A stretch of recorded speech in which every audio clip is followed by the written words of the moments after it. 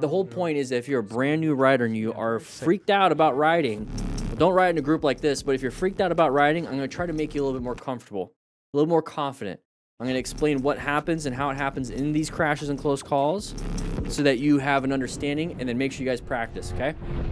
So here we go. Oh, nice little swerve last second. One second. What did he put? Did he put something?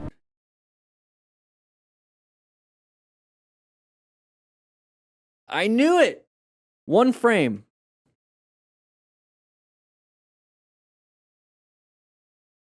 There's a couple frames that he put. All right, so let's get back to the actual educational stuff.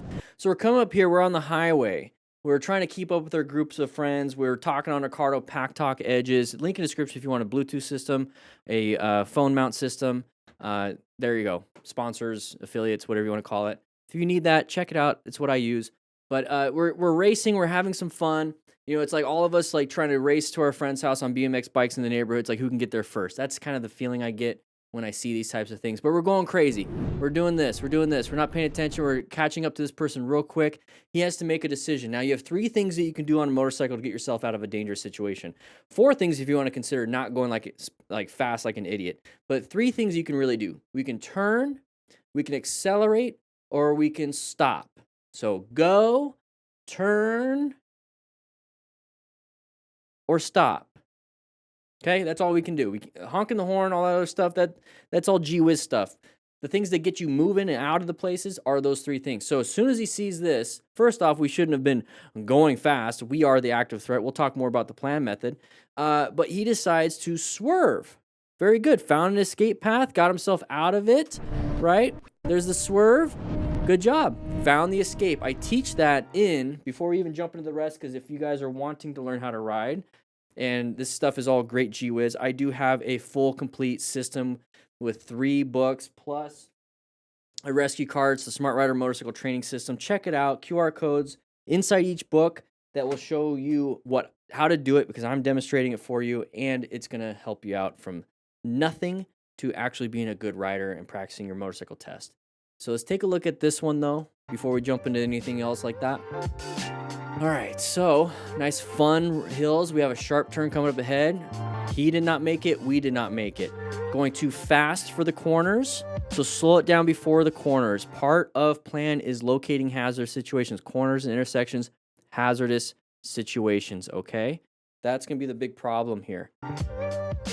Okay, so slow it down before the corner, make the corner. Don't worry about keeping up with your friends. Ride your own ride.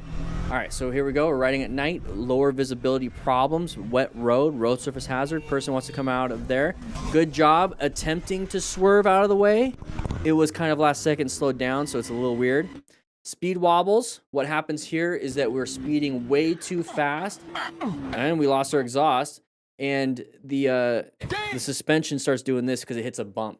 Okay, so try not to hit bumps for 1. 2, try not to go super duper fast and speed. Check your PSI on your tires too. So here we go. We're left turners, intersections, pretty scary. Move out of the way. So lucky. The driver didn't take any responsibility for what happened. Oh, why are we slowing down? Somebody else crashed? Somebody else crashed? Okay. We'll go over this one a little bit. Let's take a look.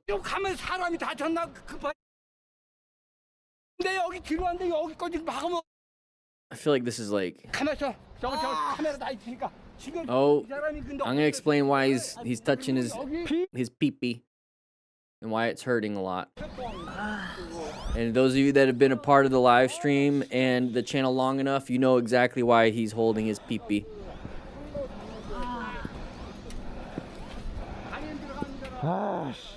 Okay, so let's go back. Let's go back to what happened here, guys. Let's take a quick look. This is going to be a major thing that happens a lot. When I say a lot of crashes. When there's 100 crashes, this is a lot of those types of crashes. Doesn't mean we're going to have a lot of crashes, okay? So right here, intersection, hazardous area. We need to look for relevant threats. If there's a person in the turn lane looking like this, they are a relevant threat. If they start moving into our lane, they are an active threat. We can only do 3 things: swerve, brake, accelerate.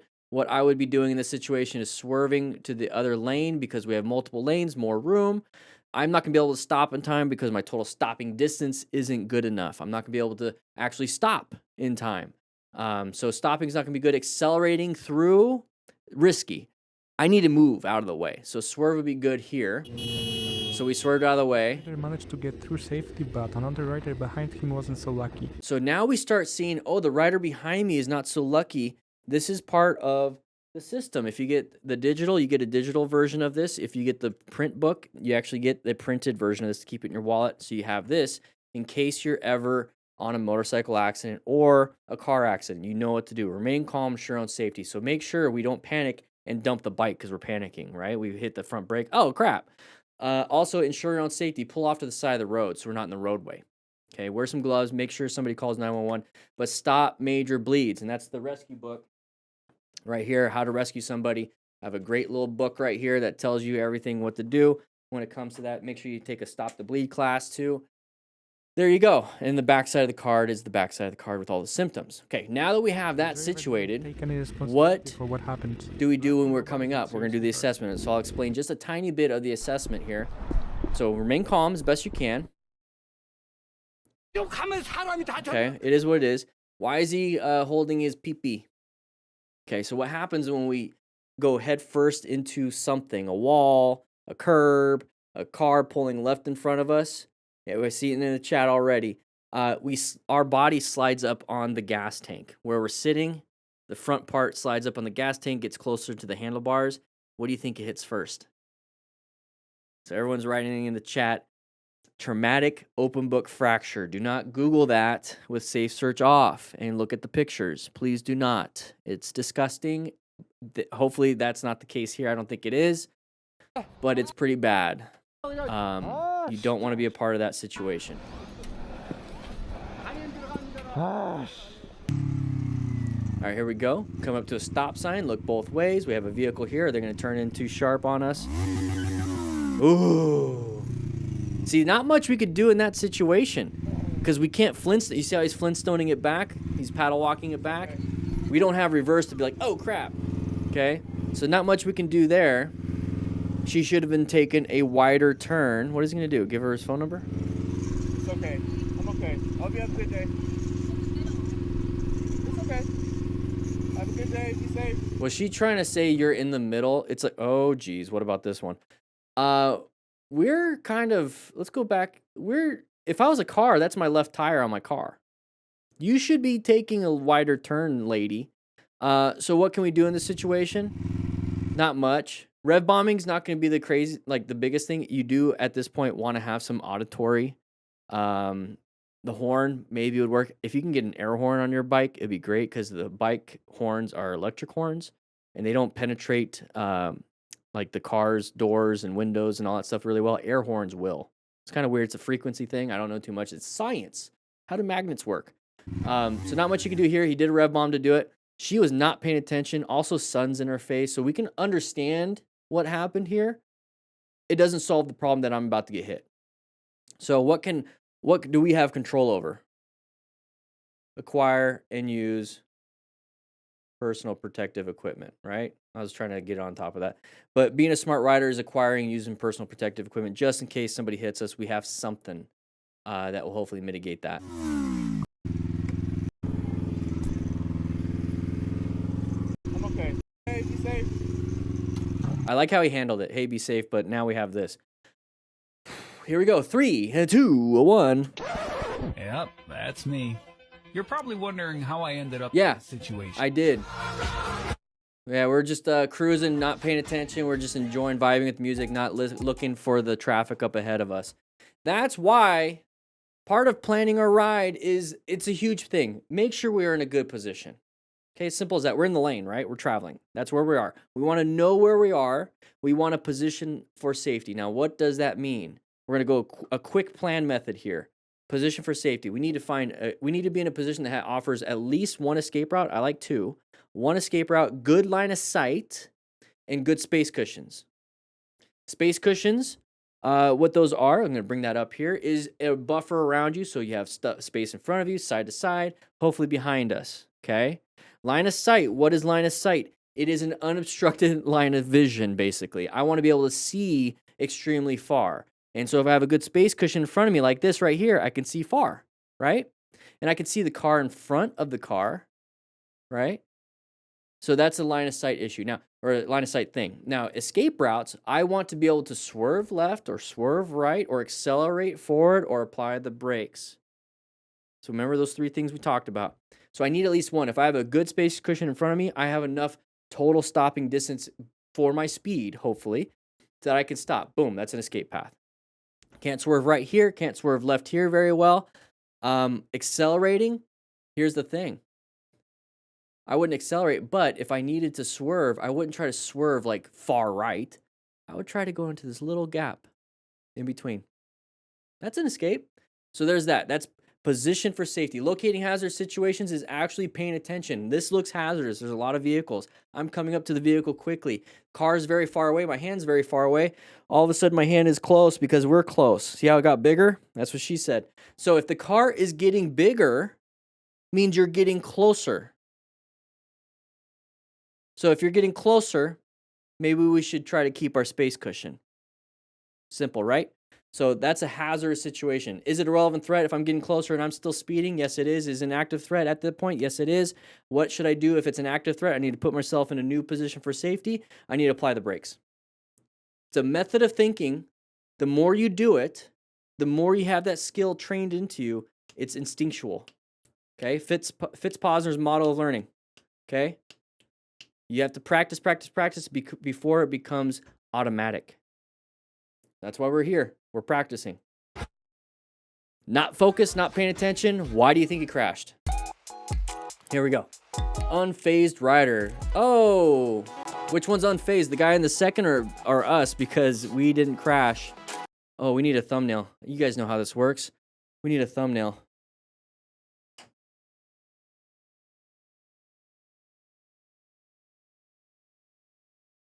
I don't laugh at people, but that looks funny. Come on. Come on, guys. You know that looks funny. Now, how did this happen? How did this happen? Not that. We're coming up to here. We're going to make a nice little turn. More than likely, grab the front brake or some gravel on the road. Thankfully, nobody else crashed.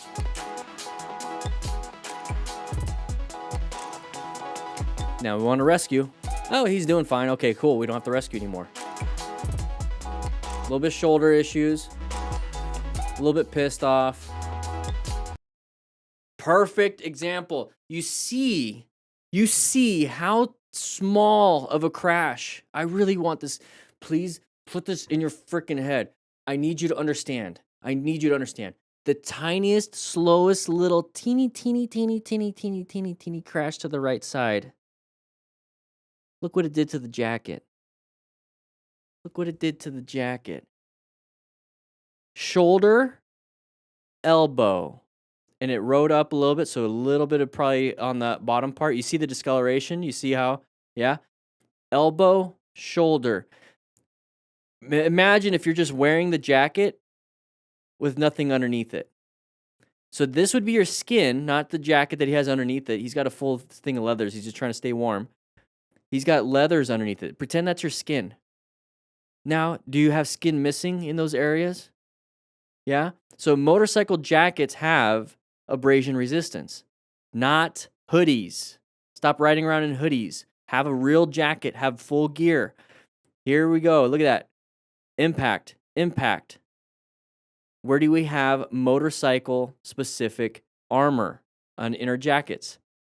We have armor on our elbows and our shoulders. So when we hit the ground in these areas, it's going to hopefully absorb some of that impact so it doesn't transmit directly into your AC joint and your elbow. I should just say shoulder. Your shoulder or your elbow. A broken shoulder, broken elbow. Armor, maybe just a bruise, That's the thing. It's not going to prevent pain. It's going to make it to where it's going to be less. And his hands went out too. You're right. So having gloves. Here we go. Just a little reminder that Beautiful road, guys. I love like this kind of stuff where it's like nobody's gonna be on my sides. We're on an on-ramp. Oh, you gotta pay attention. Woo! You gotta pay attention. moment of Big trouble. moment of just not paying attention. Of course, we're doing the right thing. We're doing a head check, right? But we don't realize before we did the head check. Of inattention can lead to some pretty big trouble. Look at the road. This is the moment we did this. Look what the road's doing, though. So, yeah, we're going to maintain our straight line when we're looking left, but the road's turning. A little bit of thought process. Now, state of mind, safety checklist. Maybe we're a little tired. Maybe our fitness level, our energy levels are a little tired. We didn't even think about that. So just be aware. Didn't panic. You notice how at no point did he grab that front brake. Now, why is the camera angle? I'm pointing out some fun things. Okay, the camera angle is like this because we're sitting down and we're looking straight. Why is the camera angle? This is kind of normal. Why is it like this? Because he got bucked up. That back end, or he stood up. Either way, he's up off the seat, right? My best guess is that that back tire hit that bump and it launched him up. So what do we do if we're about to hit a bump? We can stand up a little bit, use our legs as shock absorbers. Some pretty big trouble. So watch him kind of get knocked up. You see, like, did that? That can be scary and that can knock you off. All right, good job handling it though, and got back on the road. Check your tires, check your rims after that.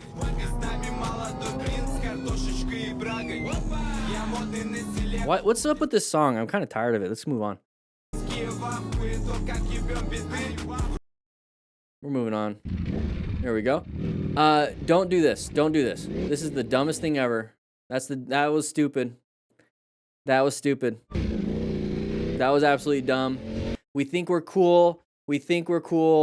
It's like, yeah, look at me getting through traffic. Yeah, boy.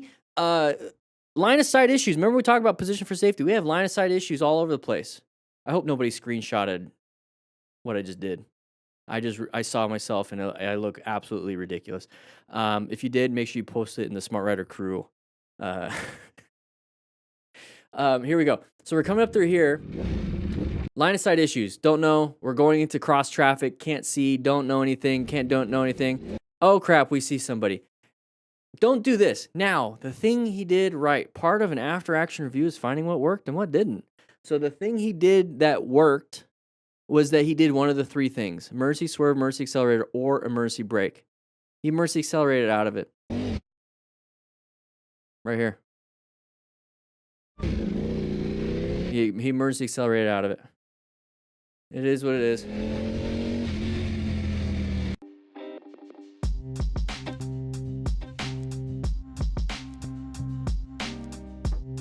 There's going to be a nice little turn right there, low-sided. So that what happens there is we leaned the bike a little bit too far and lost traction. Open lane pattern right here.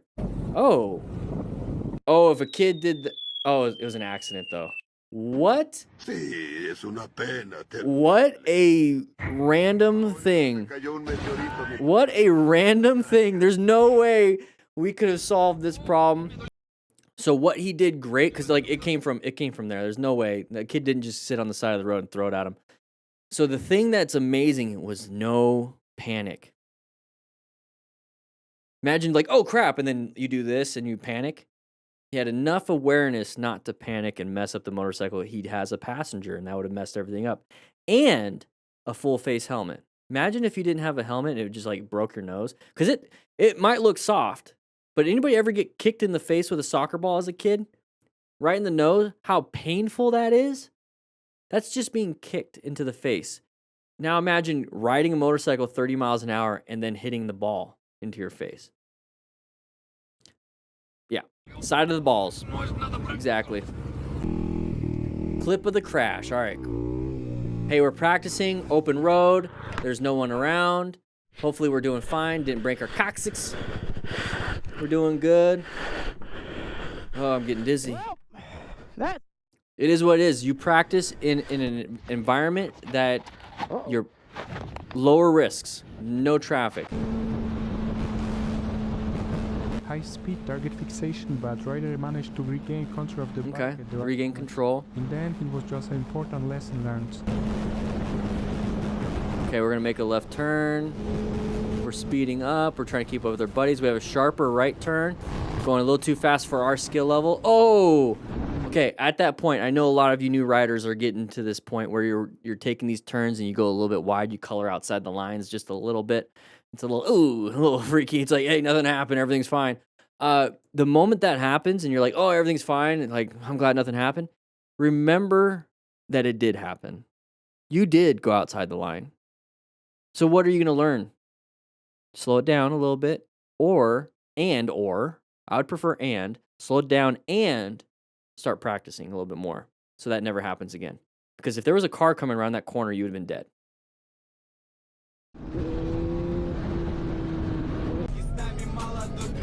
This Opa song. Let's just move off from that. Let's go back to here. Let's go ahead and do this. So our buddy's going to be doing some wheelies or whatever, messed it all up. We hit something, maybe, possibly. I don't know if our buddy did it to us, but yeah, we hit the ground. Not a good feeling. It's up to you if you guys want to ride side by side with others that do wheelies and do stupid stuff. All right, Daniel the Road Glide. Like your name, buddy. Oh, we're going wide. Once again, like I said, if there was a car coming, possibility of a crash. Into the car, dead. Thankfully, the car did not hit him. But sharp turn, don't try to keep up with your friends. Ride your own ride. Use a Cardo Pack Talk Edge. And guys, here's the thing. If you don't even... I think I've said it already, and I keep saying it again, but I've made this system very specifically for those of you that need to learn how to ride and you don't have the MSF near you. Here's the book right here that's going to take you from zero to your motorcycle endorsement test. Here's the book right here that's going to give you all the drills, 24 drills, so that you can practice your slow speed maneuvers and become amazing on your motorcycle. You have the rescue booklet right here on know what to do after a crash. The rescue, this right here. And you get a rescue card. This is the printed version. It comes with a cone kit version. So if you want some cones right there, you just need 10 or 5 tennis balls cut in half for 10 cones. There's a digital version. I made this system so that you know how to ride. I see too many of these crashes. I see too many of these things. I built this based on how I learned how to ride because I didn't have resources. I used my firefighter knowledge to learn how to ride, learn how to drive stick shift and all that stuff, all this stuff. And then I became an MSF rider coach and a bunch of other different certifications and added that knowledge to this system. Check it out. These people are just crashing all over the place.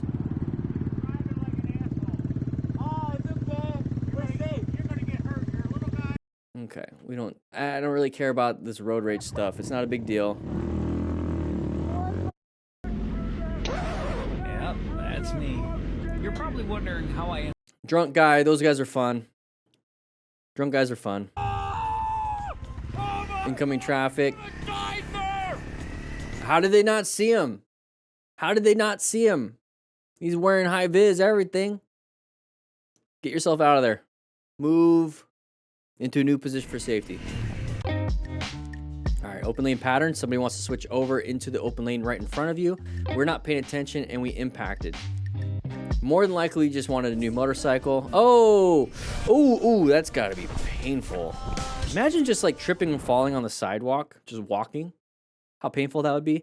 Now imagine going this speed into the sidewalk. So I love how when people are posting these kinds of things, it's like they don't really post what happened beforehand. Let's get to that frame. They don't post really what happened beforehand. Were we passing somebody? Why are we so far off the edge? Well, maybe because we're going 71 miles per hour. Probably in like a 30, 35, so we're going double the speed limit. We're going 71 miles per hour, going too wide in a corner. It's a pretty easy corner, too. So, like, why are we here? Speed is definitely a factor. That's some evidence that we have here. It could be lack of experience. I don't know. They didn't even put their name down here or nothing. They didn't do any of that stuff. What could it be? It doesn't really matter because at the end of the day, are we the active threat? Are we the threat to ourselves by going too fast and acting like idiots out on the motorcycle? That's a dangerous machine. It's dangerous. I'm tired of people saying motorcycles are not dangerous. Motorcycles are dangerous. Guns are dangerous too.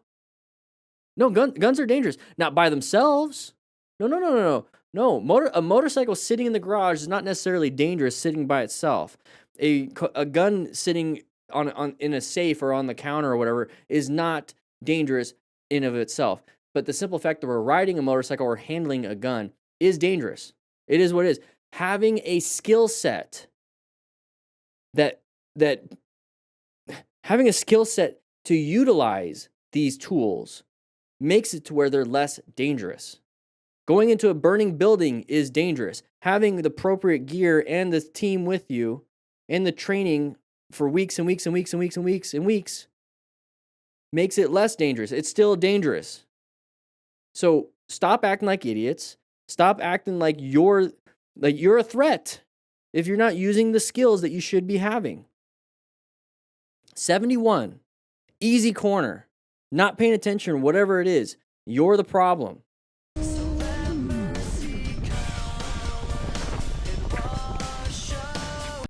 All right, here we go. Crazy Gold Pro. Oh, interesting view. Got a little bit of gravel in his nose. What happened there? Yeah. So we're going a little fast. All over the place, not coloring within the lines. Same thing. If you can't ride a motorcycle in the lane, stop going that fast. That was a slow speed problem. There's probably oil or gravel in the road. It looks like the back tire just washed out. That's why we do the smart rider drills to practice, but if in case something bad happens, we have full gear. All right, somebody went wide because they're trying not to hit the cyclist. Good job moving out of the way in mid-turn. That's very good. All right, side of the vehicle, side of the vehicle, side of the vehicle, side of the vehicle. Apply the brakes, apply the brakes. Good job, good progressive braking. Handled it, handled it. So when we're coming up to an intersection, you see this. So the arrow points it out, right? The arrow points it out. Thank you so much for doing that. But you see that typically, that side of the vehicle kind of creeping out from this distance. Like you see it with your eyes. You see the movement of the vehicle. Catches your attention. It's like, oh, intersection. Oh, car. I'm going to come up to this intersection assuming it can possibly be a relevant threat, an active threat. So I'm going to cover the front brakes. I'm going to be prepared for one of those three things: swerve, brake, accelerate. I'm going to be prepared just in case. And so then when he comes up to here, I'm already prepared to apply the brakes. And now I'm applying the brakes and going 55 kilometers per hour. That's only about 30, 35 miles per hour. Apply the brakes. Easy, progressively. If we were the threat to ourselves by speeding, we would have never been able to stop in time or slow down in time. Just vibing until this happens. Uh-oh. Just jump off for me, man. What'd he do? Just jump off. What's your name, fella? What'd he do? What's your name? Vincent. Vincent. How come you got a blocked letter on your number plate? This is up here like this, mate. What's the deal with that? I don't know, it must be the wind. Was it actually like that? Yeah, thumbs up. Yeah. You can't block in your number plate, which is pretty... Oh, you can tell. I didn't do it on purpose. It would have just... It doesn't look like he did it on purpose. I can see it, but the amount of resources for a blocked letter on your license plate. I don't pay my taxes for this. I pay my taxes to keep everyone safe when it comes to criminals. We've talked about all the plan methods and stuff. So there's the plan method. Here we go. So we have a left. Oh, geez. Green does not mean go. It means you have the opportunity to go. Look both ways. It is a hazardous situation. All right. SUV hit and run on cyclists. Uh-oh. This is ridiculous. This is a highway. Get out of the road. This is annoying. Oh. Okay, so how do you rescue somebody?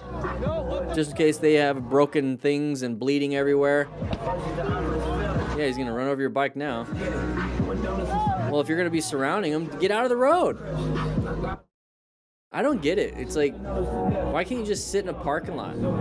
If you're gonna have this many bicycles, just hang out in the parking lot and just take over a parking lot. Don't take over a roadway. All right, moving on. We're on a scooter, I think. Okay, side of the vehicle, side intersection. So somebody's coming out. What do? We have three things that we can do: mercy swerve, mercy brake, and mercy accelerate. Last second, they moved out of the way. Rev bomb's not going to do anything. It's not a scooter, but last second, come on, pay attention. See that? Oh, geez, always wear protective gear and riding motors. Please don't have broken body parts. So how do we rescue? Just in case, you can't even make a Oh, I couldn't even make that turn because it's going too fast. So slow it down. Are you the active threat? You and your speed, the active threat. All right. So we're going on a nice little turn right here. This guy's going to go fast. It's almost like God or an angel pulled me over to just enough in this lane. Faster if you think I'm blink. I'm really a dangerous situation. Okay. Oh, so this is why communicating to each other with Cardo Pack Talk Edges. Link in description if you want a Bluetooth system. And then also there's a phone mount in there, rock form. There's discounts there. But this is why we communicate with each other and having our phone mount with the GPS. But like, this is the exit. Because it was unknown to this person for some reason, not paying attention that this was the exit. Everyone else knew. This is why you can talk to each other. Hey, we're taking this exit. Or we all put our coordinates and what we're trying to do on our phones. Have your phone ready. Have the GPS going. We're going to Arby's, you know, on 16th Street. So I'm going to need you to put it in your GPS. We're going to Arby's on 16th Street, and it's going to take you where you need to go. Simple as that. Or talk to each other. But that could prevent so many of these types of crashes. And now we have a vehicle on fire. Oh, jeez. Is the motorcycle on fire? Just let it burn. Hopefully you have full coverage, comprehensive coverage. It's going to take care of it. We just left our buddy at home. Interesting. So we're not even a part of this group. Oh, maybe that makes more sense. Okay. Anyways, if you're a part of a group, there you go. All right, we're going fast around corners. This is what we like to do, 107 miles per hour. Extremely fast. We have a sharp left turn coming up ahead. Slow it down before then. We're trying to catch up to our buddies. Once again, you could talk to them, be like, hey, I'm not going to keep up with you guys. I'll see you guys at Arby's. Or Chick-fil-A if it's not Sunday. So he's going to crash on that turn. Thankfully, did not hit the car, but we fell into the sun. All right, we get to see another view. Nice and slow-mo. So we're coming around the corner. Maybe some road surface hazard. We don't really know too much, but he's leaned really far. So we're going to lose traction. Thankfully, not 2 seconds before we would have hit that SUV or that truck. But now he's just going to be off the side of the cliff. Not a big deal. Just nobody's going to find him for, a year and a half. All right, here we go. We're moving on. Lots of brake lights. Maintain our space cushion. Somebody's coming out. Okay, there's going to be open lane pattern. If you don't know what that is, please subscribe to this channel. And then motorcycle training concepts on YouTube. I've posted a lot of stuff there. I've been posting more recently, and we talk about the plan method and how to ride from the neighborhood into the main road so that we can get to a parking lot. And that's part of the motorcycle training system, the Smart Rider motorcycle training system that I have. Multiple different books, all in one package. From zero and nothing to a confident motorcycle rider. And that's what I teach you in chapter 7, from neighborhood to the parking lot. And then we practice the motorcycle skills test in the parking lot with that system. Check it out, links in the description. All right, Diana. All right, what you got going on, Diana? Is that a showy helmet? Oh!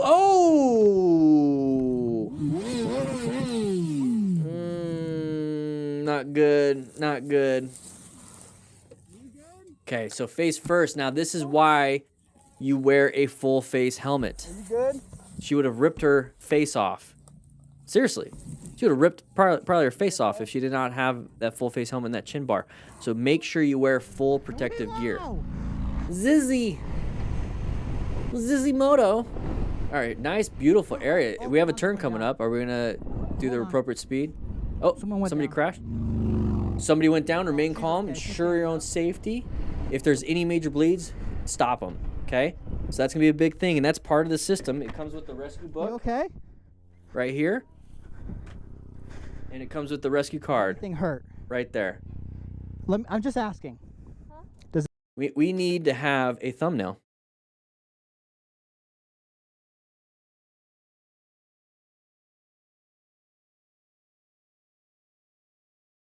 There you go. Does anything hurt? You learn how to rescue somebody. Okay. And you have a reference card just in case you forget. Look at that. The armor protected it. That would have been her knee open. That's the armor. I stood on those fucking gravel. Yeah, I saw the gravel kick up. Can you move all your toes and your fingers? She's wearing a Cardo Pack Talk Edge. Does it? Oh, that was the same person. Okay. That makes more sense. There's two different camera angles. Two different camera angles. Some damage on the primary. The handlebars are done. I'm not gonna show it to her. Yeah, it is what it is. All right, wheelie time. We're gonna probably loop it. Well, somebody did. Down again, down again. Oh, holding his coccyx. Down, man, down. Holding the coccyx. COCCYX. Your tailbone. Easy to break when you fall down on your butt at that speed and at that height. Straight down, boom. It's gonna be hard to pee. It's gonna suck the poop. Not fun. We're gonna have to sit on a donut all the time. All right, blurring out our speedo. Okay, we have a sharp right turn come up ahead. It's not as sharp as I thought, but the chevrons indicate that they are sharp, so let's slow it down just in case we need to. There's people on the side of the road. Why is your door open? I don't know, but we moved around it perfectly fine, but now we're gonna act like idiots afterwards. All right, moving on to Firefighter 999. Very interesting name, I love it. Okay, high-vis gear. We got a side of the vehicle right there. What do? We can either brake, swerve, or accelerate out. Good job. Handled it. 3 things we can do. All right, what do we got here? Signal left, turning right. Okay, that's why I don't trust any signals. I trust people's movement. You see the tires move first. That's why he moved, because he saw that ahead of time. We didn't see that. Why did we not see that? Go back. Why did we not see that? Because we have a line of sight issue. They see it. They see it. They see it. We are focused only on us. We're only on us. Only on us. Why are they moving out of the way? Because they see it. Now we can see it, the line of sight. So that's why we're confused. So they did everything right. Now I used to drive an ambulance and the firefighter EMT. I would try my best to not scare people so they would get in accidents because I'm going lights and sirens. So that'd be worst case scenario is that, oh, there's the side of the vehicle. Worst case scenario is somebody would crash because I'm driving the ambulance. So good job slowing it down. They recognize we moved on. That's a side of the vehicle pattern though. Don't ever touch someone you don't know. Don't be an idiot like this guy. It's a Honda Rebel, bro. He was about to get a helmet head, but Ain't no Rebel. until I saw his stitches, probably got them from being stupid. That's what I tell him. Hey, what's up? He's drunk. That's a screwdriver in his hand. Some vodka, There you go. some orange juice. Bro, you want to see a wheelie? No. Look like Go this. do a wheelie somewhere else. Look like this. Get out of my space. Don't get out of my space. That me? Uh-uh. Look like this. Why you think I'm in the... People don't learn. Be careful, man. Nah. Careful. Stay safe out there. Careful. All right. Yeah. Hey, get your jigsaw on, man. For sure, man. You don't know. Criminals are criminals. Bad people are bad people. They've gotten a lot of training in being criminals. They got a lot of training being bad. This could all be an act. I don't know. It looks like a drunk guy, but they can act like they're drunk. Get out of my face. Oh, down. He's down. How do we rescue once again? What do we do? What do we do? Rider is okay, just a bit scuffed up. And that's a good outcome. I don't want to have to use my trauma kit if I don't have to. All right, side of the vehicle, side of the vehicle. Good swerve, good swerve, good swerve. Yeah, perfect. It is what it is. Close call, close call. It is what it is, but we handled it. All right, what do we got here? Nice little boots. I highly recommend actual motorcycle boots. Those will work for now. There's the side of the vehicle right there. Those will work for now, especially when you first start riding, but after a while, start getting real motorcycle boots because they have better protection for the ankles. Oh, dear. Okay, if there's one, there's more. Be very careful. I'll use your high beams. What do we got here? Chuka's Borley. It's that open lane pattern. Somebody did not want to be stuck behind them. Did not see us. Inattentional blindness. There's going to be some crashes and close calls. We are, undertaking on the right. So we're going to be going over the plan method, okay? He was not looking or locating hazardous situations or relevant threats. Let's go back just a little bit. I want to point out right here, okay? Look at the face. This is why I want you guys wearing full face helmets. Okay, part of being a smart rider is acquiring and using personal protective equipment. Okay, a 3/4 helmet, you're not protecting your face. A half helmet, you're not protecting your face. Full face and a modular helmet with the modular helmet down, you're protecting this. I want you guys to see this. We're going to go over what happened, but I want you guys to see this right there. That chin bar, that would have been your face ripped off, guys. Another thing is his cardopactoc edge. It fell off because it's magnetic. So if you want to get a cardopactoc edge, it's the Bluetooth system. It popped off because it fell and crashed. But this right here is a great Bluetooth system. Check it out. Link in the description for 10% off. I have a bunch of links in the description for a bunch of stuff. Rock form, Cardo, and my motorcycle training system, which we'll go over a little bit later. But right here, what did he do? So undertaking on the right. This is not a good idea. Okay. Part of locating hazardous situations is understanding there is intersections here. Okay, we have an intersection. Possible, right? Anybody want to come out? Can't see him, doesn't see him. Mistakes, so Perfectly fine. then try. What people don't see is that these parking lots are also possible intersections. Okay? Not good. So passing on the right, we have a line of sight issue for any cars coming in. We can't see cars. We're going a little bit faster than we should be going. We're trying to cut everybody. This is not an appropriate legal lane filtering in the state of Arizona. You can't be doing this. So do what people think you're going to do and stay in line. There's nothing we could have done here. We can't do any braking, progressive braking. Can't swerve to the right, can't swerve to the left. Accelerating out, it's not going to work. We talk about 3 different things. We'll let this play, go to the next one. 3 different things. Emergency accelerate, emergency swerve, emergency brake are the 3 things we can do on a motorcycle. Honking the horn, rev bombing is not going to help us. All right, let's take a look at this. We're nice little chill ride. Doing a head check. Very good. Moving over. Doesn't want to turn off on that exit. Oh, hit a bump. Looks like California. You see the grooved lines on the concrete, the highway? He wasn't keeping his hands on the bars, and a big bump in the road was all it took. That 1 split-second mistake changed everything. So knowing that you're going to be able to ride without a hand, not a big deal, right? When everything's working perfect. But if things aren't working perfect, bad idea. So let's take a look. Is that the bump? Is that going to be the bump? No. Oh, where's the bump? I want to take a look at what the bump looks like. All right. Take a look at that. Take a look at that. So part of locating hazardous situations isn't just corners and intersections. It's also road surface hazards. And then we're going to talk about patterns, hopefully. Hopefully we can see some patterns like open lane pattern, side of the vehicle pattern. We talk about those. And it's part of the motorcycle training system that I have. 3 books plus a rescue card. I'll show a little bit more about that, but it takes you from 0 to licensed rider with some motorcycle training drills, how to rescue somebody after a crash. Check it out. It's a full system. We talk about this in Riding Smart, one of the books, where we have to look for hazardous situations like potholes, bumps, and everything like that. So if you see that ahead of time, you know to keep your hands. But if we're getting distracted, this could possibly happen. And it's also why we wear gear, just in case something happens and we fail. It is what it is. It's part of life. You want to be able to come out of that, hopefully not dead. Because then you can't learn anymore if you're dead. Oh. Isn't that one of the newer Sportsters? Good job. At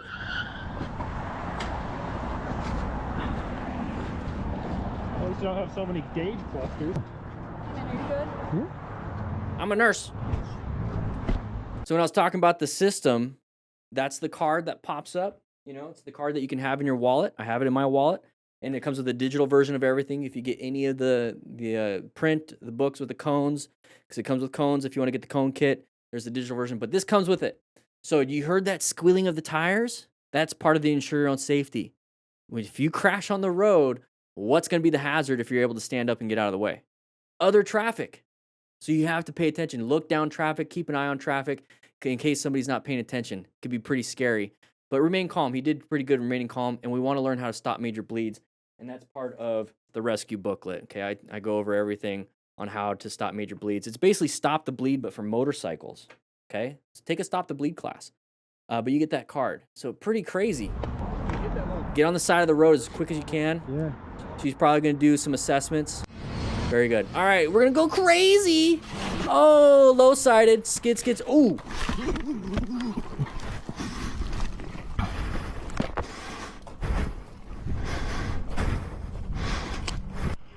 Yeah. Holy crap. Okay. He's standing, he's walking. Remember, remain calm. I didn't remain calm very well. Remain calm. He's standing, he's walking. If he's standing, that means his blood pressure's doing fine for now. You know, if he's walking, talking, he's alert, verbal, you know, then maybe, you know, his AVPU scale is pretty good. So, like, you can gain a lot from that assessment. Before the live stream started, we were talking about trail braking. Look, he's doing some trail braking. That's what it looks like. But we're also pushing the bike pretty hard. And we low-sided, so we lost traction, fell in. So we're sliding full leathers. Very good. That's going to help out with a lot of abrasions. And then the impact protection.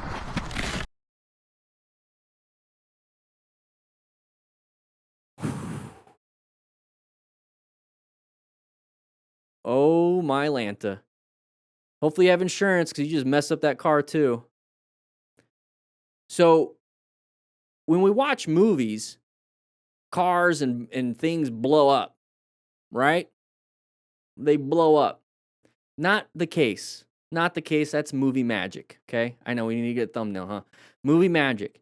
So what's happening is the gasoline exited the gas tank, and there was enough of a spark somewhere. It hit the lower flammable limit to where the gases from the gas. It's the vapor from the gas caught fire, and therefore this is what's happening. It's not going to blow up, okay? It's not under any pressure anymore because it's exited the gas tank. So it's just going to be on fire, and it looks crazy because it's spitting gas everywhere, okay? Pyrolysis. All right, let's move on. So is he walking? Is he talking? Is he fine? And you see the other motorcycle riders going by? They can learn how to rescue him after the crash. Is he having any major bleeds? Because major bleeds, like bleeding out, is a big problem when it comes to trauma incidents. And they're preventable if you're able to stop that bleeding. All right, here we go. Watch out for anybody coming out. Lots of different random things like the side of the motorcyclist. Okay, all right. There's the crash. We had a passenger. So we have some issues when it comes to this. We're going to go over every single one, okay?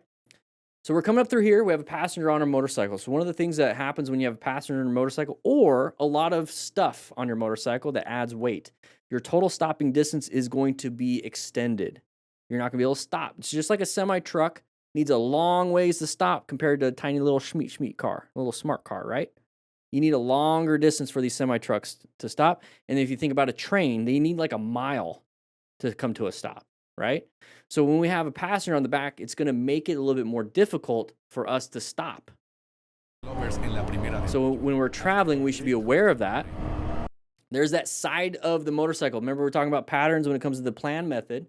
We're locating hazardous situations. Intersections are hazardous because we have a possibility of this happening. Typically, it's a car, but we have a motorcycle rider. Okay? So side of the motorcycle, side of the car. That means that we're going to come in like this. Now, the first instinct that everyone has is to bam, bam, bam, slam the brakes. Watch the motorcycle rider that we're going to hit. Oh, there's the brakes. And then he's going to try to give it some throttle. Remember, 3 things we can do. You have to make this decision. You have to be aware of it soon. When you're coming up to the intersection, I'm either going to swerve, brake, or accelerate if something's happening. If I'm already in the intersection, I'm not going to brake. I'm going to get out of the intersection, or I'm going to swerve. Braking in the intersection means I'm just going to stay in the intersection or slow down to where I'm going to get hit. Okay? Getting closer to the intersection, I might be able to brake before entering the intersection. So not much we can do. Horn is not going to do anything.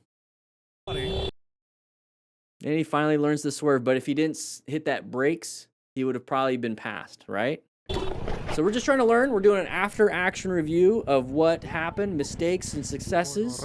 There's some mistakes. Hopefully we'll find some successes here. All right, here we go. Pure Flight.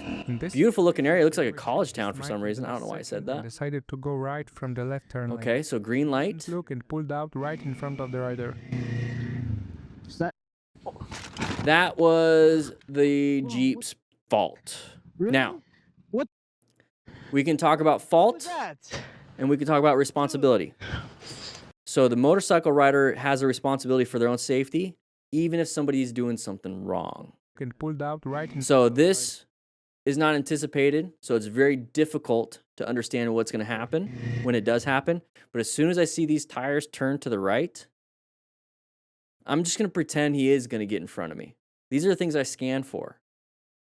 So I'm going to start applying the brakes, and if he goes left, for some reason he turned his tires right, and then he goes left, okay, not a big deal. I continue.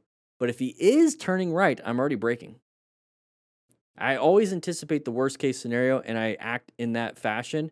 And if it doesn't happen to be the worst case scenario, and it's just like a normal scenario, I'll just go ahead and continue on with my day. And if we fail and we do crash, once again, acquire and use personal protective equipment. Go on your rides every single time with that equipment in case something random happens. Bro, what is that?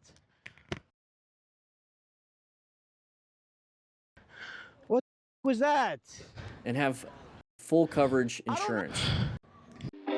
Oh, here we go. Dude, speed wobbles, but why? I want to take a look. Okay, so he crashed. He's going all over the place. I want to figure out why. Because I saw the speedometer say 80. Why did we all of a sudden hit a speed wobble? So what can happen? 80 is not that fast, especially on highway speeds. And I bet you guys do 80 anyways. Like in a 75, you'll go 80. Not a big deal, right? So why would this happen even at 80 miles per hour? I don't know. 3, 2, 1. Either suspension is damaged. So we have like a fork oil leak out of one side, and now our suspension's not doing as well. Tire PSI could be pretty bad. A grooved road, same thing, right? Cage-free torn, so getting stuck in the little grooved road. So PSI damage, whatever it is, maybe applying the brakes too hard, doesn't look like he's doing that. A road surface hazard, maybe he hit like a big rock before the video started. All these things we don't know, but the simple fact that I'm pointing these things out, maybe you should check your suspension, check your tires, and look for road surface hazards. Right? So we're going to learn.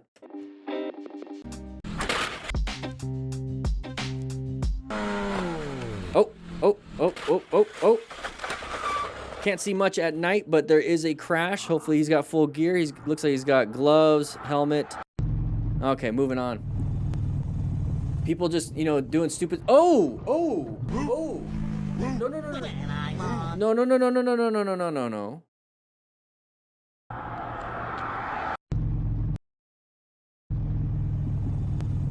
Okay. So people are getting out of the way because of the white van doing some tree trimming or whatever it is.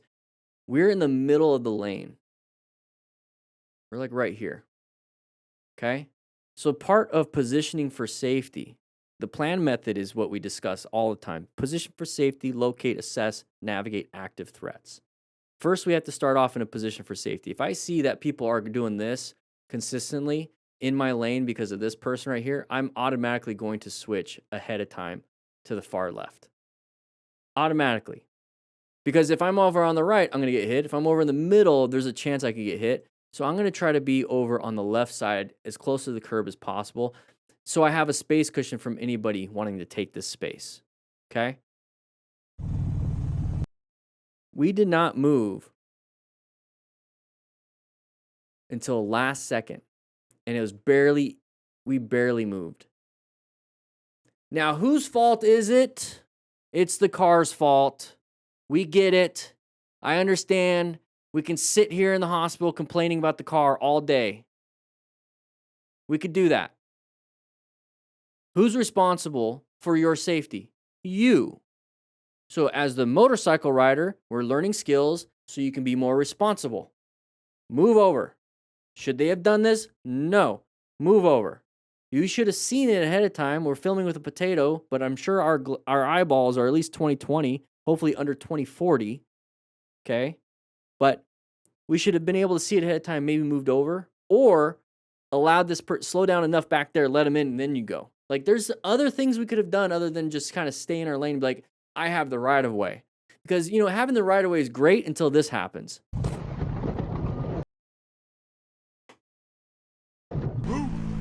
Here we go. Roundabout, having fun with our buddies. Yeah, low side. Can't see much at night. You don't know if there's a road surface hazard like gravel or anything like that, but nobody in front of us had that problem. So more than likely, we had an issue with our ability to negotiate the roundabout. Okay, roundabouts, just like intersections, are hazardous. Hey, that's him. Let's take a look. Nice sharp left turn. We're using the whole road for some reason. Ooh, cobbled. That could be a little dangerous. Oh, whoa. Why are you stopping, dude? Why are you stopping? All right, moving on. Oh, I've seen her on Instagrams. She likes to ride without a helmet for some reason. She's got a tire around her waist, probably going to change out her tires. Probably the tires are worn. So we're riding the motorcycle that has worn tires to get the tire, to replace the tire so we can have worn tires. Fun fact, the rear tire wears out twice as fast as the front. Okay. Your helmet, this clip should be enough to prove you are making nice little, oh.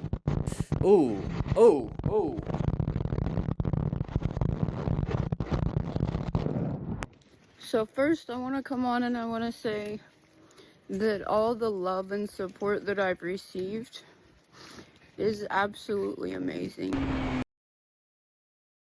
I'm glad she's getting the love and support. I'm glad she is. Okay. Making a huge So high wind. So people think a lot of the times helmets are optional, and think like, oh, helmet. Yeah, the obvious is the helmet's going to protect the brain. Look at her squinting really hard. The glasses aren't doing a good job of blocking the wind. So you're like doing this. You're like not seeing very well. Just not seeing very well. The helmet's going to help it to where you can actually see on top of it, you know? The helmet's going to protect your head, all that stuff, but at least like with no crashes involved, you're going to be able to see. So please, the glasses aren't going to do anything. They're not. Once you get past 20 miles an hour, you're going to get wind circulating in there and dry out your eyes, and you're going to have to be squinting. So watch the panic. So more than like, I think there was a car that stopped in front of her, or she was catching up to the car because maybe she couldn't see the total stopping distance, the space cushion, because the visibility is a big problem. So we're having this issue. But watch. mistake. That right there is grab everything, grab it. That's a panic response. Remember what I said, 3 things: swerve, brake, accelerate. Right now we're doing just like, I need to stop. That's the same thing as somebody in a car like slamming the brakes and be like, please stop. And then we finally dropped it because we slammed the front brake and the rear brake so hard that we locked up the tires. This is a Sportster, so it doesn't have ABS. And so we locked up the tires and had to lay her down. That's what that is. And I want to point out right here, we're going to go over a little bit of mechanism of injury. Okay, you can pause it if you want and see what that means. Left knee, left ankle hit, left hip. Thankfully, we have the tire. We have a little spare tire around our waist. You know, some guys have that. Right knee, right ankle. I mean, our right shoulder, left shoulder, everything's getting hit. You're starting to notice, like, it doesn't even matter if we just go over every single thing that got hit, because everything's going to get hit. There's the head. Glasses didn't do anything. I want to point out right there. All right.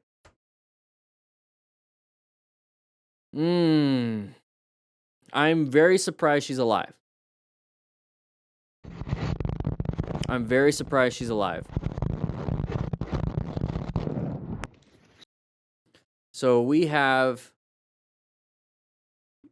one thing you always want to look for when it comes to an injury like this is, where does it start? Where does the blood start? Right here. So we have an initial impact right here, or we have some kind of laceration, and we bled out pretty good because of gravity. So first I want to come on and I want to say. And so she probably has a broken maxilla. Right, we have definitely some tissue damage, but you just see where the face gets hit. Full face helmet, everybody. All the love and support that I've received is absolutely amazing. All right, here we go. Going around a corner, nice and easy. Slow it down. Good job. Navigated the corner. It is what it is. You did it how you did it. It didn't look pretty, but it is working. Good job. Imagine if we were speeding like nutty, crazy people. We would have hit those deer. And maybe the guy in the front saw the deer and talked on his cardo and said, "Hey, everybody, there's deer on the road. Everyone slow down," right? Here we go. Roundabout. Yeah, get her knee down.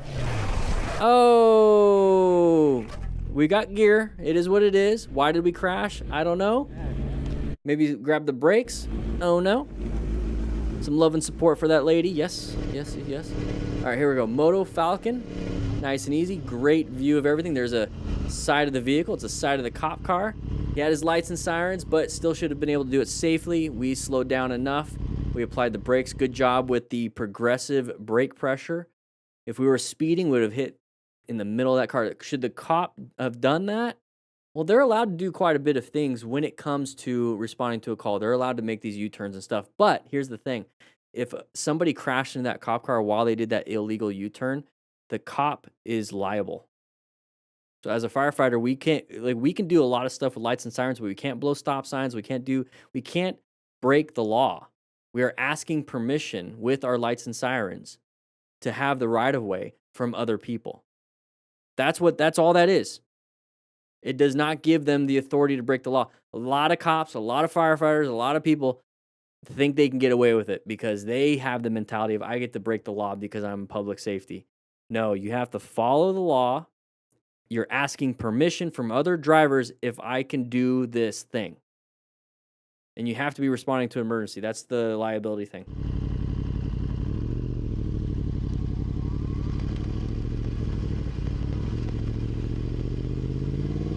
Yeah, that's true. The cops or the taxpayers break it. Oh, what the heck? That's me. That's me. Probably wondering how I ended Okay, we got some armor. It is what it is, but To overtaking the at least he's doing that. Riders trip in a very brutal way. Okay, what do we got here? Sharp left turn, blind corner, don't know what's around the corner. Ooh. That could have been a lot worse. Could have been a lot worse. Found the escape, got into the escape. It is what it is. You know, it is what it is. So what do we got here? Okay, I can't listen to that music. What's up with all this copyrighted music here? Got pushed out. So this right here, let's go back to the very beginning. This is an open lane pattern. This is an open lane pattern right here. Some of you guys that watch this all the time could probably see it in the first frame also and be like, open lane pattern. Write in the comments if you see open lane pattern side of the vehicle quite a bit. So right here, what it is this car right here is going slower than what this car wants. He sees a big open lane right here, decides to switch over into that open lane. It's just like you go into a shorter line at Starbucks or Costco, right? You just want to get to the shorter lane. So when you see this right here, when you're riding, anticipate that somebody might come out. So maintain a staggered formation with the other car. You don't want to be side by side because they'll hit you. They don't pay attention. Why don't they pay attention? I don't know. Maybe this thing right here. They don't see us. They just don't see us. It is what it is. Just live with it. So he comes out, pushes it out. We continue to fight for it. We could have done some progressive braking to not have to do that. Thankfully, it's a success. So right here, I use my rock form mount for that exact reason with the phone GPS. Okay, block of wood. Good job. Good job. Was just out for a ride and almost got hit by a block of wood. Don't be next to vehicles that have a bunch of stuff in the back.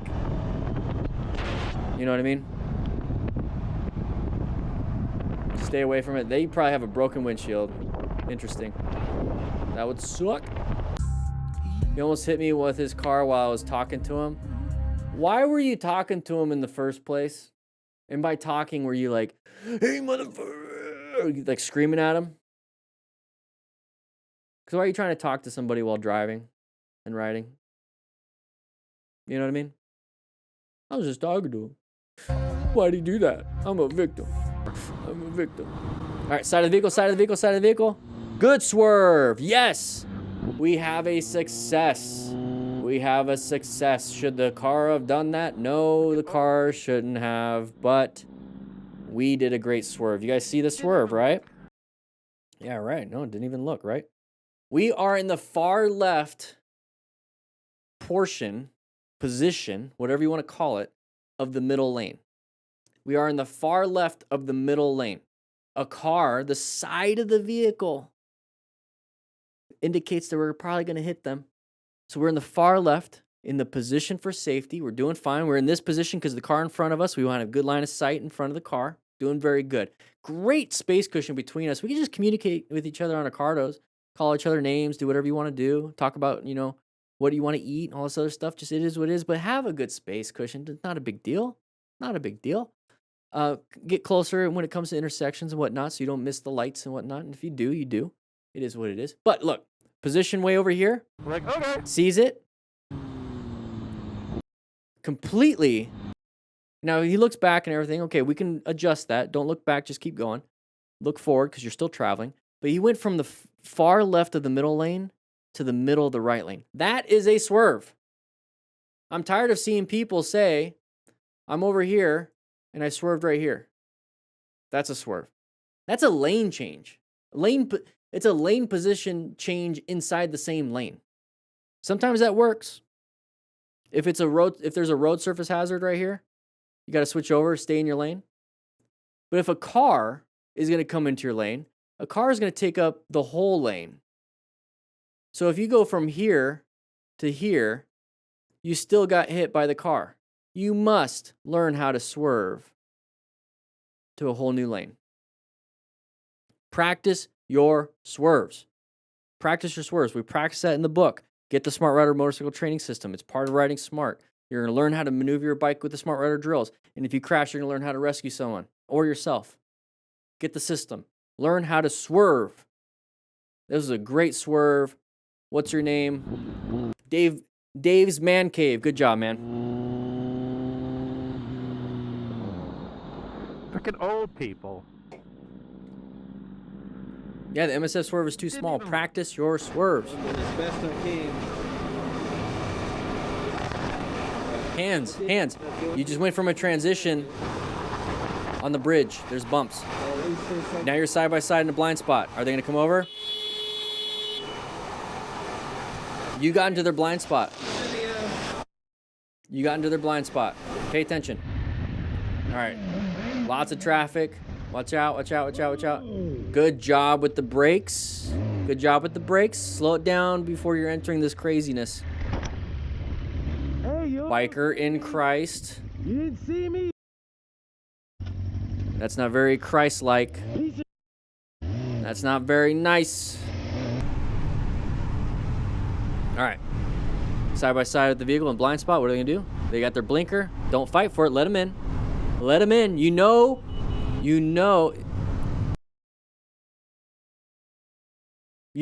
they were coming. They had like 3 or 4 blinks before they switched the lanes, and you stayed exactly right there. So honking the horn, did that do anything? No. Honk the horn. It's not going to do anything. What saved you?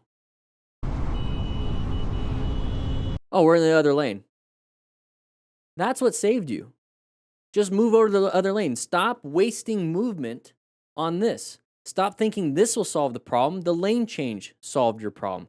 Either let them in so you don't have to deal with this, or if this ever happens to you and they get into your lane and they push you out, just switch lanes. Don't worry about honking the horn. Stop wasting movement.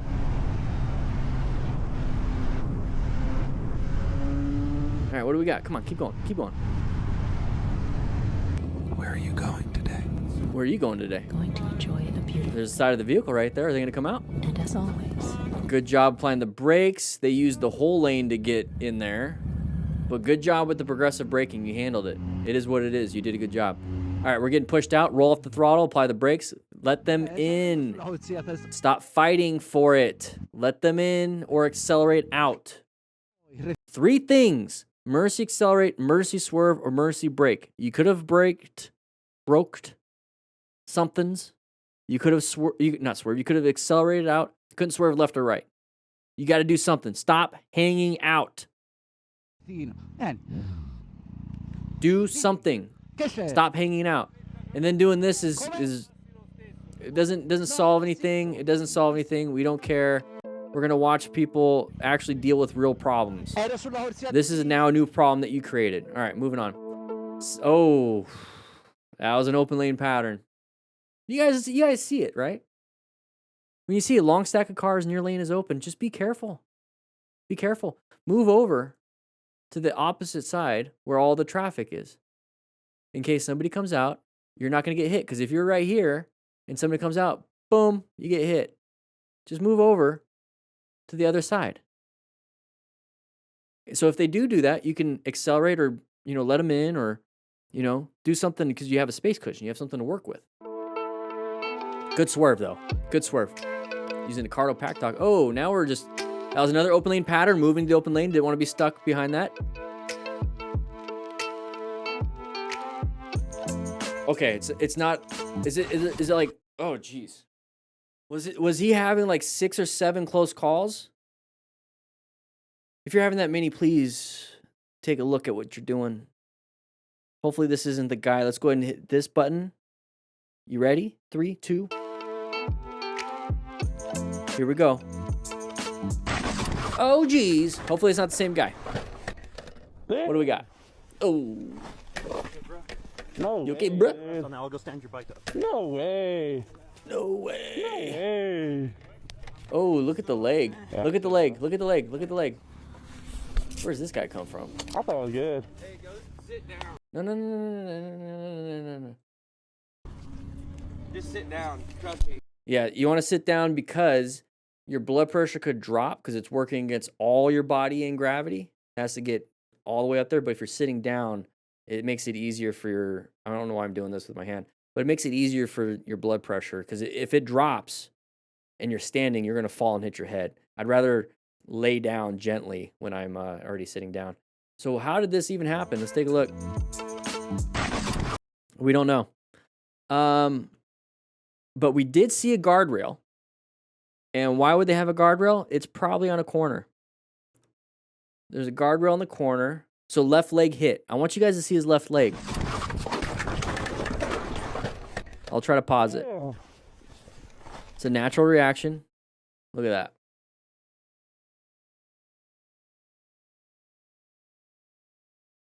Imagine if that's your skin ripped open like that and that's your muscle being exposed.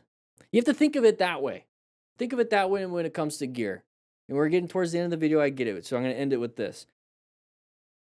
You have layers on your flesh. You have your epidermis, dermis, subcutaneous fat. Then you have your muscle tissue, or actually before that, you have some other tissue. What is it called? Please write in the comments. You know what I'm talking about. It's that layer that goes around all your muscles. Anyways, you have that. Then you have your muscle tissue. Then you have all the different nerve endings. So hopefully you have a lot of muscle. And then you have bone, right? So multiple layers, right? Well, if you're riding a motorcycle with nothing on, right? You're just wearing a G-string thong. Some of you guys are crazy. I get it. And you're not wearing anything. Okay, first layer that gets ripped is that epidermis and dermis. And now you have like muscle tissue, the fascia. There you go. Then you have your fascia exposed, right? Not good. So we wear some clothes. We wear some jeans. Now we have one layer above our skin. Cool. Boom, it got ripped open. What do you want on top of the skin to keep the skin not being exposed? Motorcycle gear.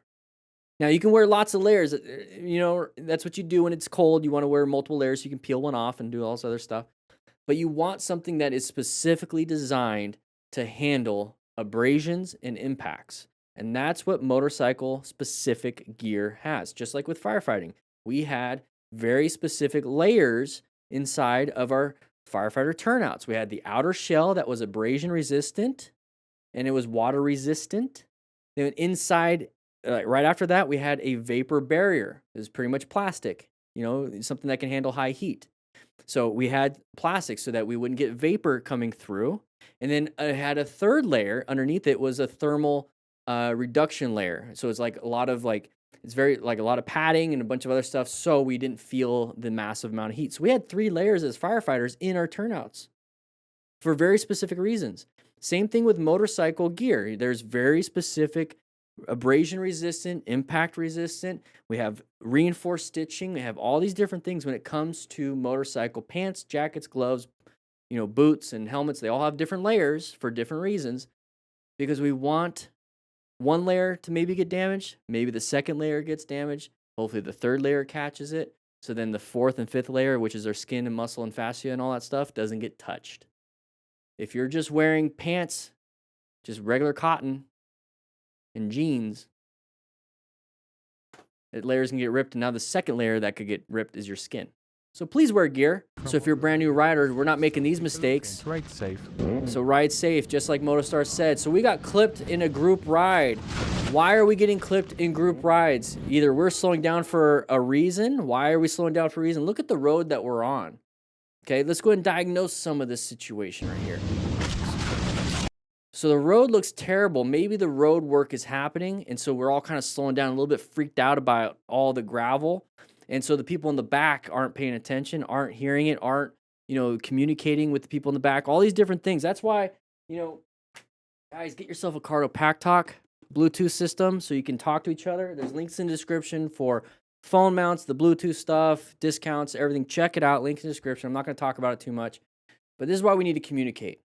We need to communicate, okay? So that's lesson number 1. Let's move on. Here we go. Viewer discretion is advised. Okay, that's always a good sign. Music is interesting. I don't like it. I'm going to mute that. Okay. Oh, he's dead. All right. All right. Oh. So making it around the corner is an important thing. So if you're brand new to the channel and you are a brand new rider, you're trying to learn how to ride, or you're returning from a long time, maybe you had a kid and you had to sell the bike and now you're back and it's like the kid's in college and you want to start riding again, we do the plan method. The plan method is what we focus on. Locating hazardous situations is corners and intersections, assessing if there's relevant threats like a car on our road, or navigating the active one where now we're in the road towards the car. Are we the active threat by speeding too much around these corners? Are we the active threat because we don't have the skill set to navigate corners, which is one of the dangerous places for motorcycle riders? Failure to negotiate corners is where a lot of crashes happen. So we focus on that and intersections and different patterns. Hopefully we can see some stuff in this video. But if you're brand new, like I said, and you want to start learning and you don't have an MSF course around you, I got a bunch of books. I got a bunch of stuff. I'll talk more about that later. It's linked in the description. So right here, we are going too fast in the corner. We went wide. You see the line? We're crossing the line. And we impacted the vehicle. Very, very high mechanism of injury. Very high mechanism. Full multi-system trauma, organs, blood, so that circulatory system, musculoskeletal system, nervous system, everything's getting damaged. And he's going to hit the ground pretty hard after that impact because he's no longer traveling on the motorcycle. And he's in a bad spot, and I got to hit a thumbnail.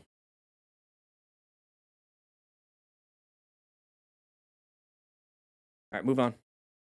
All right, here we go. We're going to talk about more of this stuff. We have a car coming up behind us, 360 situation awareness. Oh, not much we could have done in that situation. Thankfully, kept up on the bike. Check your mirrors, protect yourself. So when I was saying 360 situation awareness, you know, especially at night, if all of a sudden a bright light's getting closer and closer and closer really quick, at least look at what that light is.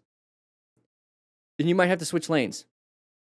If he did fall down and crash, part of being a smart rider is acquiring and using personal protective equipment. And that's why it's the Smart Rider Motorcycle Training System. We go off of these principles. So I do have a gear guide on my website and a few other things too.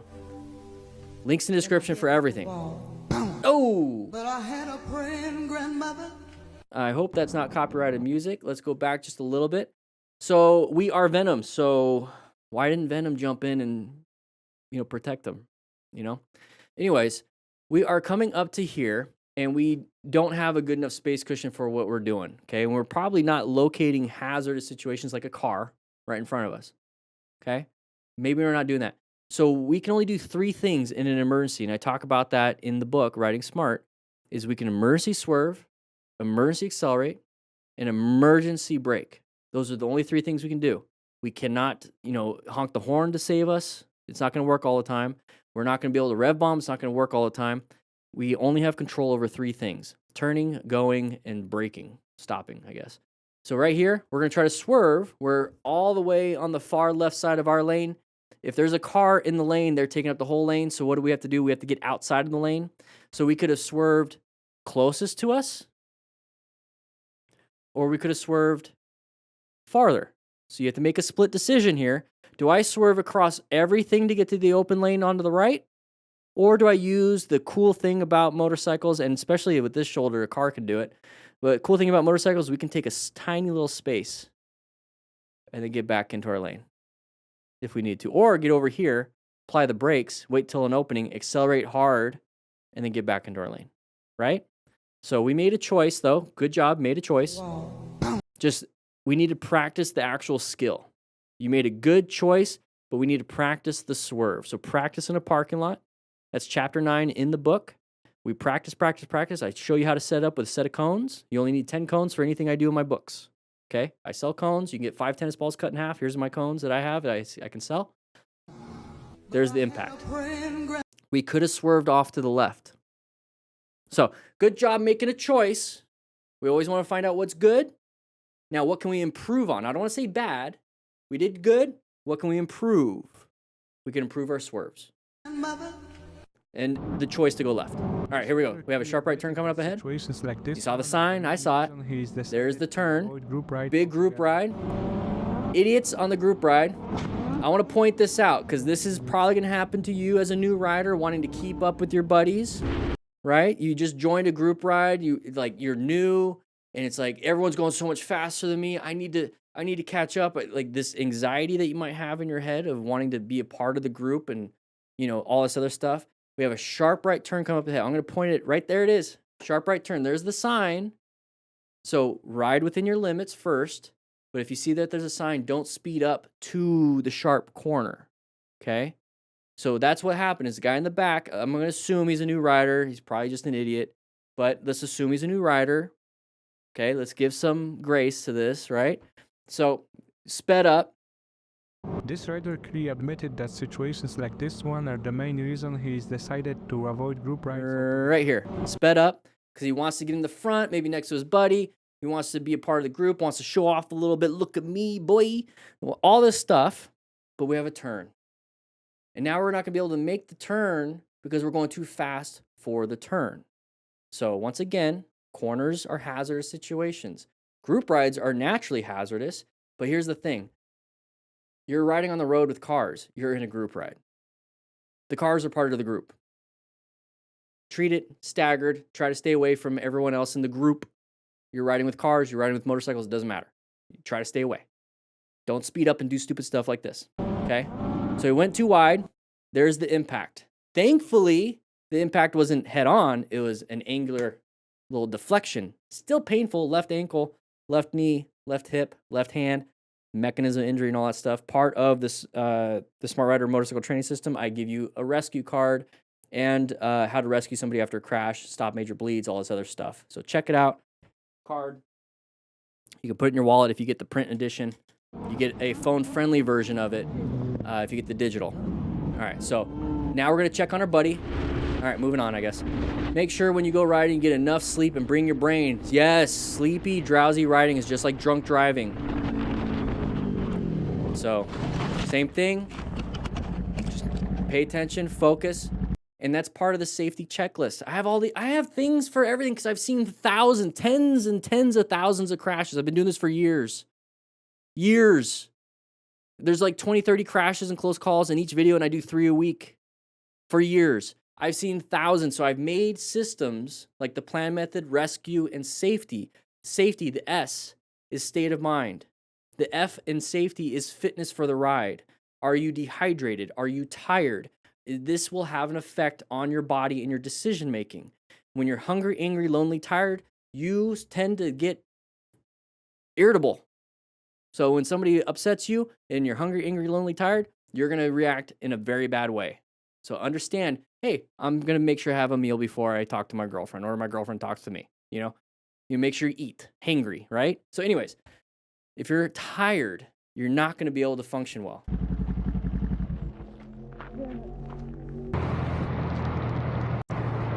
Ad Astra. I've never seen that movie. Anybody see that? Oh! From that other perspective, you can see the driver decided to turn from the middle lane, which is something the rider honestly never saw coming. Oh, yeah, they turned wide to make a wide turn with a trailer. That's hard to see, but notice how we're going higher than the flow of traffic. Okay, we're gonna diagnose some of this stuff. Remember what right, and what can we improve on? So we're going a little bit faster than the flow of traffic. Not much. Okay, there's that. But we never want to slow down. I don't know. There's some things here. This is kind of like a oh crap moment. This kind of sucks, honestly. It's not a good deal. But part of being a smart rider is acquiring and using personal protective equipment just in case. Sometimes things just happen. I think this might be one of those. I think this might be one of those guys. Sorry if you're brand new and you're returning, like I said. Sometimes it happens. This is probably why you gave up your motorcycle when you had kids, and now you're getting back into it because you didn't want this to happen when you had young kids. Therefore, there's an issue. Now your kid's off to college. It's like, I can get back into it and take risks. I get that. I understand that.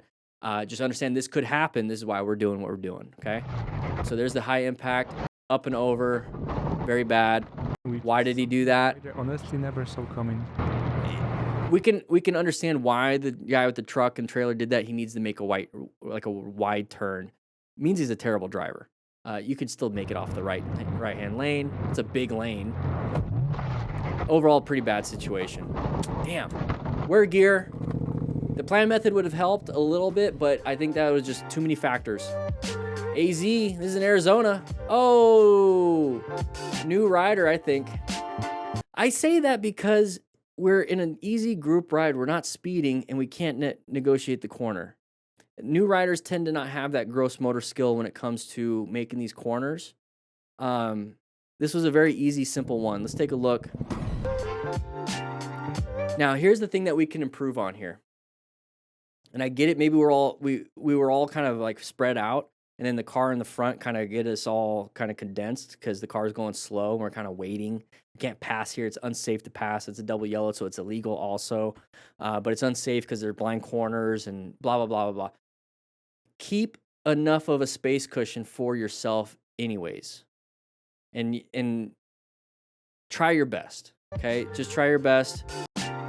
Right here, we start to realize we're panicking. Oh, crap, oh, crap, oh, crap. More than likely, we're looking at the problem, which is this, and that's where we're going, when we should be looking ahead. Now, it's really difficult because this guy went more to the right, so we're supposed to be riding staggered. He's supposed to stay on that left side, and we're supposed to be on the right side, and he went right, so it kind of pushed us right also. So if this ever happens to you and you're in a group ride, or if you're just by yourself, once again, it doesn't really matter, same principles apply, is that if you feel like you can't get where you need to go, just roll off the throttle and apply a little tiny bit. At this speed, rear brake would work, but just a tiny bit of front brake, maybe a tiny bit of rear brake, at least roll on throttle for that engine braking so that you can actually navigate the corner. Because right here, he's maintaining throttle and he's getting pushed out. So now his line's messed up. This is a hazard of group riding. This is why I don't do group riding.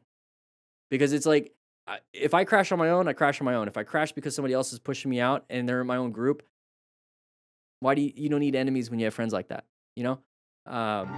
Nobody tried to do it to the other person, but that's a real possibility. And part of, like I said, when it comes to the rescue book, it's part of the system. And it's a great little comic book that shows you what to do after somebody crashes.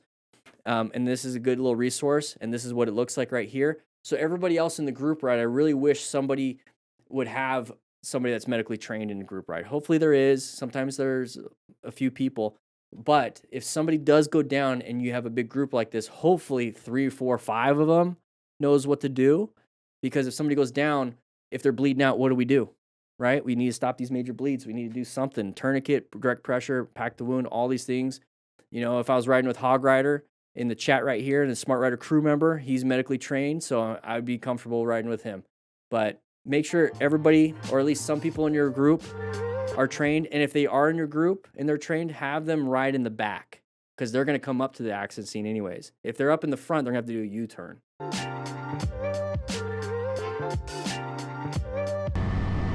All right. Just chilling. Definitely made a mistake here, but this could have turned out much differently if he had been wearing the proper gear. Okay, slow it down, slow it down. Oh! I want to see where his right hand was. There it is.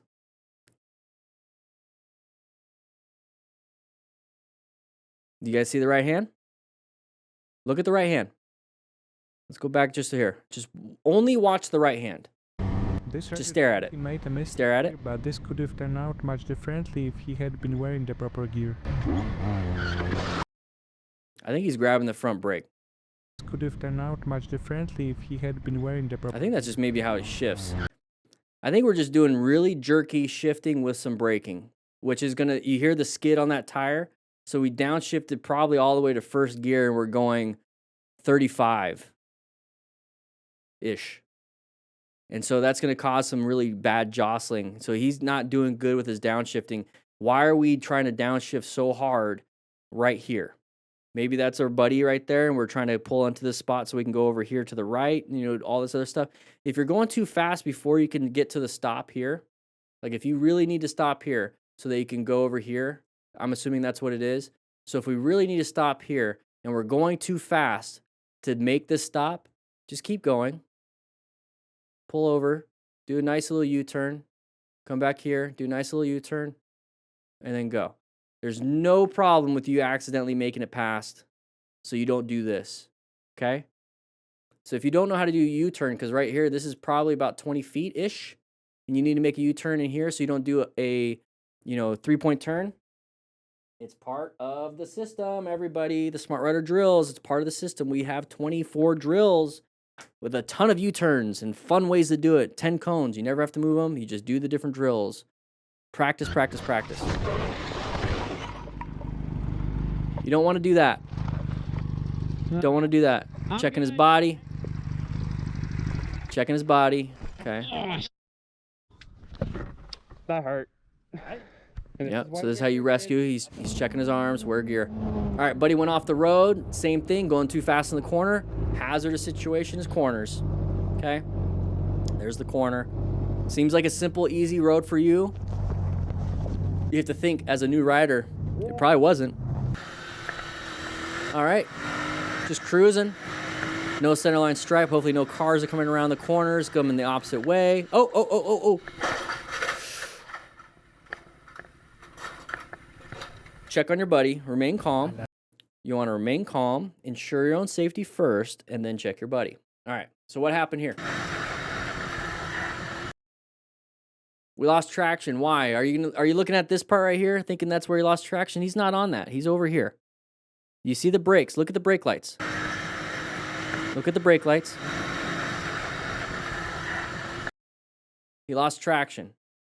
He lost traction because he locked up the brakes. He was going too fast for this blind line of sight problem corner. So we got panicky. We applied the brakes too hard. This is what car drivers do. So if you're going from car to motorcycle, one thing that we do in the cars, because we have 4 tires and a lot of balance, we apply the brakes really hard in like an oh crap moment. We can't do that on a motorcycle. We'll lock up the tires. We'll lock them up, and we need to make these turns. We need to focus on turning. Turning is one of the best things you can do. If you're good at turning, you can handle a lot of situations. If you go too fast, sometimes turning will solve the problem. If you're not going to be able to stop in time because the car pulls out, swerving, which is turning, can solve the problem. Turning is huge. You need to learn how to turn. It's part of the system. Learn how to turn. Because that right there, not good. Not good. Guardrail to the leg. Yeah, I know. Ugh. All right, going faster than the flow of traffic. Blind corner. What's around this corner? We don't know. We don't know. We don't know. Oh, no, we just low side because we just kept turning and turning. Maybe we panicked. Why did he circle the person up ahead? I empiezo a revisarme mientras. I don't know why he circled the person up ahead. Maybe he panicked a little bit. Look. That's why we wear motorcycle gear, because that's exactly where armor, if you have hip armor, and there's abrasion resistance parts and fabric in that area. So wear some gear. Don't go so fast around the corners. Give me a rev signal. Oh. Distracted riding will do that. Pay attention. Who cares about the dude? Why? Don't try to impress the 14-year-old holding hands with his, girlfriend.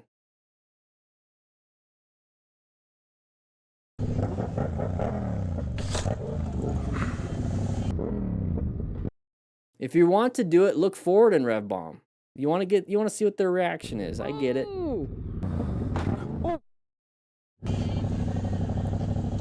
And he's got a stunt bike, so he has control. He just lost control of his mind. All right, here we go. Lane splitting on a scooter. Very interesting. Oh, I love it. Open lane pattern. We finally get to see it in this one. His surroundings, the other. If you've watched enough of my videos, you will know what an open lane pattern is. We have a great class here. Everyone's in the back. We have a bunch of the same members over and over again.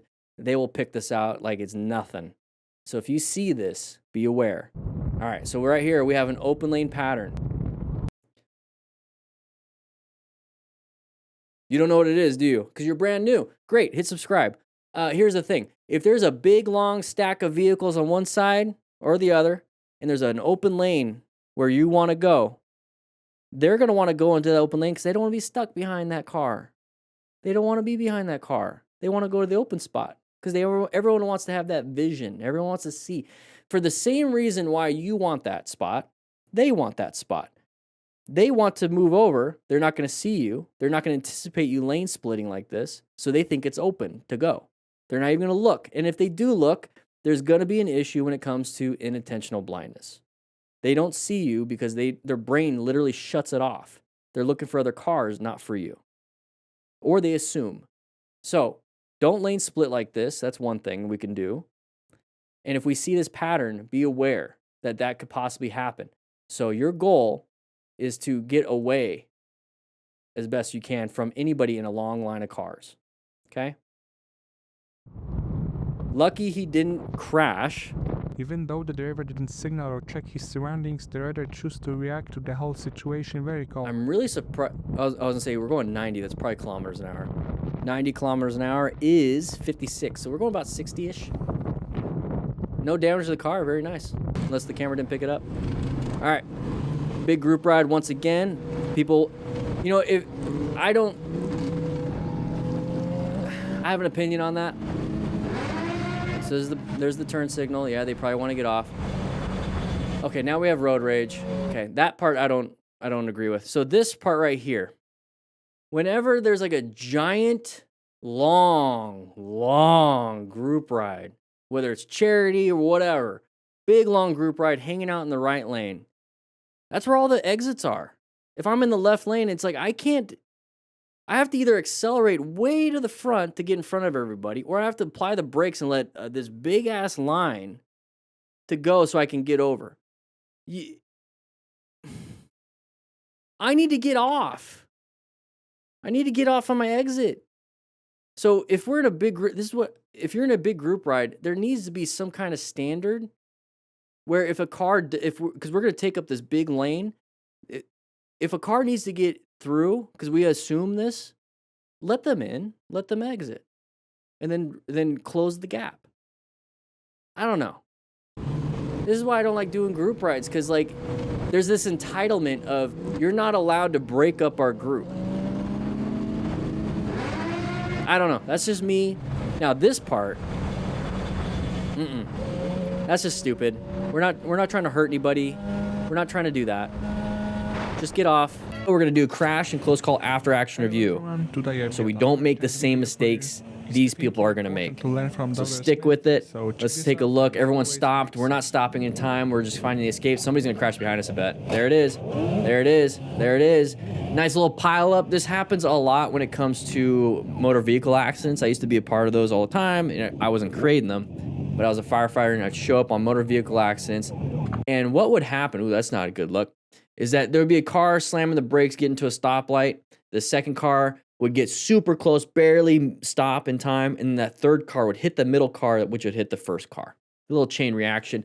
That's what was happening there. When I saw, we're going to take a look at the actual aftermath, but when I saw that this person's coming up, and there's a lot of people stopped, and we barely stopped in time. Mistake, so check this out. Like, we barely stopped in time. We found an escape, very good. Barely stopped in time. The moment I see this, I was like, oh, there's people behind this person not going to be able to stop in time. And that's what happened. So what can we learn from that? We're going to keep looking at this, is that we got to maintain our space cushion, especially in group rides. We need to be able to have an area to where it's like, hey, if I stop, I know the person behind me is going to stop. I can stop in time if the person in front of me stops. That's why riding staggered and not doing this mob ride thing where we're all just kind of racing. It's not good. So let's take a look. So somebody's on the ground. How do we rescue this person? How do we help out? How do we do this? Check for major bleeds, all that stuff. He's not getting up. Let's take a look real quick. So he does not look conscious or alert. He's not getting up. Thankfully, he's got some gear on. I'm looking at his hips right now. One leg looks a little bit longer than the other one, but the one on his right leg is bent, so that's probably why. So the reason why I say that is because usually if a leg is longer than the other one, it's kind of outturned a little bit. It's probably a hip fracture, and that's what I'm kind of looking at there. Face down, not very good, but he's got a full face, so hopefully it's going to provide something. But if that chin bar is getting pushed off in the ground, guess what's doing to the strap? It's pulling on his neck. Looks like we have police or some kind of first responders on scene behind them. I would try to attempt a log roll and put him on his back, so to use the ground as some kind of C-spine protector, so like some kind of backboard to protect his spine. But yeah, that's kind of the route I would be going. Try to keep his neck in line while I do that, because breathing. And I wouldn't take his helmet off if he's breathing. If it's a full face helmet and he's not breathing, I'd take it off to help. All right, here we go. We're moving on. All right, buddy went wide, we went wide, we hit a wall. Ooh, that would be painful. Very painful. Let's see what's happening here. Nope, we don't know what's going on here. Let's take a look. So we're going pretty fast with our buddies. We're riding a group ride. Once again, this is one of the big problems when it comes to riding with buddies, that we try to keep up with them. And that's why we want to talk to each other on our Cardo Pack Talk Pros or Pack Talk Edges, which, by the way, March 7th and March 8th, there's going to be a flash sale of 25% off everything in the store. And they are offering a brand new, the Cardo Pack Talk Pro. There's going to be a duo version, just like the Cardo Pack Talk Edge, where you get two. And it's a huge discount plus the 25% off. So check it out. Use the link in the description and use my code that's in the description, and you'll get that discount. So check it out. But let's jump into this one. We're going too fast. And what I was saying with this is that if our buddy's going fast, we can talk to each other on our cardos and be like, hey, slow down, or hey, I'm not going to be able to keep up. So I'll see you at the checkpoint. I'll see you at the next stop sign. I'll see you whatever, because we have our phone GPS or whatever, and we know where we're going. Hey, I can't keep up. And that's perfectly fine. You're able to do that, set that boundary. But trying to keep up with our buddy, and when I say buddy, I mean like this guy's probably doing fine. He's the one, setting the pace. This guy's not doing well. This guy's not doing well. We're trying to keep up with this guy. And we start having issues. We start running into problems. And so we went wide. Everyone's having a bad day. It's not a good feeling. Let's take a look at this one. Nice little mini apes. Are we going to have another issue when it comes to, all right, 20 kilometers per hour, we're supposed to? That means it's a sharp turn. Lost a little traction, going wide, hit the ground, hit the guardrail. Same thing, going too fast in the corners. Slow it down into the corners. Let's take a look. Oh, speed wobbles. Speed wobbles. Why do we have those? We hit a bump going a little too fast. So watch out for the bumps and don't go too fast. All right, here we go. We're cruising. Oh, somebody's going a little bit faster than us. They passed up. Not a big deal. Let them be up there. Don't try to stay too close. With zero margin for mistake. Yeah, when you're speeding, you have zero margin for mistake. So he slammed that rear brake. He slammed that rear brake super hard. So let's take a look at this right here. We're coming up. We're passing. We're trying to switch lanes or whatever it is. So we come up to here. We panic because we get too close. Okay, our space cushion was absolutely demolished because we're racing. And we're trying to swerve to the far left, but there's a vehicle there, I think, or whatever it is. Straight up, bad idea. Could have just stayed straight. Look at that open lane that we have in front of us.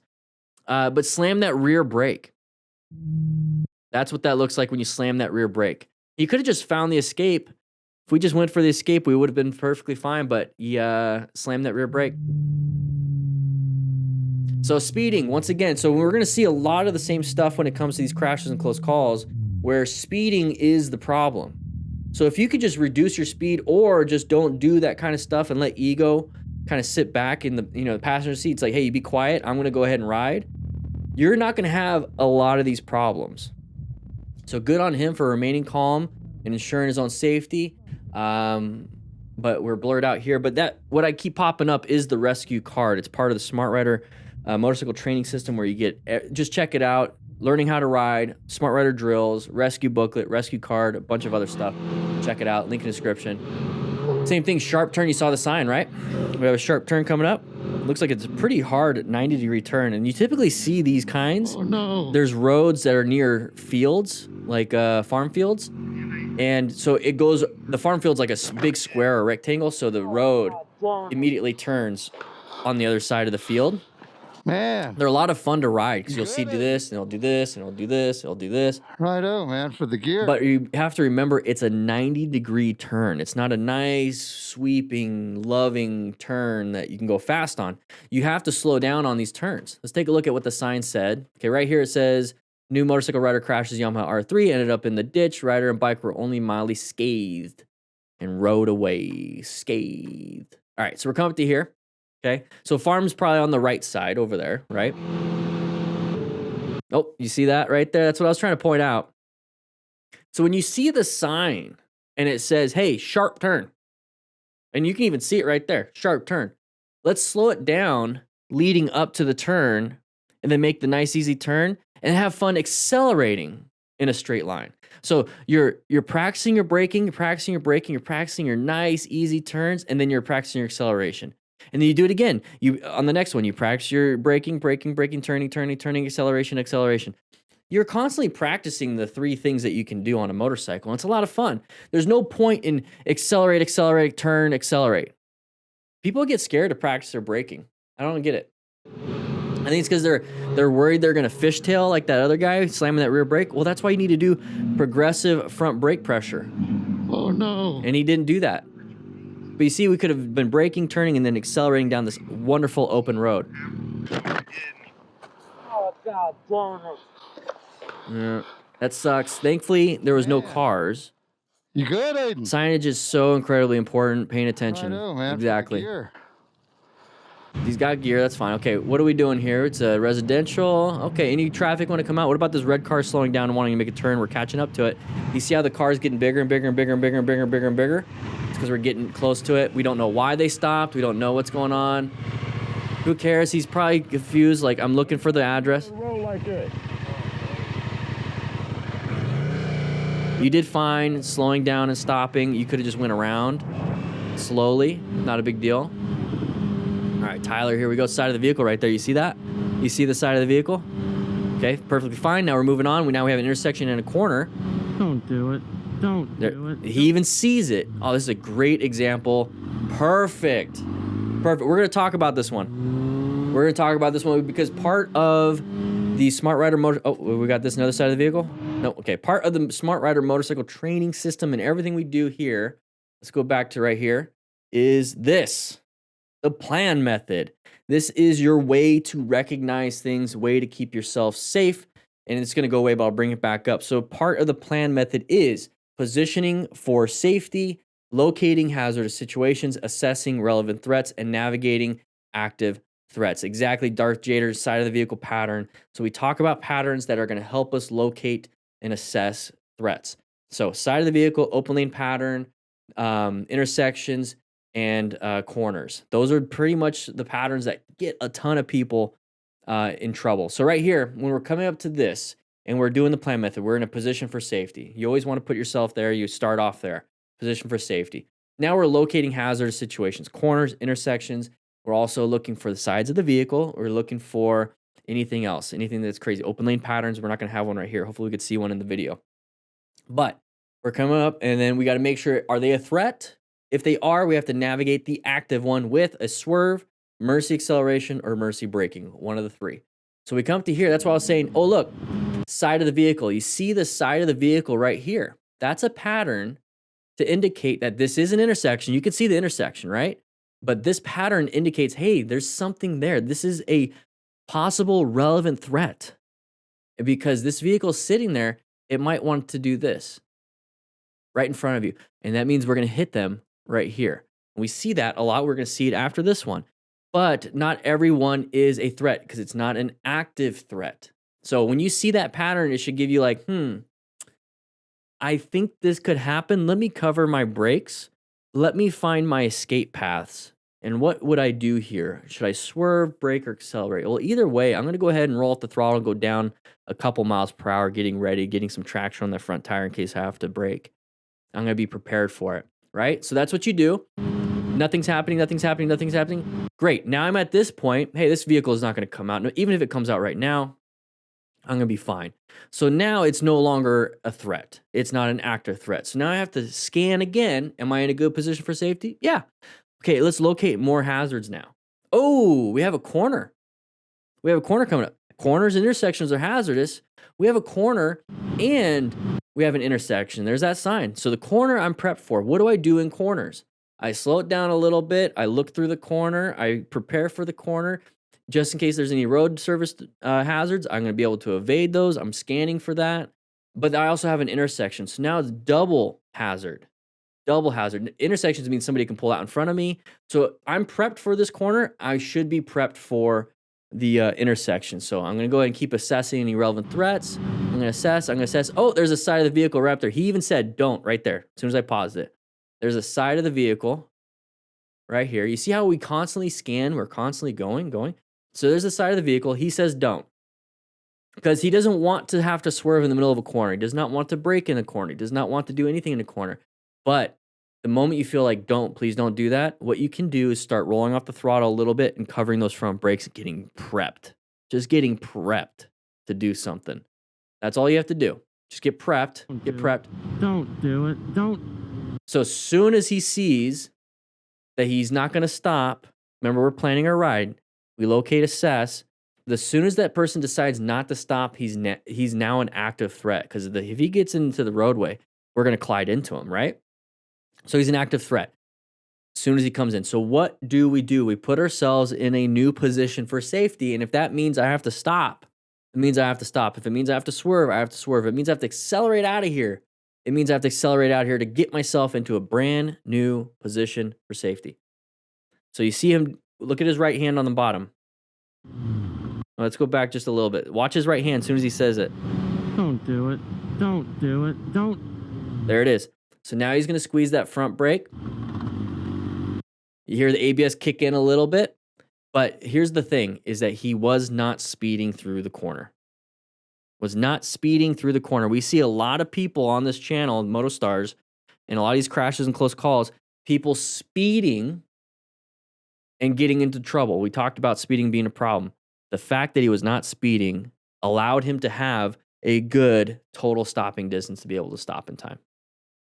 So if you want to prevent a lot of crashes, you might not prevent close calls because this kind of stuff happens. But if you want to prevent crashes, you need to practice your braking, you need to practice your swerving, you need to practice your emergency acceleration, and you need to practice your regulation when it comes to speeding or not. And there's a lot. This is the whole point. You're doing a high-risk thing. You need some skills. You need to be able to plan your ride. Okay? Simple as that. Keep watching the channel. Grab the Smart Rider Motorcycle Training System. I talk about the plan method in riding smart. You can practice your drills. You can practice how to rescue somebody outside of a crash. All right, here we go. It had to be Danny. All right, going a little faster around the corner. We just talked about that. Oh, we almost hit the chevron signs. Through the turn and instead fixated on obstacle head. To make matters worse, he didn't spot the sign until the very last second, but fortunately he managed to avoid it. Yeah, very lucky. Very lucky. All right, same thing. This looks like Arizona. Just kind of cruising. Probably the car got in between us. We want to pass. We want to get with our buddies. We went a little too fast, trying to catch up. Maybe got a little distracted. I'd consider that a close call, not a crash. Easy? All right, here we go. Sun in our eyes. We can't see very well. We're going to be lane splitting. Not the smartest thing to do. Open lane pattern. We talked about navigating active threats and assessing basically all of this stuff, right? So what I mean by open lane pattern, this is going to be a hard one to see. So I'm going to try to point out as best I can. So right here, this vehicle does not want to be stuck by the big bus. Does not want to be stuck there. This vehicle right here. So this person right here, let's go ahead and do this. This person right here sees this motorcycle rider, sees this car going faster than him, right? So when he sees that this car is moving past him, he's immediately going to switch over because he wants to get into the lane that's moving. Doesn't see us though. Does not see us. So this is a harder open lane pattern to recognize, but it's an open lane pattern. So he switches over as soon as he thinks that he can. He switches over and looks last second.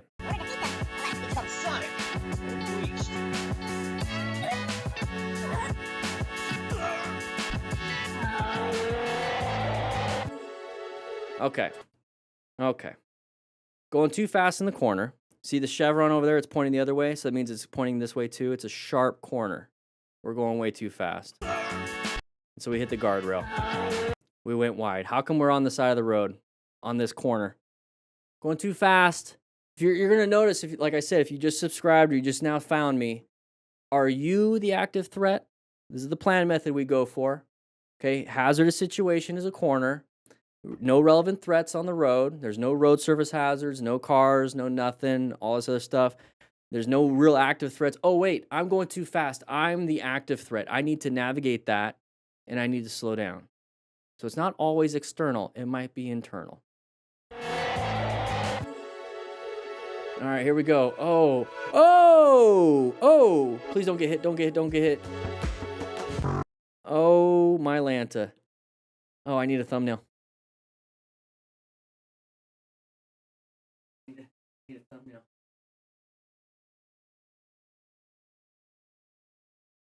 All right. So, I have a feeling we're going, once again, too fast. I don't know. You can't really tell. Well, wait, 118. I could see it right here. 118. That is 75. Okay, maybe it's a 75-mile-an-hour road. It doesn't look like a highway or an interstate here in the United States. 75 is about interstate speeds. I don't think this is interstate speed limit. So why did we fall down? Maybe because we caught up to a car in front of us, not paying attention, had to slam the brakes, had to layer down. Don't do this with a passenger. If you want to kill yourself, go ahead. I take that back. I don't want you doing that. Probably demonetized just for saying that. So please go to the store and buy something or join the Smart Rider crew. It's $5 a month. There's a link in the description to be a crew member. If you want to take massive risks, that's all on you. All on you. If you want to take massive risks and put your passenger or somebody that you care about at risk because you want to take a massive risk, you need to start rethinking. High impact, her hands are destroyed.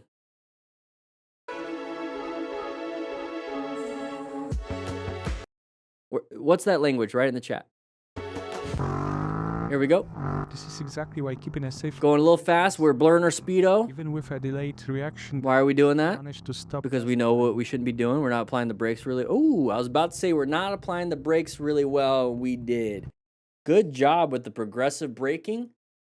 If we weren't speeding, we wouldn't have had to do an amazing, crazy good job at emergency braking. We could have just done an okay job at emergency braking. High risk, you need high skill. So good job with the high skill. Slow it down a little bit, okay? Sounds great. All right. Yeah, boy. Canyon. Oh, geez. We high-sided. Nice. A little too fast. Applied the brakes. Started low-siding. Grabbed traction. High-sided. Same thing. Corner. Speed. Problem. What do you think we could do? Okay. Why learners should sit at the back of the pack. I'm going to challenge that. Those of you guys here in class eating your slices of pizzas and everything, I'm going to challenge that. I think beginners should be in the middle of the pack, especially like a big group like this. I think they should be in the middle. That way they can see what's ahead of them and see the people in front doing the right thing. The right thing. What is the right thing?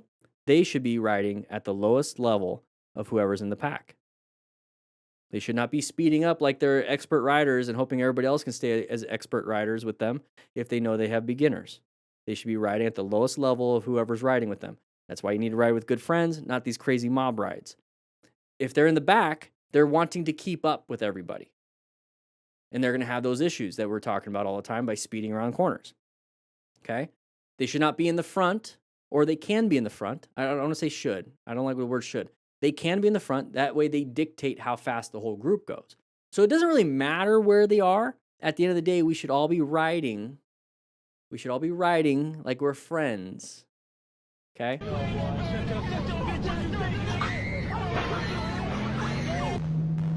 All right, here we go.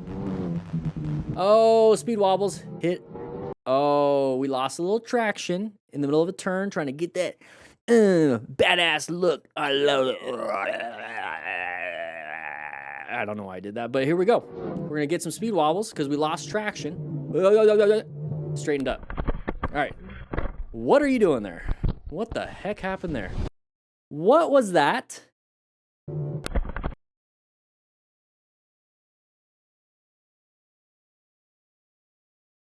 Did we try to bail or something? What the heck? Oh, there. Finally, we get one little look. Maybe we were speeding into the car and we panicked and slammed the brakes and lost all control of the front end. And we are all over the place and dumped the bike with no gear. We spend money on a GoPro, but we don't have any money for anything else. Don't get an action camera unless it was gifted to you. Get gear first. Speeding up. Yeah, see, if this was a new rider trying to keep up with his friends, he's not going to be able to navigate this corner. See? And now, since he lost some, speed, he's gonna now try to catch up. Look at his hand. It's fully pinned. And now we're gonna try to catch up on the straightaway. And if there's gonna be another turn up ahead, he's not at the right speed for that turn. Come on, guys. We know this. You guys know this? Almost crashed into a Almost crash. Oh, side of the vehicle. We finally have a side of the vehicle, and we navigated around it. That guy, I swerved around it too. Very good. So what I'm pointing out here, not this one, right here. So we talk about hazardous situations. We're in a position for safety. Let's just pretend we're not speeding. We're locating a hazardous situation. Corners and intersections are hazardous situations. We have a line of sight problem with all these bushes and trees. So we can't see what's around this corner. Very scary. So we should modulate our speed, make sure we stay in a good position for safety. We're consistently locating. We're consistently assessing. There's no active threats though. There's no relevant threats, but we're constantly locating, assessing. Am I in a good position? Locating, assessing. And then we get up to here, and there's that side of the vehicle prairie dogging out. You know what I mean? Okay, cool. That is a relevant threat. If they come out into my lane, they are an active threat. What would I do? I want you to answer this question or ask it in your own head. It's a rhetorical one. Or write in the comments. I would love to hear it. What would we do if this car comes out?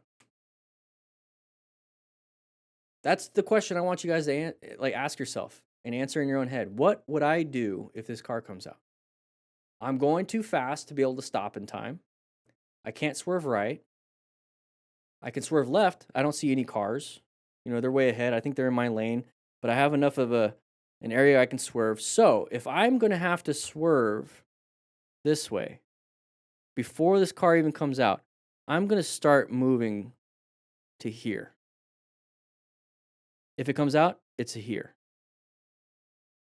I'm not going to stay way over here. That's position for safety, right? This is what we're talking about. I'm assessing. I'm going to move myself into a new position for safety. If it becomes an active threat, I'm going to swerve and put myself in a new position for safety. And now I'm not in a position for safety because I'm in incoming traffic. So then I'm going to put myself in a new position for safety. You see how it's a rotation of a thinking pattern? It's the plan method. I teach that in the book. So if you're a brand new rider, come on, or just keep watching this. It's exactly what he did. Good job. Good job. What can we learn? Slow down a little bit. Just slow down a little bit. Everything else is great. Everything else was great. Slow down a little bit. It was fine until it wasn't. That's usually how it goes. We're speeding.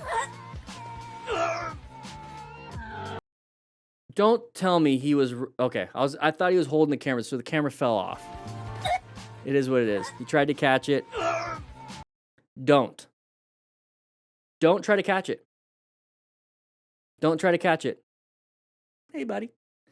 Don't try to catch it, because look what we're doing while we're traveling at high speed.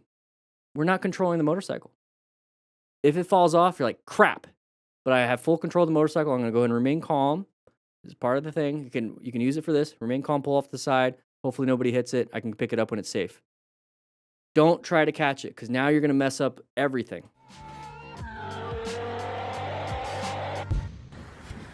Oh, we're on the ground. Remain calm, ensure his own safety. He's off on the side. Get on the sidewalk, not in the road. You had a red light. Why aren't we seeing the video before? Why are we seeing it after the fact? I was going the speed limit.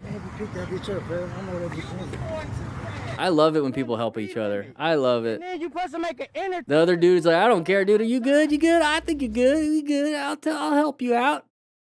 Whatever. Moving on. Group ride. Okay, somebody wants to come over. They shouldn't have done that. Stop fighting for it. Stop fighting for it. Let them in. It is what it is. Talk to each other on your Cardo Pack Talk Edges. Link in the description for 10% off. Okay? You can just chat with each other. Don't... Shift gears. Come on. There you go.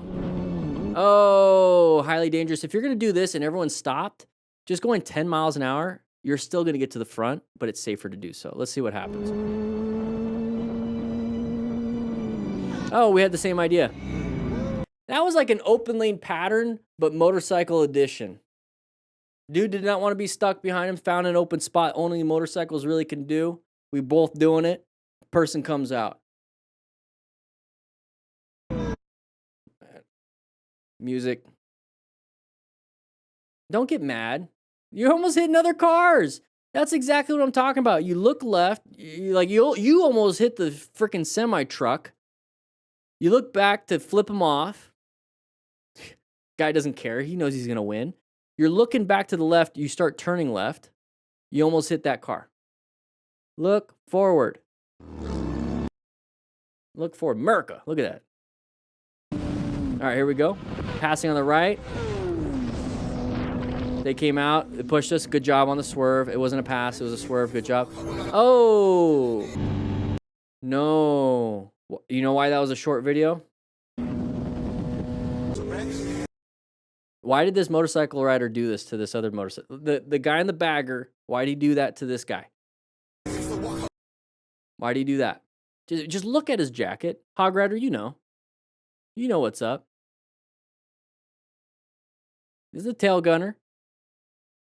There's a big thing when it comes to 1%er clubs or like these types of clubs where you do not pass. It's an unwritten rule. I don't like the rule. I believe in, whatever. He's a patch holder. Exactly. Like, it is what it is. But if you start riding, you need to learn a little bit of the intricacies of motorcycle riding. Just don't pass. I get it. That's why he did it, though. And he's probably talking on his Cardo pack talk to everyone else in the group ride. And that guy up there might have an issue. Yeah, so it's like a safety issue for a lot of things over there. All right, anyways, moving on. We're going to do wheelies? I hope so. Nope. Whoa.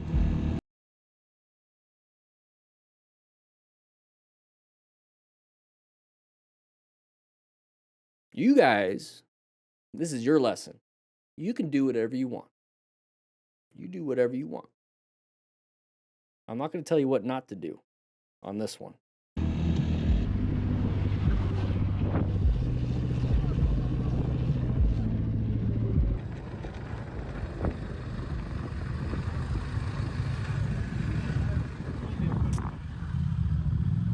You do what you want. Oh, you come. No, oh, that's it. Nope, that's it. Oh, no. That was it. Please give me the opportunity to take out the aggression that I hold in and have to regulate every day. Thank you for the opportunity. All right, open lane pattern. Guy doesn't want to be stuck behind the red car. He wants to move over. Good job handling it. So I'm just cruising along, and then all of a sudden, oh, nice little A-frame ladder, fiberglass, got broken up a little bit. Good job finding the road surface hazard and moving on. All right, sharp left turn. I don't know if we're in oncoming traffic or not. Write in the comments if this is like a country that you are a part of. This to me looks like we're riding head on. Or maybe this is the left side of the road that we're supposed to be on. I don't know. It is what it is. It's not America. Whoa! That's a road surface hazard. There's a tree there. Off from leaving. There's a tree there. 7 riders run. No. Yeah. So that is extremely... What I would do is really quickly do a U-turn, get around that corner. I already know the tree's there. Get around that corner, park the bike, and start doing this to anybody coming around that corner. They might not have the braking skills you have, and you might actually save somebody's life. If you're able to like, hey, slow down. Like, because if somebody's coming around this corner and they see a guy doing this, you're like, what is that? That's weird. I'm going to slow down and see what he's up to. At least just pass him slowing down. You're like, oh, thank you for slowing me down before this, going around this corner. Because if I wasn't slowing down, I wouldn't be able to stop in time. Oh, man, thank you so much. Because there's no way, unless you have a chainsaw at the back of your bagger motorcycle, you're not getting this out of the way anytime soon anyways. And you're not going to be able to get around it. Like, even without it, it's literally covering. 7 riders run. There's nothing. No idea. Yeah. Do that. I can't. Opa! I hate that song. I'm so sick and tired of it. Stop using it. All right, we had to mute it. Okay, somebody coming over. Good job moving out of the way. Handled it. Moving on. Here we go. Open lane pattern. Anybody want to... Oh, no. Parking lane pattern. A little schmeat. Good job. So, 3 things we can do. Oh, this is a great thumbnail. I'm not going to use it. 3 things we can do. Mercy swerve, mercy brake, mercy accelerate. In this spot, what would you do? Would you mercy brake? Would you swerve right? Would you swerve left? Would you accelerate out? I'd accelerate. Because having to swerve left, yeah, that might be good too. But I would just straight up accelerate and try to do like a easy little bit lane change, because I can't swerve too far to the left because I'll hit a car. So I would the first instinct would be to accelerate and then try to move over. Accelerate and move over. Not necessarily swerve, but accelerate and move over. So braking is not a good one. So good job on this rider. Probably accelerated out. And good job on the rider behind us, because in his situation, braking was going to be the solution. Chinese stand, I want the food. You'd punch the throttle.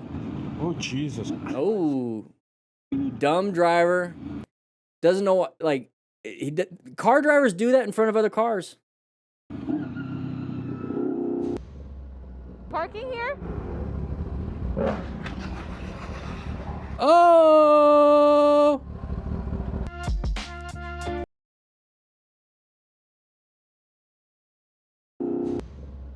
Park. So bike nights, be very careful around dum-dums. Whenever you have this much traffic, people walking around, and you're trying to find a parking space, just kind of chill like this rider is. Parking here? But then you usually have dum-dums wanting to do like cool burnouts or wheelies. So watch out, even if you're like not doing what that person did, and you're on the side of the road and you're like watching, be careful around idiots. That's like a life lesson. Be careful around idiots. Anyways, Speed Rider R. What do we got? We're looking down. Camera's on our chin. We're like looking through the top of the visor, going too fast in the corner, getting really low. Rain. Oh, we have a road surface hazard, possibly. Okay, so being close to vehicles, not a good idea. Roll off the throttle. Roll off the throttle. Don't be side by side. Because you couldn't accelerate to get right on the back of that BMW. I would have rolled off the throttle to allow that car in. Or just to like be staggered in case they do want to go in. Simple as that. You know, use the tools you have, roll off the throttle, let people in, because you're never going to win. Is he like that guy that's like, take my good hand? Is that his little tiny baby hand? Take my good hand. Take my good hand. Oh, he's holding something. I thought that was his hand. That would have been interesting, huh? Help me, take my good hand. Ah, no, I don't want to. You're gonna fall. No. Write in the comments if you know what I'm talking about, please. I don't want to feel old. The new movie is coming out. It's scary. There we go. All right, here, talking to my friends in the Cardo Intercom. So, this was back when Cardo had a 25% off discount. So, subscribe to this channel. I'm a Cardo affiliate. I announce when there is massive discounts. Right now, it's at 10%. There's going to be a new one in April. So pay attention, hit subscribe. I will let you know. Follow me on Instagram. I post it there too. Music is not playing. Use DDTF, not Nacho. What? Yep. Nacho. Oh, he didn't put his gas cap back on? Oh, no! Hold on. So he's talking on the Cardo. That's one of the things to talk to. Be like, hey, my gas cap. I got to pull off. Oh, my God. All right, we have Austin C. Austin C. right here. Austin's in the chat. Brand new YouTube member, hitting that join button. Remember, you can go to the website that I have, Smart Rider Crew. It's $5 a month. You get a bunch of training stuff. But Austin, take a slice of pizza and a seat over there. You already have a full pizza to yourself, because we already know what happens here. He does a great job. We're going to end this video on an amazing swerve. Here we go. Some big owls. So nice little head check coming up here. Truck slams the brakes. Oh, crap. Slows it down. Moves over.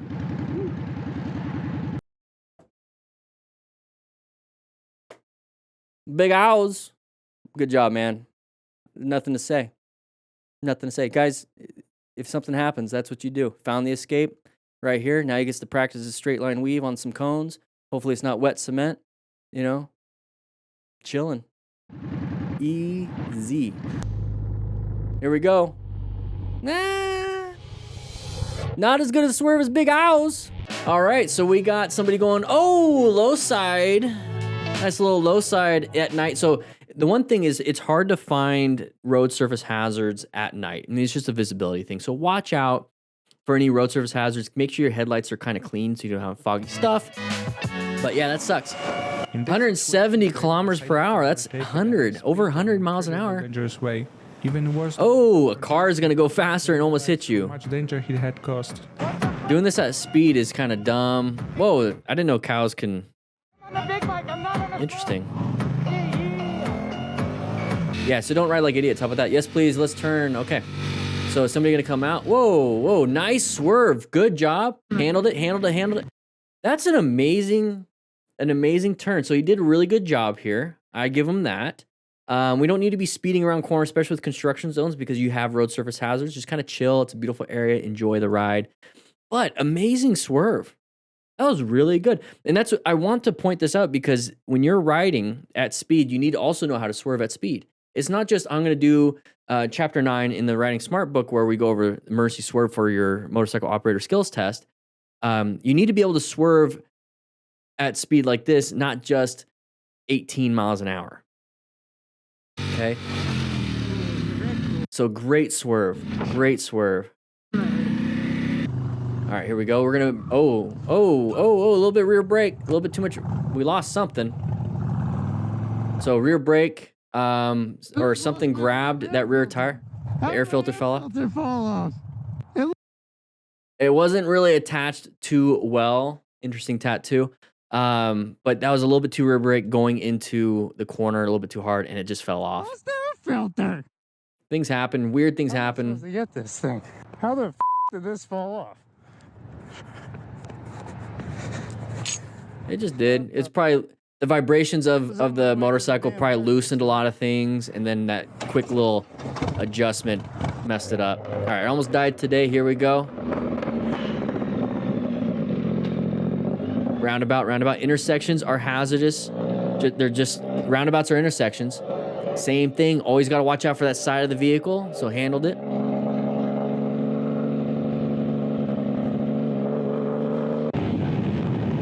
Go 80 miles per hour into a, very lucky that car saw you. I want to see if there's any speed limits. I don't see anything, but more than likely this is going to be like a 45 mile an hour road and we're going 77, 80. Please let me see if I can see a speed limit sign. No speed limit signs, but just going from here, let's see how fast we go past this vehicle. So flow of traffic is something very important. Look how fast we're going. So I'm assuming this is like a 45 mile an hour road and we're going almost double. We got very lucky. That person was going to turn because they assume everyone, oh, this is a great idea. They assume that everybody is going the speed limit. So they're like, hey, I got a big gap.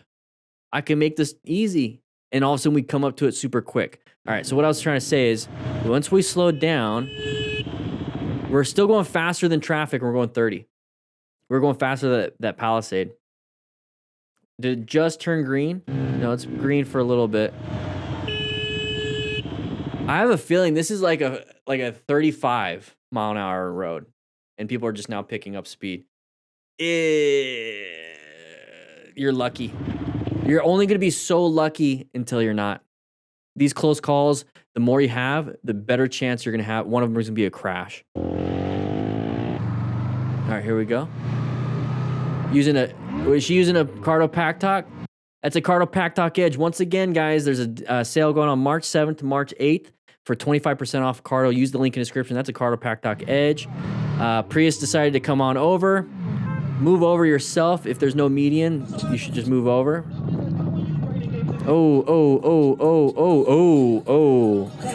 Time to rescue.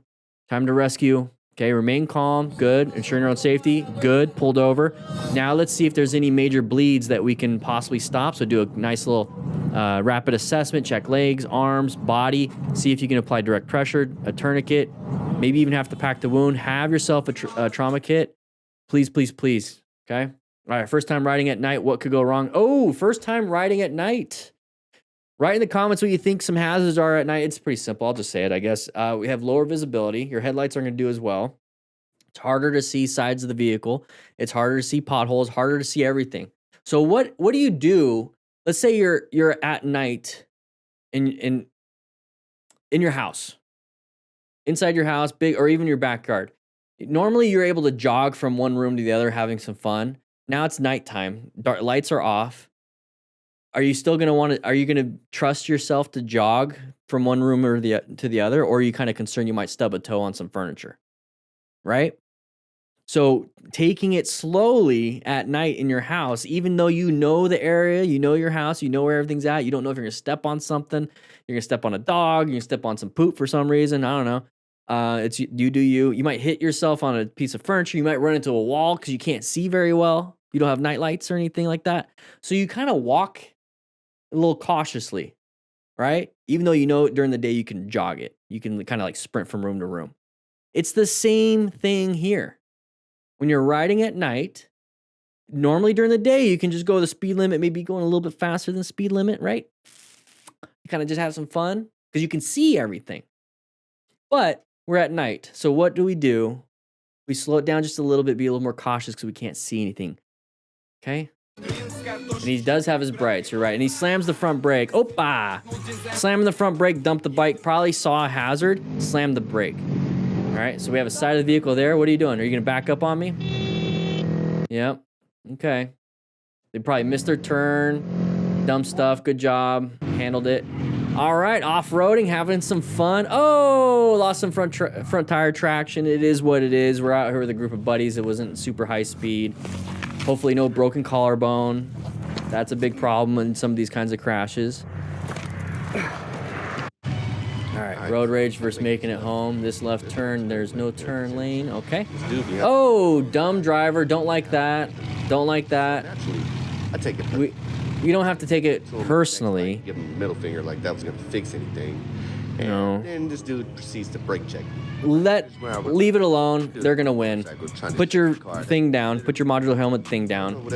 You need that chin bar. But I wasn't trying to. If you're a brand new rider, the whole point of this is it's an after-action review. We're going to learn what they did wrong, all that stuff, so you don't make the same mistakes. So make sure you guys check out the Smart Rider motorcycle training system that I have in the description. I'll talk more about that later. Anyways, we're coming up to here. It's a nice little corner, nice and easy. Wearing some mechanics gloves, wear some real gloves. Okay, nice and easy. Oh. What happened here? I'm going to try not to pause it too much, but I really want you guys to see that part right here. No hands on the handlebars hitting a bump in the middle of a turn. It's going to cause your suspension to do that, which is going to cause your handlebars to do that. So watch. Bump. So where's that bump? It's between the road, the asphalt, and the bridge. So when you're riding on a bridge, be very careful about that bump, okay? So both hands whenever you're going over one of those. All right, side of the pedestrian. Kind of rear-ended a ZX-10R. Oh, that sucks. All right, Liquor Chronicles. I love seeing this guy. This is an older video, so 2024. Going a little nutty here. There's the speed wobbles. Probably hit a bump, accelerating. So what can we learn from this? Let's not just accelerate super hard all the time. Highway pools are perfectly fine, but not on the residential road. So we have an intersection right here. Made it through. Very good. Side of the vehicle. Oh. Okay, so I told myself I wasn't going to pause too much, but intersections are hazardous situations. This is the plan method that I talk about in the Smart Rider motorcycle training system, part of Riding Smart, at the Smart Rider drills, rescue booklet, a bunch of different stuff. Check it out. If you don't know how to ride, I can teach you how. Anyways, we're coming up to here. This right here is a pattern. It's called a side of the vehicle pattern. Indicates it's an intersection, indicates that it's a possible relevant threat. So we're assessing if it's a relevant threat. The moment it creeps out past right here, it becomes an active threat. It is now in your lane. We have 3 things. There we go. 3 things we can do. Emergency accelerate, that's what he's doing. It's not going to help us out here because we're going to accelerate into the car. Emergency brake or emergency swerve. So at this point, we need to switch from this acceleration because we thought we could just gun it. We need to apply the brakes. Or we need to swerve hard left because we're not going to make that right. Okay, especially at this speed. So we're in a pretty bad spot. How did we get in this spot in the first place?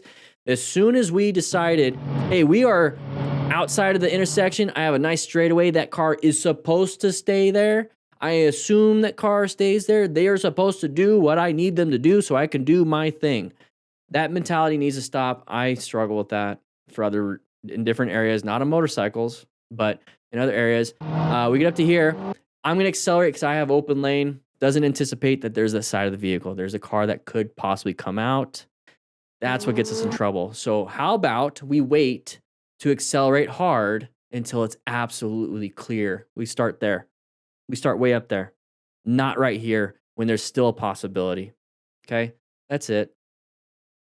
That's it. Ouch. And that's going to hurt your junk because you slid up on the gas tank pretty hard. All right, here we go. Red light. We are really far back. Learn from the other riders' mistakes, and it's clear that the biker played a big role in creating. Are we supposed to be that far back? I don't know. Might be. I mean, it's a different country, different everything. So nice little wheelie, having some fun. But are we gonna loop it? We have traffic up ahead. What are we doing? Whoa, got lucky. So doing that stuff in a high-risk environment with a lot of hazards, not the smartest. Not the smartest at all. I just don't recommend doing that. All right, going a little too fast in the little corner. We're trying to make it. Didn't make it. Filmed it with a potato. Up and over. Hit the ditch. New rider. Going wide in the corner. Going a little too fast. Guys, like I said, learn how to ride in this book. From 0 to... Look at... You see the test stuff? I show you how to do the test. Take the test. Do it right. Motorcycle operator skills test.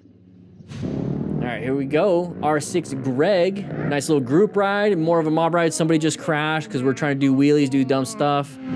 Part of the system is I have the rescue booklet and the rescue card so you can remain calm, ensure your own safety, stop any major bleeds if you need to. That comes with the system. Check it out. Yeah, but he dumped it. I don't know if he got sideswiped or it was a wheelie dumping, all that kind of stuff. Either way, road rash impacts, maybe some abrasions, maybe some lacerations that can cause the major bleeds.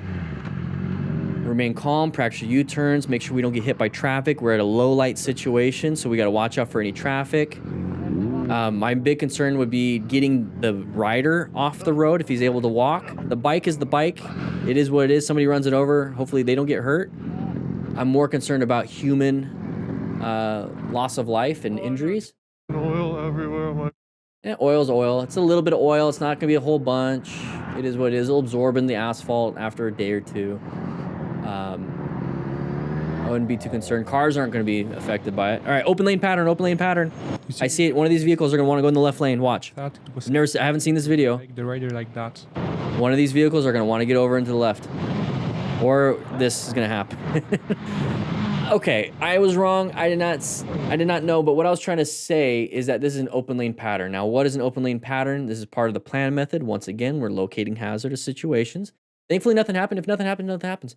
Somebody wants to come out and behind us and take our lane. It's kind of a D-bag move. But what I'm saying is that our lane is open, and that means somebody might want to come out into this lane. Simple as that. So if somebody wants to come out in this lane, what do? We're going to have to swerve. We're going to have to get out of the way or apply the brakes. You know, we're trying to stop, all that other stuff. But more than likely, somebody's going to want to come out. So if we see that ahead of time, we can prepare for it. So I am never going to be side by side. I'm either going to get over here and pass, and then pass, and then pass, and then pass. I'm trying to break it up to show you I'm just trying to pass each vehicle and not be side by side. I want to be staggered with other cars, like if I'm staggered in a group ride. But this right here is also why we need to have 360 situation awareness. Like the rider like that.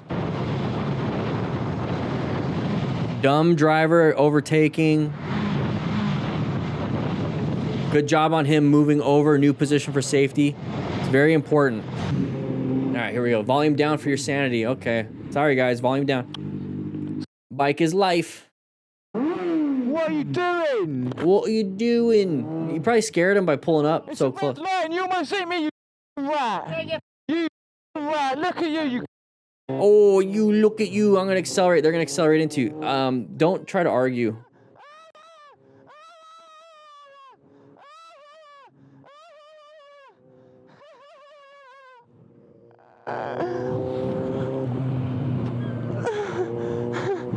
Why is he crying?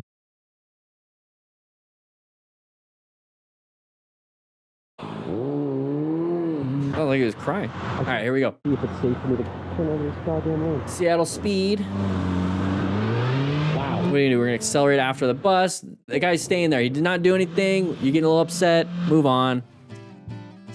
All right, we're in a car. Uh-oh. We're gonna have a lane splitting issue. Somebody's gonna crash lane splitting.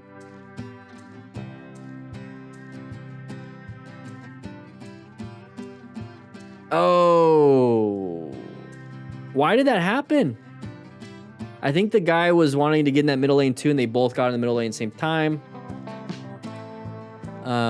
Dump the bike, slam the brakes, all that stuff. So be careful when there's like a lot of traffic slowed. You have the perfect guy in the back though, blocking traffic for you since you crashed. All right, here we go. I arrived at a red light with an SUV coming up quickly behind me. I executed a legal lane filter for safety. Is this Utah or Arizona? You said legal. I don't know. It looks like Colorado or something. I don't know where it's legal there. What do we got here? So lane filter, not a big deal. It's a red light for us. Is somebody get mad? Somebody get mad. The driver in the red Chevy is clearly not having it, likely unaware of the responsibility to let me in when the light turns green. Okay, well then if she's gonna block you and not let you in, let her have it and just move in after her. So, perfect example. I love this. Oh, Colorado, new lane filtering law is meant to give motorcycle. Okay. That looks like Tempe signage. I've seen that kind of the signs, the street lights, like Tempe. So one thing I want to point out here, I know I told you I don't want to pause it too much. There's 3 things you can do in an emergency. Emergency brake, emergency swerve, emergency accelerate. And this is a really great example of emergency acceleration to get out of a dangerous spot.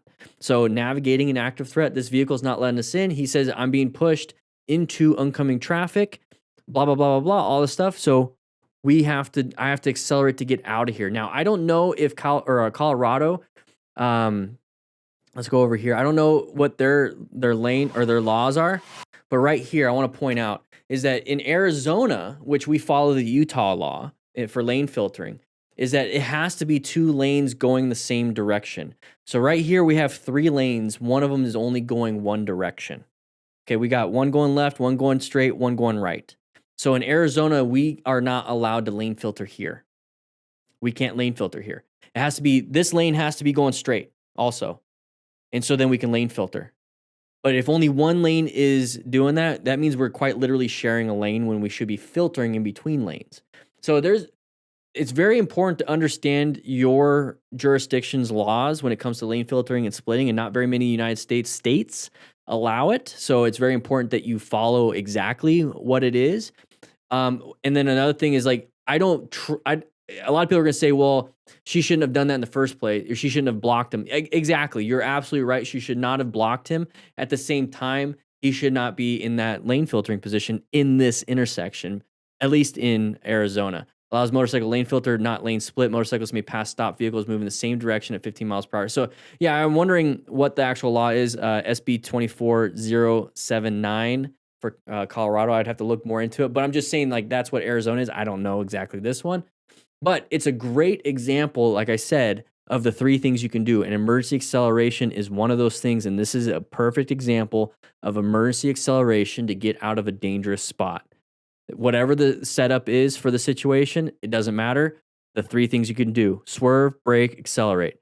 This was great. Let's watch the acceleration and move on. So great acceleration. I'm being pushed. I'm screwed. Accelerate out. Good. That was good. So it's good to practice your emergency acceleration. Where can you practice that safely? On highway poles. You get on the on-ramp, accelerate, get the feel of what that acceleration feels like and what your bike does, and then you can apply that same skill to roads like this. So, good job. It is what it is. I don't know exact everything on that, but here we go. We're having some fun. Nice little crest of the hill. What's around this, version of the hill?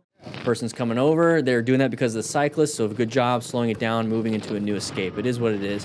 Nighttime riding.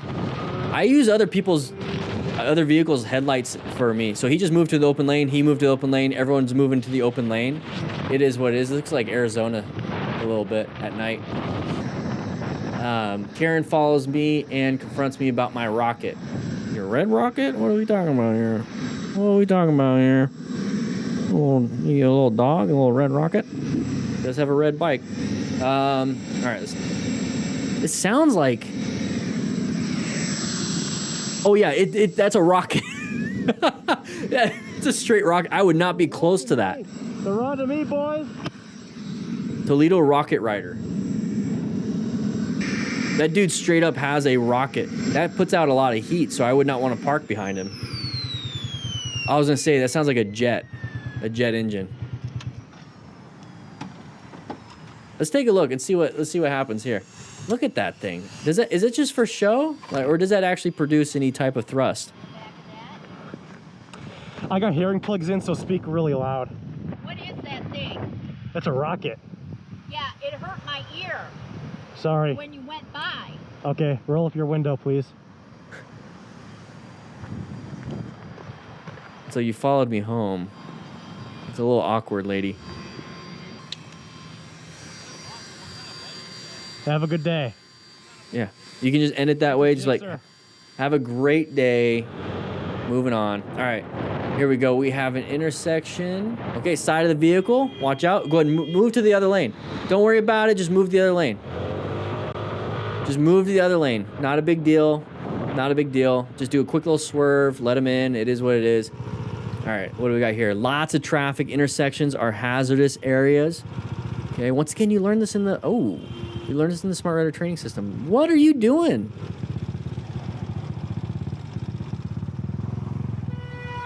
So he got the license plate. Very nice. Wash 650E. All right, moving on. Maybe it's a double turn, or they just think they can do that to you. Kind of stupid. But he handled it well. Just kind of moved on. Are we going to deal with this again? Is this person going to do something dumb again? When it's twice in a row, just... All right, you go ahead. We're going to keep seeing each other. Idiot, just move. Get out of my way.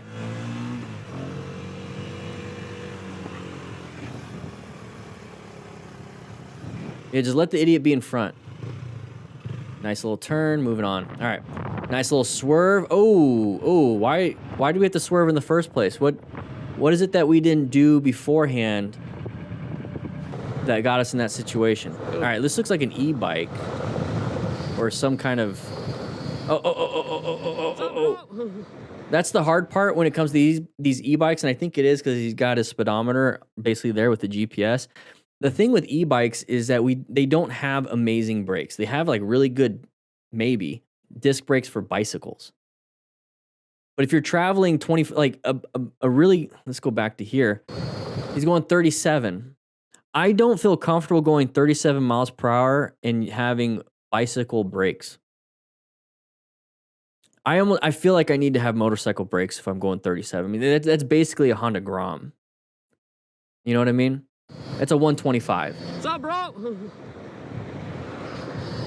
Hey, why you come up on me so fast, bro? You on that electrical bike, you on the side of the road. I'm a 48. A 48? 48 Soul Brother, what's good? What are you talking about, bro? Harley 48, baby. This is an electric moped. Harley, bro.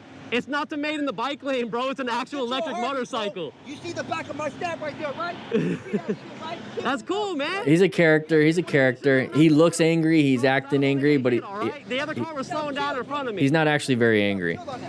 Okay, all right. Believe me, bro. I ride Harley all my life, bro. You gonna get yourself killed. All right. They handled it pretty well. He actually wasn't like angry. Dude, this guy You know? rides Harleys and motorcycles, and he should know not to pull up behind someone like that and almost like wreck it.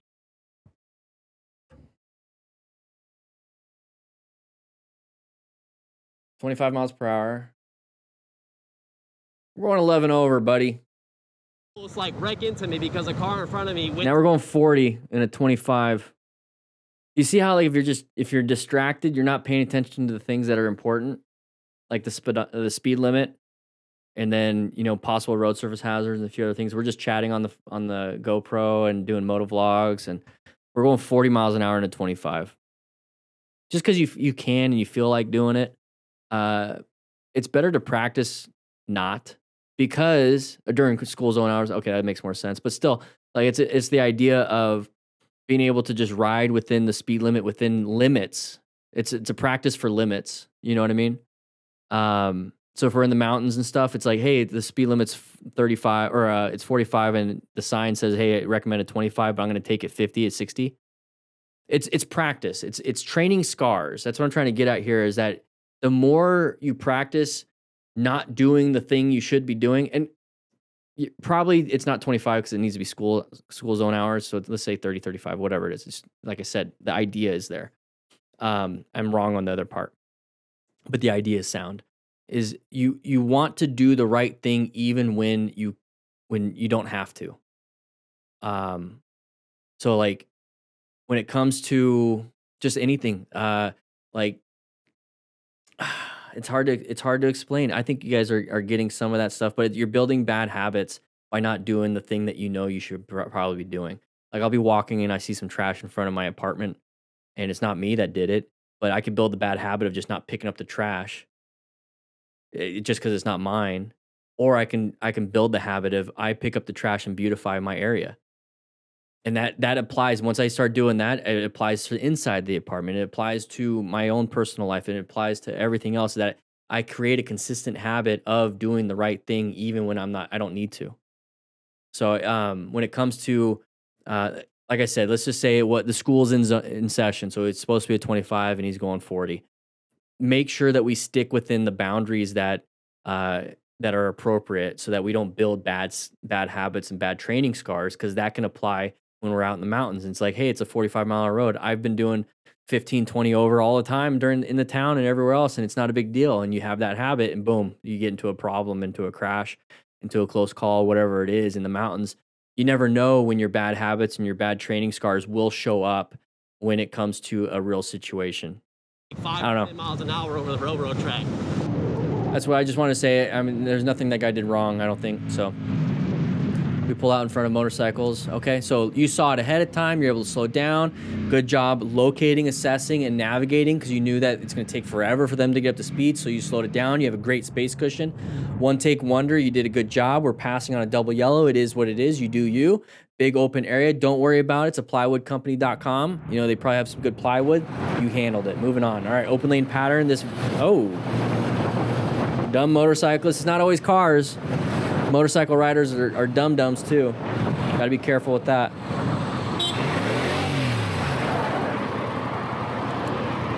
Is he going to check his pants here, or what's going on? You have a turn coming up. All right. Sorry for motorcycling in your parking lot. Okay. What do we got here? So he's going through the mountains, having a good time, nice and easy. Oh, somebody parked and stopped. And that's why it's important to go a good, decent, okay speed. Look at all the gravel too. It's a good lesson, so watch out getting merged into. Okay, there it is. So we got impact. So part of being a smart rider is acquiring and using personal protective equipment. Talk about that in the book. Just in case something happens. It is what it is. You know, we don't have a crash cage. We don't have airbags. We don't have anything like that. So we're going to do a nice little slow speed maneuver. We're going to park it right here.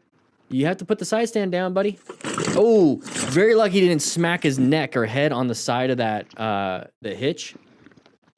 Oh, that's a lot of gasoline. All right, so it looks like a project bike stunter. He's used to that kind of stuff. Throw some kitty litter. Throw some kitty litter on it. Not a big deal. Hopefully the bike's doing fine. It's got a lot of protection on it. So hopefully it did its job. Yeah, you forgot that. Throw some kitty litter. Hey, what's up? What's up? We're just kind of cruising. Oh! So we're just... Look at the road rash. Oh, that will do it. Always watch out for gravel in the corners. Don't be speeding around corners, especially in areas that you don't know. Oh, that will do it. In this situation, take it nice and easy. Locate those hazardous situations. We have headlights in our lane for some reason. Poor visibility right in oh no, it's just the lights. That's terrible. So part of what we're trying to do here is the plan methods. We're locating hazardous situations, assessing if they're relevant threats, and then navigating them. All you can do is 3 things: swerve, brake, and accelerate. On camera, bro. On camera, bro. You can't just pop a U-turn like that, bro. Bro, you can't. The motorcyclist is right. The guy is saying, hey, you don't see the lights? Just because you have lights does not mean you get to do whatever you want. Even as a firefighter, when we're driving the ambulance, just because I have lights does not mean I get right away. It does not mean that. It means I'm asking for the right of way. All right, here we oh, side of the motorcyclist. We crash into the side of them. Not good. Those people on the bike, the motorcycle coming out into the road, absolutely at fault. Should have stopped, looked, and then went when it was clear. Oh. The truck's fault. The kid's just riding on the sidewalk. These kids are more important than you getting into the driveway faster than them. You gotta be careful though. Come on. Yeah. People get so defensive. I don't even think I'll ever see you guys again. So no accountability. No accountability whatsoever.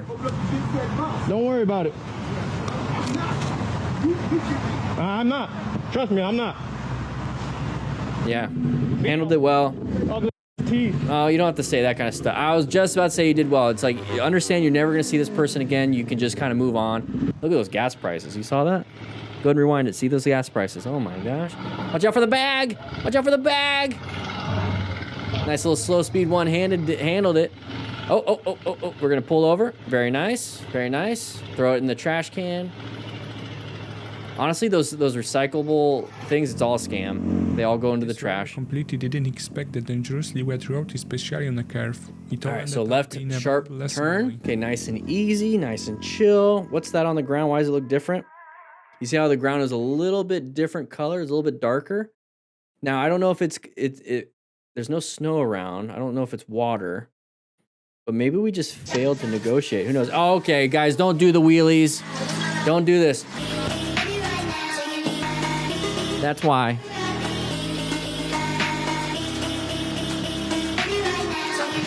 All right, moving on. You guys know not to do that, and if you do, you're high risk to crash. All right, so we have a nice parking lot, just nice and chill.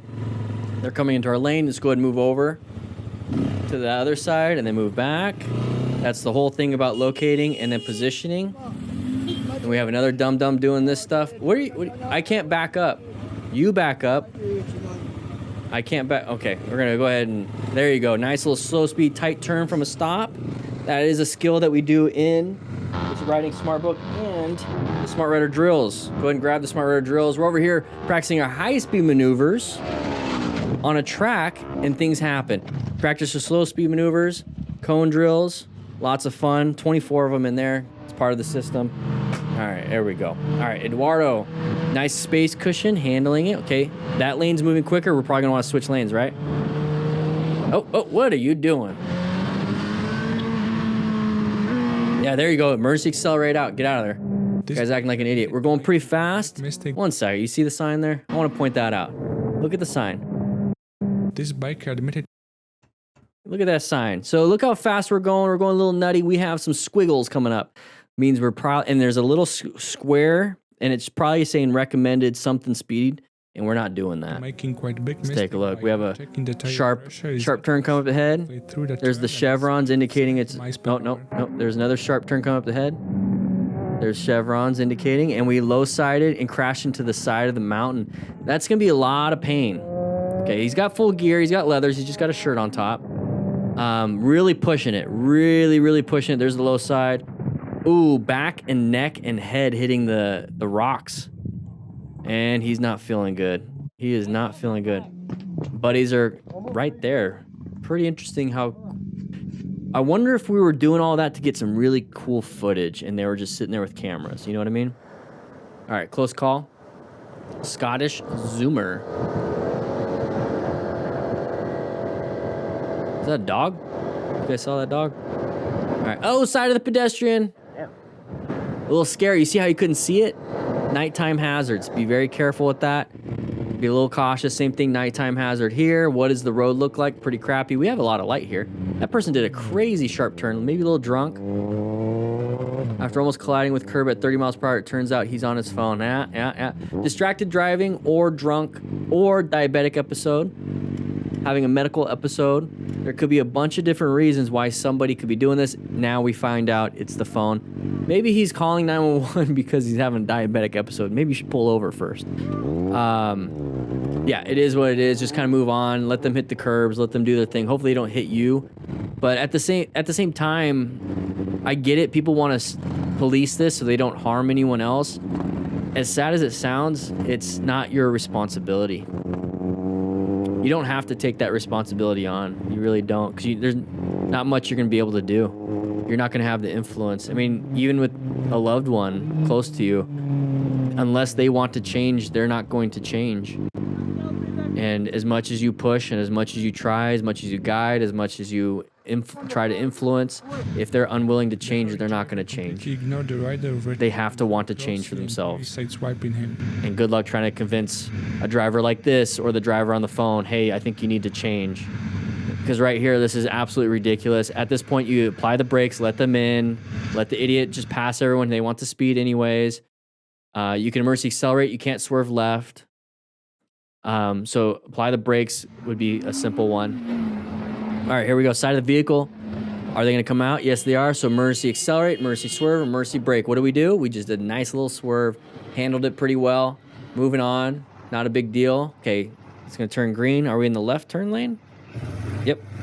Oh, green arrow for us. They decided to go at the same time. Let them in. Let them in. Just let them in. If you want to get their license plate, and if there's like a thing that says, hey, how am I driving? Call it in. You got it on video. Okay.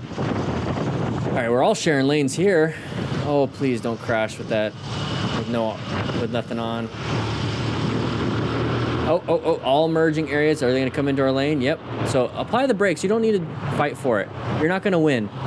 You're not going to win. You see how you don't win anyways and you wanted to turn right? Just kind of let them in, go back, and then make your right-hand turn. Not a big deal. Not a big deal. Speeding truck gets instant karma. Uh-oh. Instant karma. What do we got here?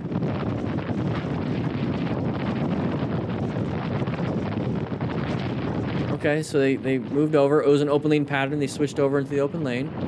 Okay.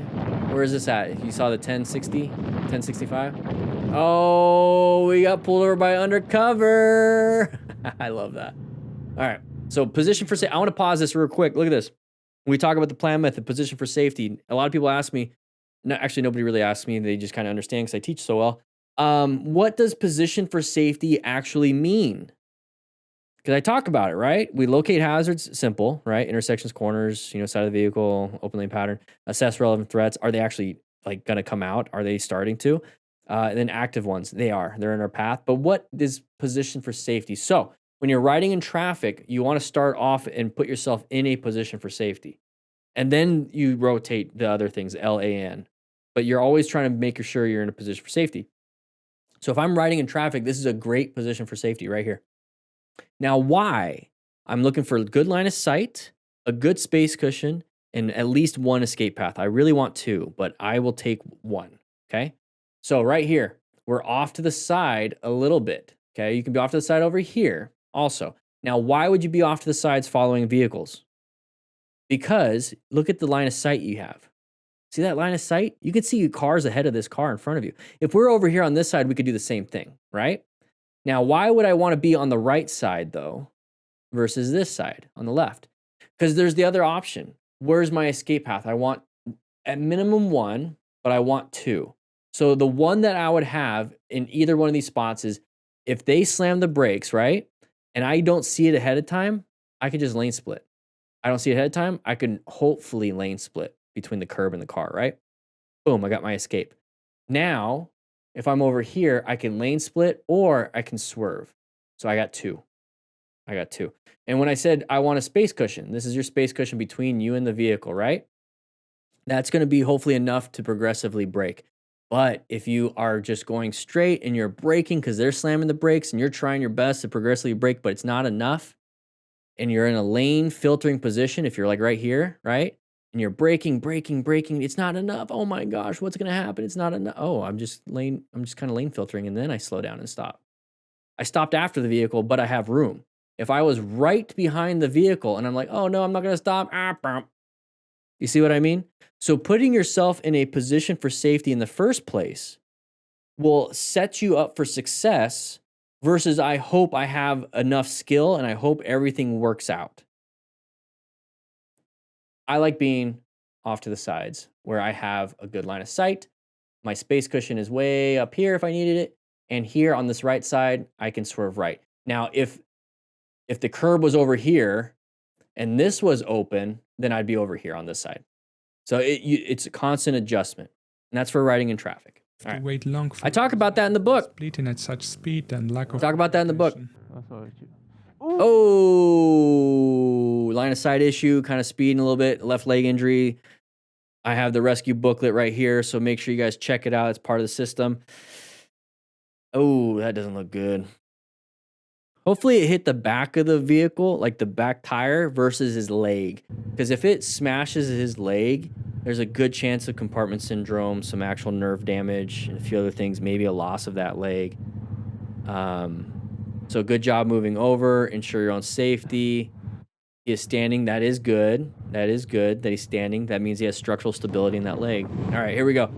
So we don't want to be... Oh, we got a warthog. Is that Simone or Pumbaa? It's Pumbaa, right?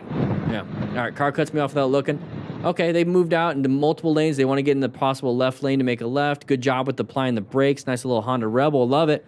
You might want to turn off your indicator. You did. Good job moving on, going straight. You were probably going to go left. Not a big deal. Now you can take the next one. Car pulls out in front of us, but unfortunately stopped in time. Okay. What do we got here? Yeah, pulls out in front of us. Let's see. Let's see. There it is. Side of the vehicle. Side of the vehicle. Intersection. They kind of pulled out. Not a big deal. They stopped. You're moving on. Talking to each other in your cardos. Okay. Yeah. Nice little wheelie time. Hopefully we don't crash and loop it. Because if we... Oh, what the... Hey, that's fine. They can pass you. You don't... You get mad. You pass people all the time on double yellows probably.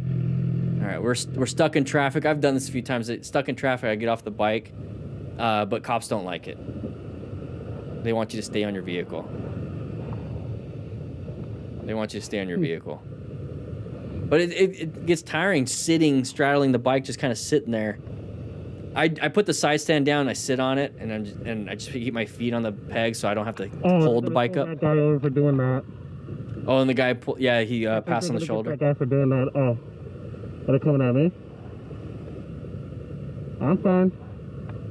Hop back on your bike. What's up? Hop back on your bike. You can't walk. It's in the walk? No, you're a pedestrian on the highway now. You can't be on so you have to at least sit on your bike. Oh, let that curse, man. Hey, can you tell me what's going on at least? What's that? What's going on up there? Some type of car crash? Construction. But then we also have a disabled truck trailing left lane. Oh. Yeah. Would you guys... You're technically a pedestrian on the highway. I just went through and skipped all this? Like, would you be mad if I did that? That's my supervisor right there. You definitely can't do that, yeah. You gotta stop traffic. Alrighty. Can I stand on it? Just stand near it. Alright. Yeah, I gotta start looking for stuff now. No, I'm not gonna look for it. I hit a motorcycle before. You start looking for stuff now. Don't know how to ride or have been riding and you want to learn how to do it right, we're going to be going over the plan method. This is going to be a longer video, so pay attention. I'm going to take you from zero confidence or very low confidence and kind of scared to hopefully having an idea of what to do just in case something bad happens or something like a close call happens. Hopefully nothing crazy happens in here, but maybe not. We just got ran over by a truck. So take a look and right. So what can we do in this situation? Let's go back just a little bit here. We are riding on a 3-lane, looks like a highway type thing. The whole point is to constantly be scanning your mirrors. You can see the truck right there in the right mirror over there. Okay, so scan your mirrors. You're looking forward, you're doing your ride. You want to make sure you stay focused. We're locating hazardous situations. We're trying to figure it out if there's any relevant threats. If there's an active one, we can only do 3 things: accelerate, turn, like a swerve, or emergency brake or brake. Okay, those are the 3 things we can do. So looking in your mirrors, you're like, oh, that guy's really close. What we can be doing is putting ourselves in a new position for safety, just getting off to the side, or even switching complete lanes. Okay, that's what we need to do. So the guy probably was in the far right lane, wants to come into this lane, didn't see us for whatever reason, didn't want to be stuck behind these people. He sees this lane and wants to get into this one, or maybe even wants to get into that one. That was his method. That was his idea. So it's our job throughout all of this to be looking at our mirrors just in case there's idiots doing stuff like that. Same thing if you're in your car. Hey everyone, and that is considered an open lane pattern. We'll talk a little bit more about an open lane pattern. It's just hard to see because it came from behind. Now, part of being a smart rider is acquiring and using personal protective equipment just in case something bad happens that you had no control over. Hopefully we have full gear to mitigate injuries, okay? And grab yourself a Tremoto trauma kit. He's out in the chat here. We're doing this live on the live stream. All right, here we go. Let's go ahead and take a look at this one. We're going to be speeding at night, nighttime hazards. Okay, we have somebody that crashed. Exactly what I was talking about with the Tremoto kit, having a trauma kit, being able to rescue somebody, remain calm, ensure on safety, stop major bleeds, and quickly assess.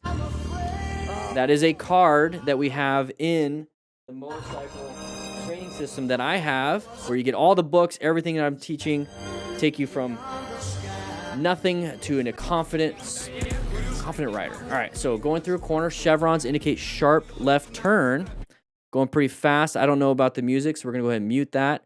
Oh, lost a little traction. We're going up and over. Full gear, full leathers. That is good because it's going to hopefully mitigate. We have armor impact in the hips, knees, back, elbow, shoulders. Hopefully that's going to help mitigate some of that stuff. Same thing with the legs. Okay, his ankle looks a little twisted, but he's walking on it. Very good. Okay, let's see. Do we have music still? No, let's go back just a little bit. Let's go ahead and go over this. We're going to try to go over as many as we possibly can. So if you're a brand new rider and you're kind of concerned of what I should be doing in the corners. Okay, part of plan, it works for in city, in corners, on highway, all that stuff. This is a method of thinking. So position for safety, locating hazardous situations. Locating a hazardous situation, corners, intersections. Pretty much happens, a crash or a close call usually happens right there. Corners, intersections. Bring that back up.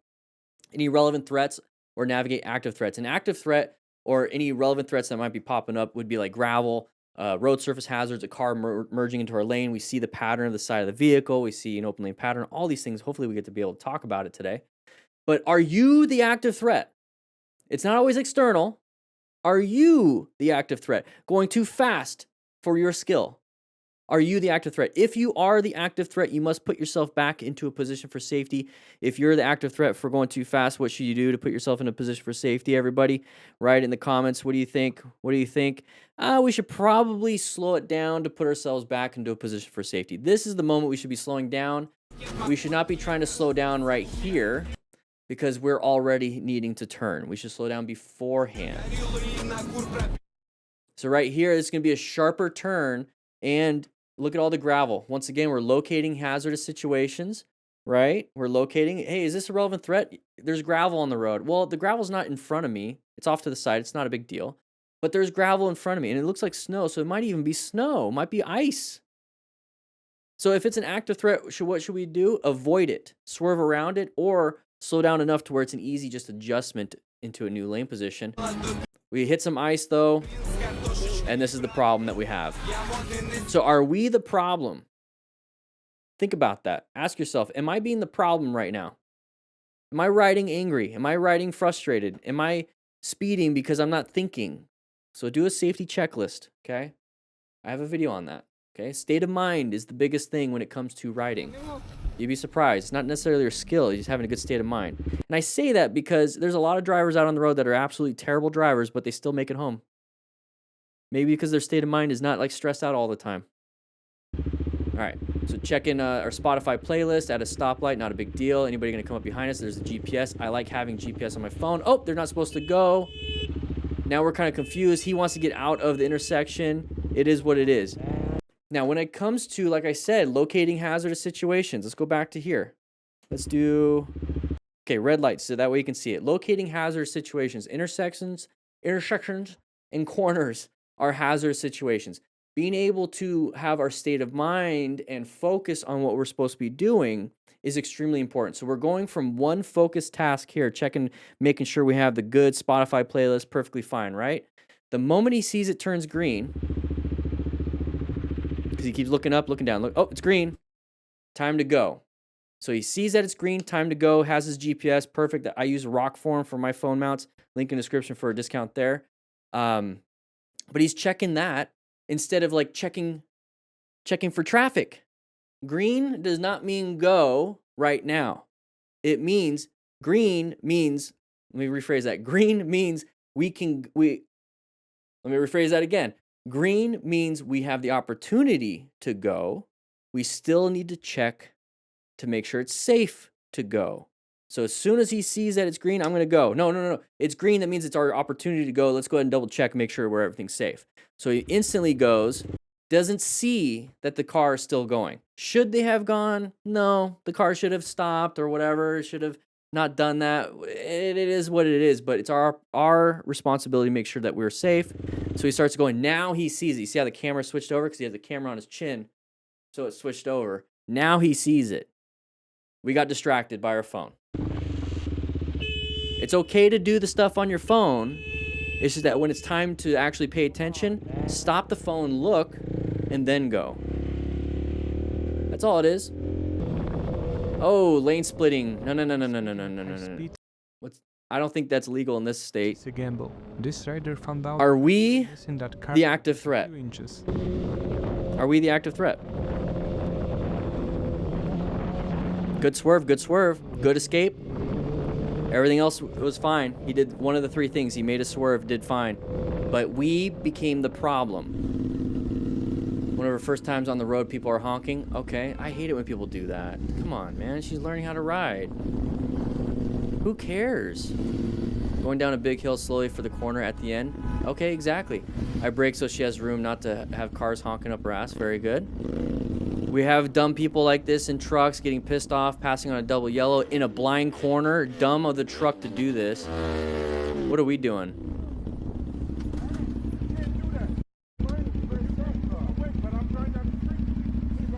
Impatience. Remember, state of mind can create hazardous situations. She's learning how to ride. She's slowing down on a downhill for a sharp turn. She's doing what she's doing. Perfectly fine. The guy in the truck, state of mind is terrible. He's defending his girlfriend or whoever he's with. It is what it is. You do what you want to do. But I want to make a point that state of mind is extremely important if you're going to be in a dangerous situation. He passed on a double yellow on a blind turn. Once if a car was coming around. Now we have a head-on.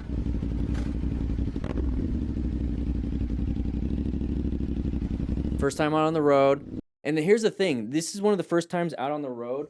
In my book, I take you to learn how to do everything in your neighborhood. I even have a video on how to do all this stuff in an apartment complex. But in this book, I teach you everything. All the controls, what minimum gear to have, up and down your street, riding in your neighborhood, practicing all your skills. And then finally on chapter 7, I take you from the neighborhood onto the road to get to a parking lot to then do more practice and practice your motorcycle operator skills test so you're ready to take it at the DMV.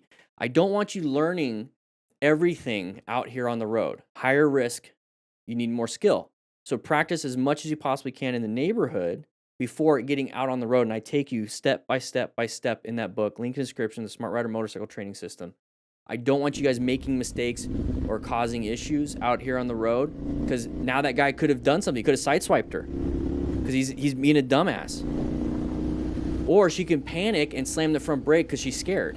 We don't want that. So I want you guys to practice in the neighborhood. And that's how I learned. So I'm taking you about how I learned into that.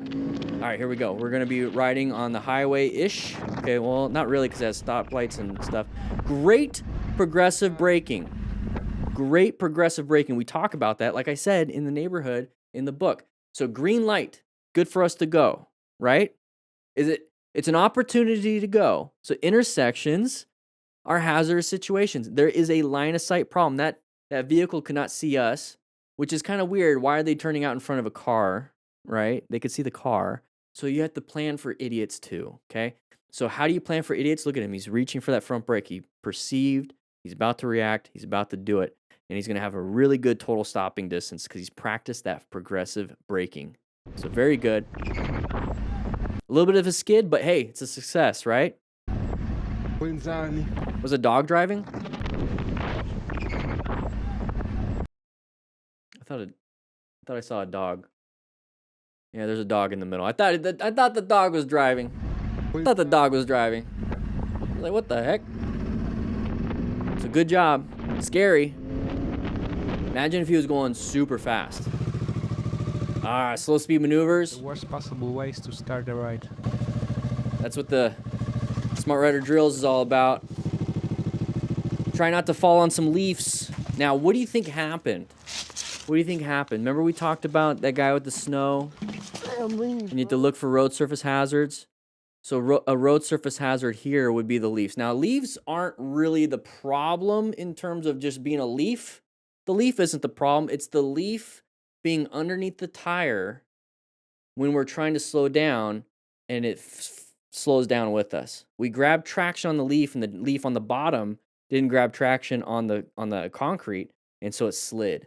It's like putting sliders underneath furniture when you're on the carpet. So what does that tell you when it comes to motorcycle riding? Don't try to apply the brakes on the leaves. Now, here's what you can do. He's sitting here. If you're like, well, then how do I solve this problem? We're obviously at our spot right here. We're at a house. We're about to take off, right? Before getting on the bike, start kicking your leaves. Kick your leaves off. Not all of them. You don't have to do all of them. Like, let's say you just kicked off enough. Like, you kicked off all these. So now, you can do that. You have time. Plan ahead. And I do the same thing. This is going to be a big video. It's going to take a lot of, like, there's going to be a lot of tips involved. I do the same thing when I'm stopped at a stoplight. And I have to make a left-handed turn or a right-handed turn, but I have to be stopped, right? So since I'm stopped, I'm taking that opportunity to look ahead and look into the road on that left-handed turn. Be like, hey, there's a bunch of gravel in my path of travel when it's time for me to go. So I know that's going to be there. I can't get out there and kick the rocks, but I know that I'm going to be able to go around it. I'm not just going to blindly go through my left-handed turn. Same thing for the right-handed turn. It's like, oh, there's a bunch of gravel. I have to be stopped here anyways. I know I'm going to have to go wide around that part. I'm planning. Take that opportunity. Don't daydream. Don't assume it's going to be fine. This has to be one of the worst. So he's going to apply some brakes because he has to going downhill. And he lost traction because of that. You have plenty of time. Kick some leaves out of the way. Great suggestion, Potshot Clowns. Go ahead and grab yourself a slice of pizza. If you're wondering what we're doing here, we're doing it live. He says, I would also suggest at a slow speed, use the rear brake instead of the front. Exactly. That is going to be more of an off-road thing. So if those of you that have been riding dirt bikes off-road, going down a hill, what do you use, front or rear brake? Use rear brake. Just gentle rear brake. Great suggestion. Grab yourself a slice of pizza. All right, so lane filtering. Okay, once it's green, it's time to go. Get out of there. Perfect. Okay, we're moving. Angry people, at this point, it's going to cause you to have an emotional reaction and be like, I need to defend myself. You called me, like you said, F you, man. I want to say F you back. Box breathe, regulate, get yourself back into the safety checklist. You're going to have to constantly rotate that too. It's like, what's my state of mind? I'm getting angry now. Calm state of mind. He does his own thing, whatever. I'm never going to see this guy ever again. Don't really care. My day's great. He probably is pissed off. He's rushing to get home because he has to take a big dump and he's not going to make it to the toilet. And he probably got a little bit inside of his Toyota Tacoma. It is what it is. He has a worse day than me.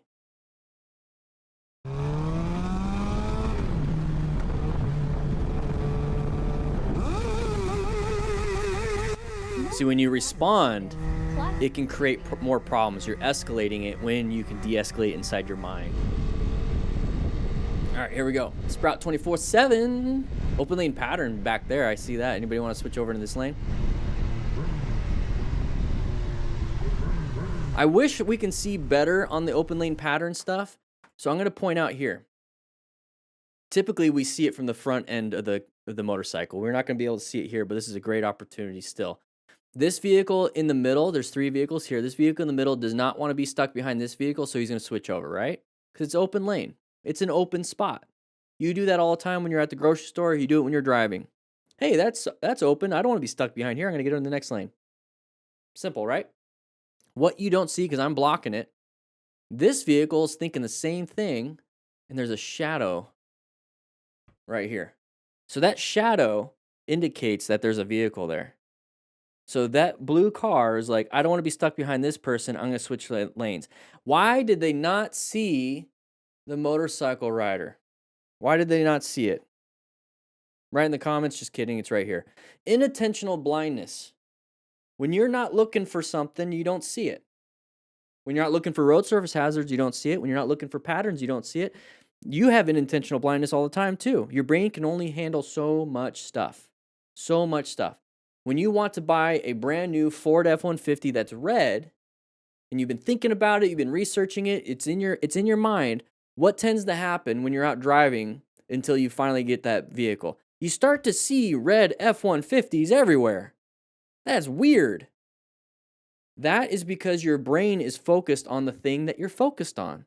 So the problem with car drivers, and I want you guys to understand this is going to help out with your state of mind. Car drivers aren't out to kill us. They're not. They don't see motorcycle riders because they are looking for cars because they are in a car. Not a lot of motorcycle riders out on the road. I want to say about 5% of roadway users are motorcycle riders, so car drivers tend to look for the other 95% because the other 95% is what's going to kill them. Or they don't want to get into a crash with the other 95%. They literally, their brain does not see motorcycle riders. That's why when people say, if you ride a motorcycle, you become a better driver and you're a great motorcycle rider. Because when you're a motorcycle rider driving a car, you tend to see other motorcycle riders because you know what a motorcycle rider looks like because you are one. That's the whole point. So the whole point behind all of this, though, is that we must focus and locate. We must focus when we're riding. We must focus when we're driving so we see every hazard.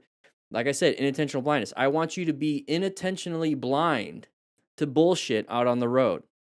I want you to be paying attention to the hazards. I only want you to pay attention to hazards, not bullshit. Your brain can only handle so much. So if your brain is handling bullshit on the road with like road rage, then you're not going to find the hazard. So give your brain a break and focus only on hazards and get home. Get to Chick-fil-A like you needed to. Get to where you needed to. Take a break every now and then because it's a lot of work with your brain. But I want you to focus only on the hazards. Because why are we driving? We're trying to get from point A to point B, but it's a dangerous thing. A lot of people die in car accidents compared to random things out anywhere else. Car accidents are huge. They kill, they maim. So it's a hazardous thing. Not everybody should be driving. I get it.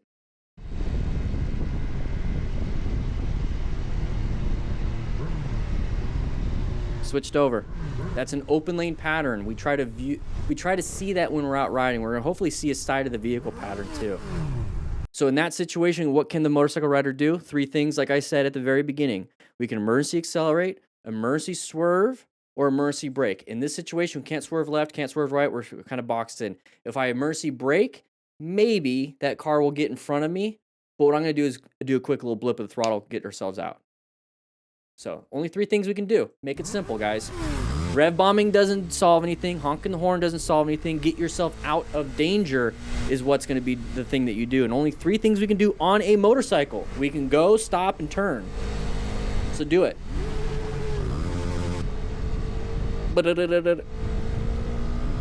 Open lane pattern doesn't want to be stuck behind the white vehicle. That's exactly what I'm talking about. This is a great open lane pattern video here, and we're going to spend some time on this. I'm going to take some time and do some timestamps. But right here, this vehicle does not want to be stuck behind this white vehicle. We can't see what's in front of her, so he switches over. At this point, I think this guy's just a really terrible driver. I don't think it's inattentional blindness. He has to have seen us by now. I think he's just a person that doesn't care. And like I said, my go-to thing is he has to go home as quick as possible because he's turtle heading. He's about to crap his pants. So please, I'd be like, oh, dude, you do it. I know how that feels. I do it every day. I'm just kidding. I don't do it every day, but I know how that feels. Get home, dude. Get home. I let him in. Go ahead, dude. Go. You're going to shit your pants. That's how I do it. That's how I feel. Sometimes. 95% of the time. So if they're going to switch over, what can we do? Roll off the throttle, apply the brakes, let them in. He's touching cloth. He's touching cloth. Exactly. So now we're, oh, side of the vehicle. Okay, nice little impact. All right. Perfect. Come on, man. Yeah, a little pissed. And there's a nice little dent. Oh, geez. Let's go take a look at this. Okay. Typically, we see like the side of the vehicle like right here, right? Ready to pop out and then go. That's usually what we see. Hopefully, we'll see another version of that in this video. But if not, make sure you hit the subscribe button. We see it all the time during these weekly live streams at 11 a.m. Mountain Standard Time. And I put out videos from the live stream on this channel. Anyways, this person is probably doing a U-turn. Probably had to do a backup because he like hit the curb almost. So he's doing a 3-point turn to get himself out of there. Simple as that. If we see the side of a vehicle in our lane or ready to come out of an intersection, that's going to make us be like, relevant threats, if they're in our lane, it's an active one. 3 things, remember? So don't speed up into it. Slow down. Now, what can we do here? We can swerve around. We can hopefully slow down and try to brake. We could, if there's no, there's traffic right there. That's why it's important to have an understanding of what's around you. Because if we try to swerve and then, well, let's do this. If we tried to swerve and then slow down in the parking lot, we might get hit by this vehicle in our mirror. So we can only slow down or swerve to the left. So there's the vehicles.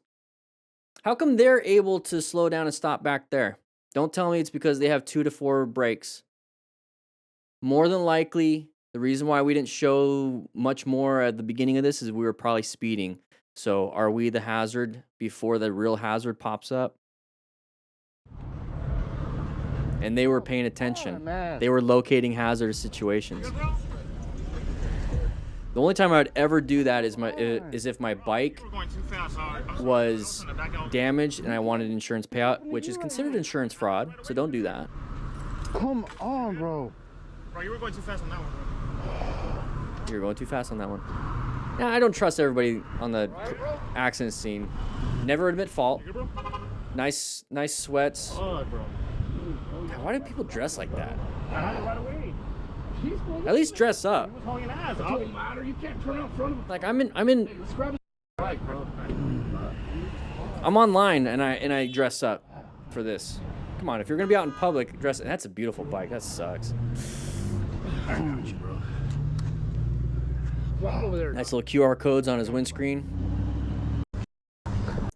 Still no. All right, here we go. No shoulder check. Nice little speed hump. Time to react. Okay, switching lanes. Open lane pattern. Perfect.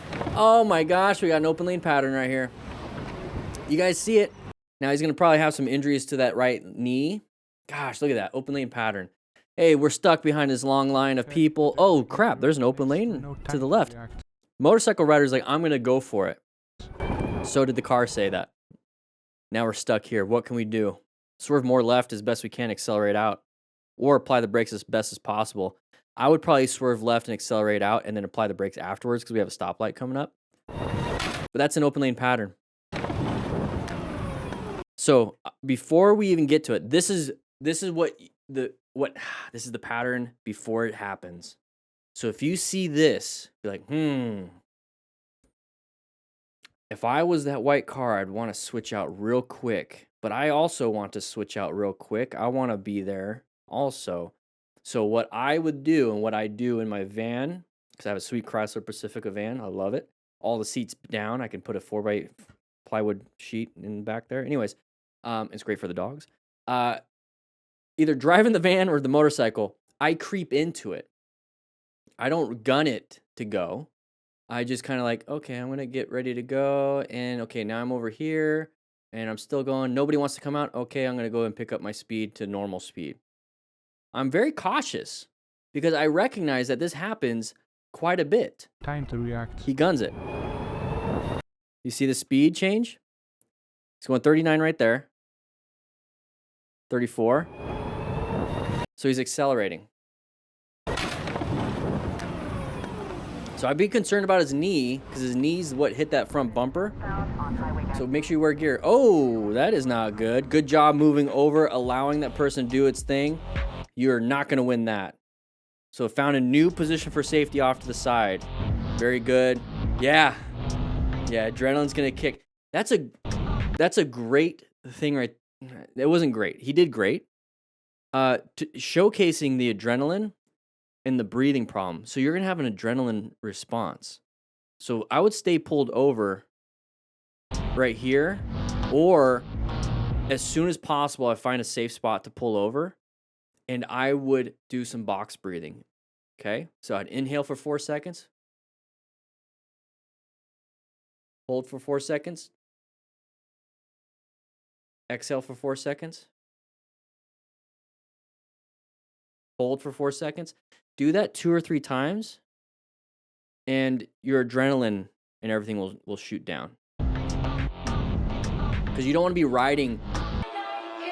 Oh, there goes his balls. So high risk, high skill. We're moving on. Dash cams. Today we have Now we're on a dash cam. Supposed to go in the first available lane, motorcyclist. He probably wants to switch over. He was in a left turning lane, the far left. He decided to cut me off.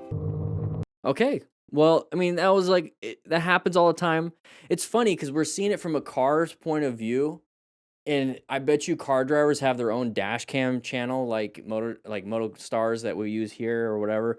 And they get pissed off at motorcycle riders. Like motorcycle riders get pissed off at car drivers, but car drivers have dash cams. Motorcycle riders have GoPros on the front of their face. So it's pretty interesting. So when it comes to the double turn, make sure, guys, you go into the lane you're supposed to go into. Okay, this guy did not. Now, why? It could be because they don't care. They think they own the road. Car stars. Yeah, they think they own the road. All that stuff. But guys, that's why I teach you in the books to have the skill set. To not do stupid stuff like this so that you can actually make the turn. Maybe this person's a new rider, needs this wide turn to make it. Then you shouldn't be doing that. You shouldn't be on the road yet. You should be practicing this in the neighborhood. Okay? It's very important. Going right in front of me in the far left turning lane. He was in a left turning lane, the far left. He decided to cut me off. Yeah. All right, here we go. X-beak.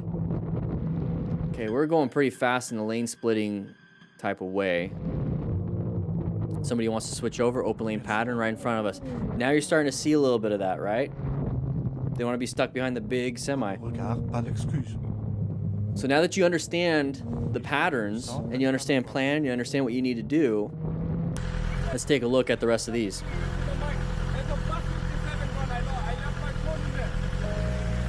Oh, snap. What are we supposed to be doing here? Going to get his phone?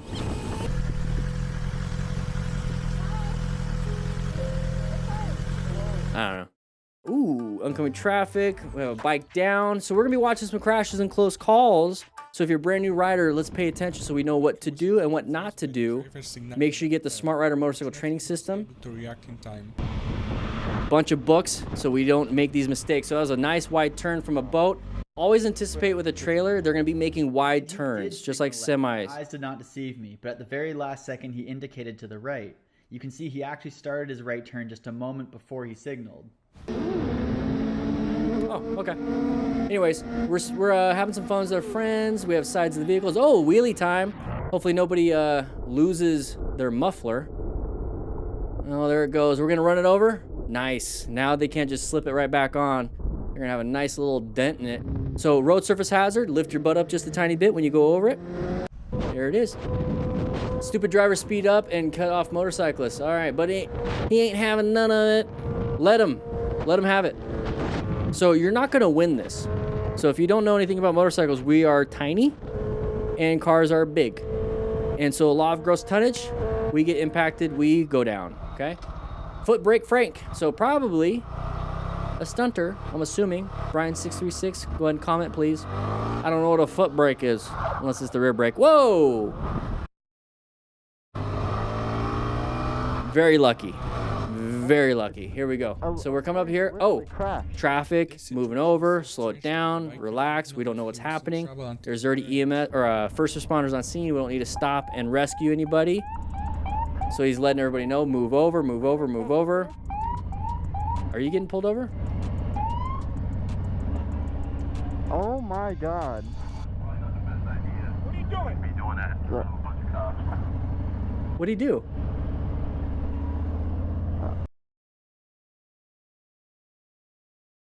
That the biker didn't know. Just standing up? I guess that can be considered reckless riding. So if you're a brand new rider, don't stand up in front of cops. You do that off-road for adventure riding. I don't know. I was in trouble until the very end. I stand up. It's a nice stretch for the legs. Are you getting pulled over? Yeah. Oh, almost hit the cone. Practice your slow speed maneuvers, which is a part of the system. Smart Rider drills, 24 drills. You set up 10 cones. You never have to move them. 24 drills from beginner all the way to expert mode. All right, I guess I'm getting pulled over. Just go. Nah, it's just letting you know. Oh, I'm not. Yeah, so standing up, I guess. Was that? It is what it is. Damn. Move on. Wear some gear. So as a smart rider, we acquire and use personal protective equipment just in case we crash. We want to go ahead and do that. You stood up. They think it's reckless. It's California. Holy moly. All right, driver stuck in traffic blames me. All right, open lane pattern. Watch anybody want to swerve left into your lane because that lane might be moving more. Okay, everyone stops. Nobody's going to do that. School is getting out. All the parents are waiting. I need to turn right at the next light. Got my blinker on. Okay, very cool. That's exactly what you should be doing. Is it California? You're able to lane split. You're perfectly legal to, yeah, it looks like it's California. You're able to do this. You're able to get through. That's a nice open spot. You can go. But he's doing the right thing, you know, because car drivers get pissed off when we lane split. Oh, this is my fault? I can't wait to put you on YouTube. Yeah. It is what it is. Car drivers hate it when we lane split or lane filter, and then when we don't, they get mad. So either way, just do what you want to do. All right, side of the vehicle, left turner, dangerous, very dangerous. So I'm trying not to pause it, but when somebody's slowing down like this, they're more than likely going to turn. Okay, you notice that they slow down, they're not continuing their path of travel. So it's kind of giving you that idea of locating this hazardous situation is a relevant threat. Now it's an active threat when they're starting to turn like that. So we either have to accelerate, swerve, or brake. Good job with the swerve. Not much room to do it in. Did it, moved on. You're good to go. Good job. That was a good job. It is what it is. All right, bro. Where do you think you got that? Sharp left turn coming up ahead. You saw the sign. Oh, we have a left turner in front of us. Good job applying the brakes, handling it, swerved out of the way to get it behind him so you can get back in your lane. Good job. You see how it's hard to shift with that bent? Get a new lever or bend it back. It'll probably snap if you try to bend it back, but nice little skateboard. It's got a skateboard backpack. Those are cool. I love it. Correct distance and eventually hits the handling it. In front of him. There's another motorcycle rider to our right. I saw the shadow. We're moving over. Okay. Oh. He slammed the front brake. Okay. It is what it is. We're gonna help each other out. Dude, he's been, you know. I'm sorry. You're good. No, you have to apologize. We're here to help, man. We're here to help. Love it. Love it. Rescued another rider. I'm sorry. Yeah. Might have impacted the other car. I don't know. I couldn't tell. But either way, it was a sudden deceleration, lost balance, fell off to one of the sides. Oh. Yeah, don't hit my bike. That's another thing is don't park in front. Save your bike, I promise. What is that? That's what I was trying. Careful, you're going to get burned on your leg with the exhaust. Recorded that. So he stalled. He's probably like in second or third gear. Needs to get down to first. Well, good thing I got this backup screen. It probably has like, you know, the fluids are all messed up. It's an older bike. You know, there you go. Flush the lines. Doing well. Yeah, I'm sorry, man. No, we're all good. Thankfully, he didn't hit his head falling down because he's not wearing a helmet. So please wear a helmet. Please, please, please. Nah, I'm going right here. Everyone's just chilling. I love it. We're just going to power through this video. We're trying to find mistakes, trying to find some good things. There's an open lane pattern right up ahead. Any vehicles want to go in the left lane, be careful. I get it. We're in the HOV lane. Nobody's supposed to do that. There it is. He swerved out of the way. We swerved out of the way. In that slower lane, they see the clear traffic in the commuter lane. Good job. They come. It didn't seem like a lot, but... What did he say? Lower lane, they see the clear traffic in the commuter lane, and over they come. It didn't seem like a lot, but that really did throw me forward. I had to hit the brakes hard enough. All right. Can we rescue anybody? I don't see any cops or first responders on scene, so let's go ahead and see if we can rescue anybody. Anybody hurt? Good job with the slow speed maneuver. Practice the smart rider drills there. Oh, not getting up. This is the moment we could do something if we have the training, so please get the training. That is not blood. Okay. Why are you yelling at the dude on the ground? Get out. Dude, go away if you're going to be yelling at The guy on the ground. Are you trying to rob him? So leg is probably in pain. I would do some kind of assessment to check his body. I would ask permission first. That's called informed consent because he is conscious and alert. If he was unconscious, I would just do it. That's called implied consent. So I'm going to go ahead and ask and check. And it's like, hey, I got my trauma kit right here. Any major bleeds, I'm going to do a quick assessment, rapid assessment, all that stuff. And if he's fine, I'll just kind of hang out a little bit. Just chat. Maybe leave. If everything's good. Voiture qu'à rentrer. Damn, c'est bon. Take a little souvenir. You know, just have some fun. Be like, you can't park there. Can't park there. Foda, véi. All right, doing some wheelies, having some fun.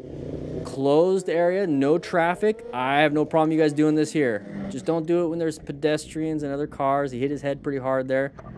That's why I wear helmets. No gear. You got a little bit of road rash on the knee. This is where we're practicing.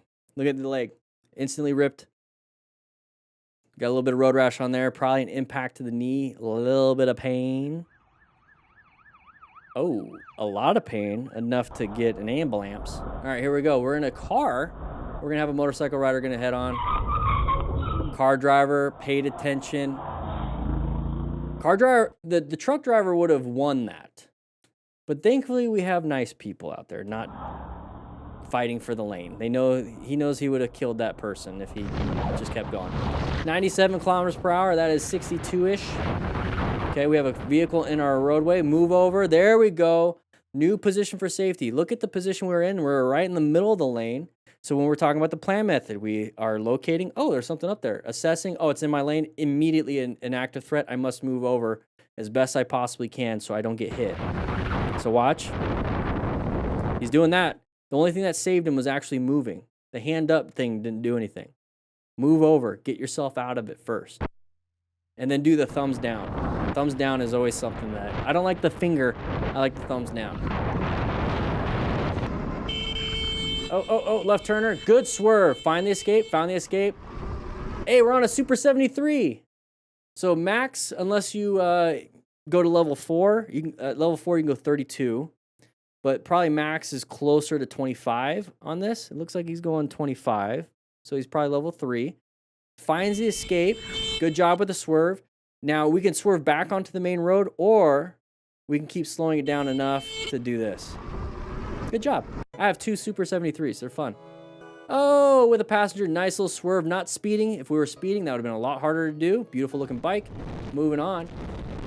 Perfect positioning for safety in terms of line of sight. Not space cushion. This is too close. I don't like it.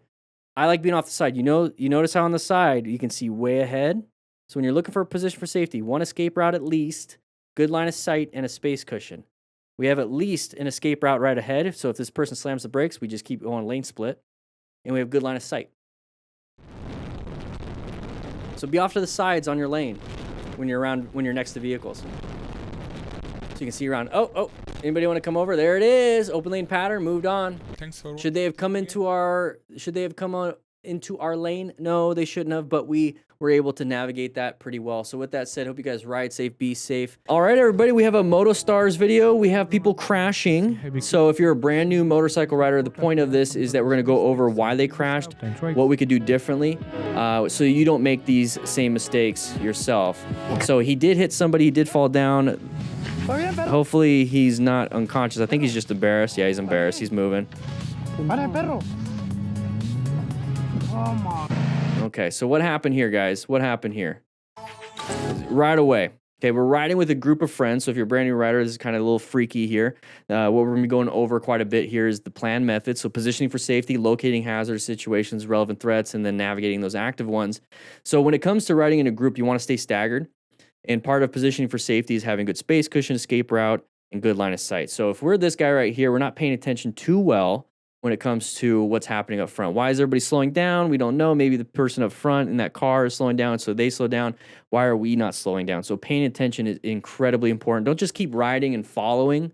A lot of people do that when they're driving their cars. A lot of people do that when they're riding. They're just kind of following the car in front of them and then reacting off of what the car in front of them does, if they're even paying attention. So stay in the zone, stay in, like, focused, pay attention here. And when you see this kind of last second, we slam the brakes. So you don't even see it until about right there. There's the brake lights.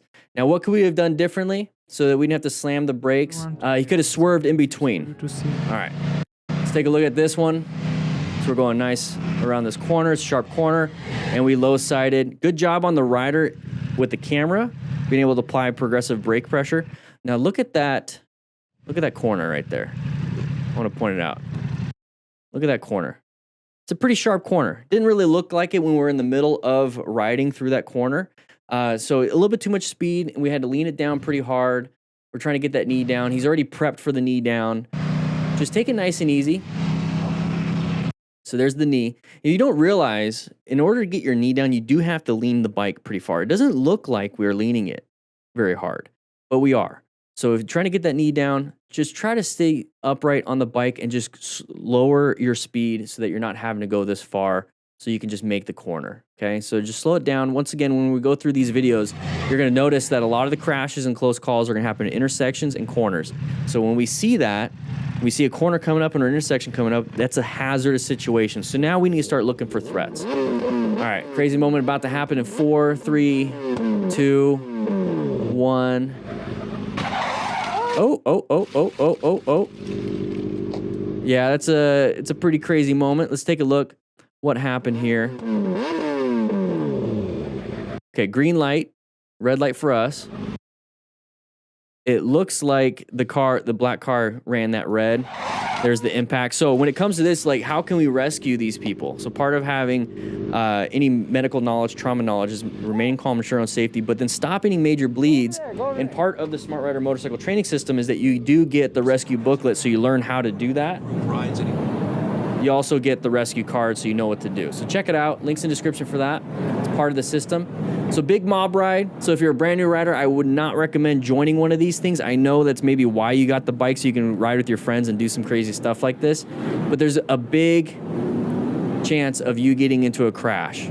It's pure chaos. Nobody's giving each other space cushions. Everyone's just fighting for it.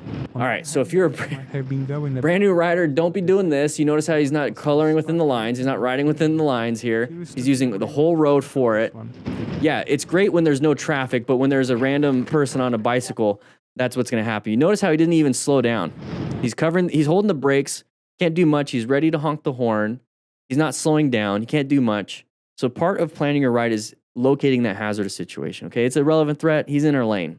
What can we do for navigation? We can do 3 different things. We can swerve, we can brake, or we can accelerate. That's 3 things we can do on a bike. Honking the horn's not going to do anything.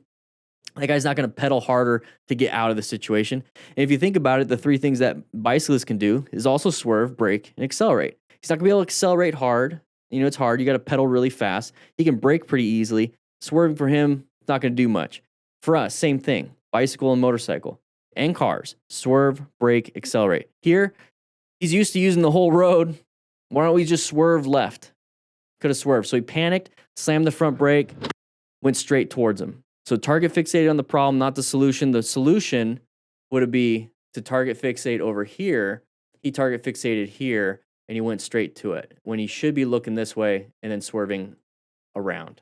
Simple as that. Okay, so I don't know. I don't want to say new rider, but just a rider that's not really caring or paying attention, was all over the road, just building bad training. All right, here we go. Let's take a look. Open the view. Open lane that was an open lane pattern. Okay, so we're gonna go over some open lane patterns. This is a view from a motorcycle rider. I want to point out this is part of locating hazard situations here. Okay, we're locating hazard situations. Typically, we see this happening. What we're doing is we're in this lane. We want to go to the open lane. Just like you would normally do in a grocery store, you want to go to the open lane, you know, where the cashier's making people go through quickly. You're like, hey, I'm just going to switch over. You don't want to cut in front of anybody. You know, you don't want to be a dick about that. So here on the road, it happens all the time. Cars typically go to the open lane. We are doing the same thing. We didn't do a head check at all. No head check. We switched over. Didn't even see that the car was right there. Ran into him. Typically, a car would want to switch over while we are going, and then they would hit us. So it's interesting to see from a motorcycle perspective. There's the high impact. You know, he's going to hit the ground, road rash everywhere. Wear full gear, everybody.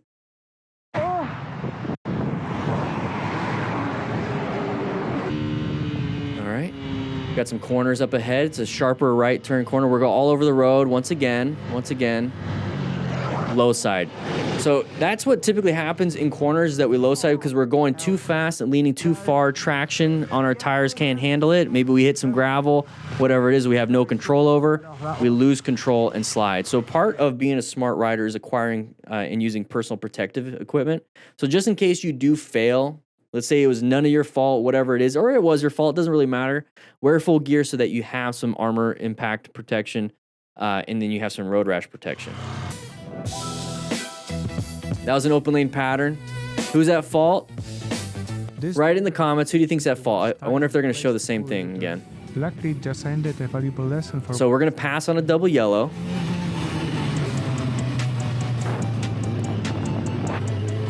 Who's at fault, everybody? Who's at fault? Let's take a quick look at this one. So we want to pass. Like I just said, it's an open lane pattern. Okay, we have somebody in front of us. We're going to pass into the open lane. Simple as that, right? So we decide to pass. Now this car, why is this person at fault? I don't know. I think that they're not. They're going over here. It did say there's an intersection coming up.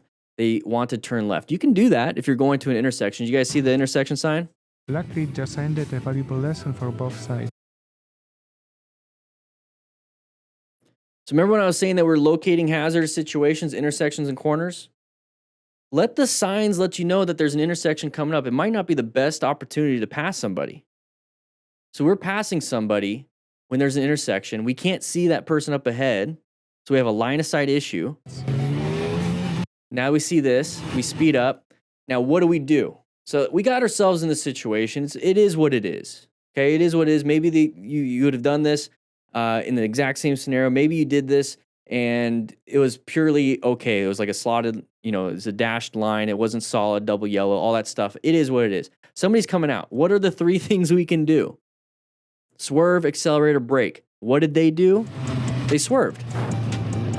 So there's good and bad in all of this, but let's pick out the good.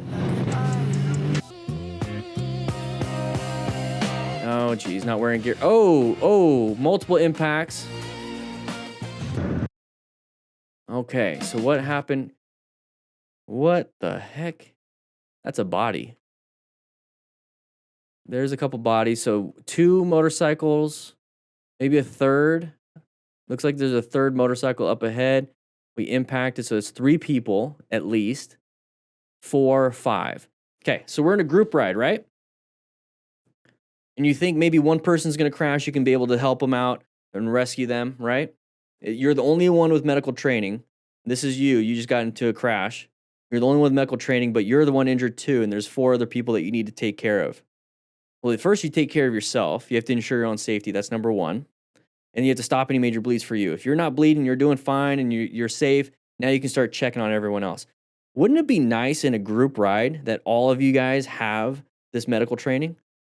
All of you guys have the Smart Rider motorcycle training system where you have the books, or just one of you gets it and you guys, go over the material together. Try that. Maybe all pitch in and go over the material together, get some cards, all that stuff so you know what to do. This is not a good scenario. This is why group rides can be dangerous. The same thing with riding with traffic. Oh, tram tracks. Hopefully nobody gets stuck on the tram tracks. We do have a car kind of blocking and getting on everybody's butt. Okay, it is what it is. Watch out for the tram track. You see how all of our focus is on this car? How about you just get away from it? Just get away from it because you're not paying attention to the tram tracks. What the f***'s your problem? She's blocked in. She's pissed. I'm gonna break you. Why do you think people get pissed?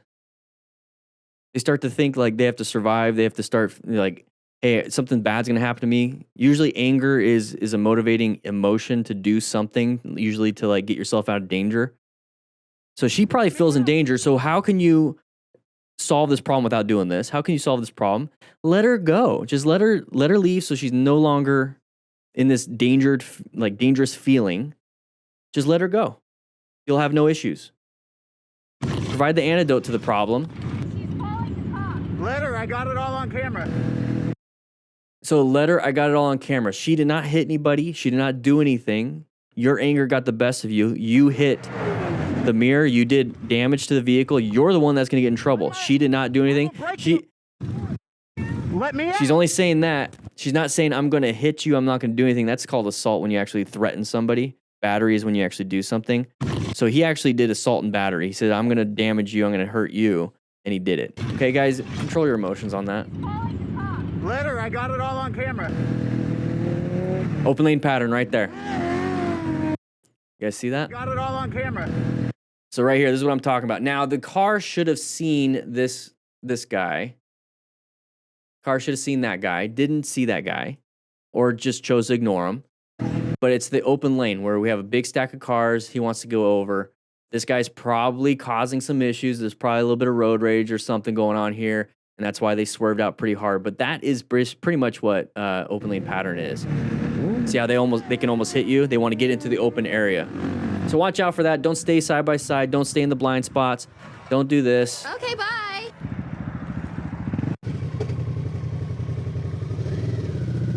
Little Harley. Oh, we're gonna crash here. A little bit low side, maybe some oil.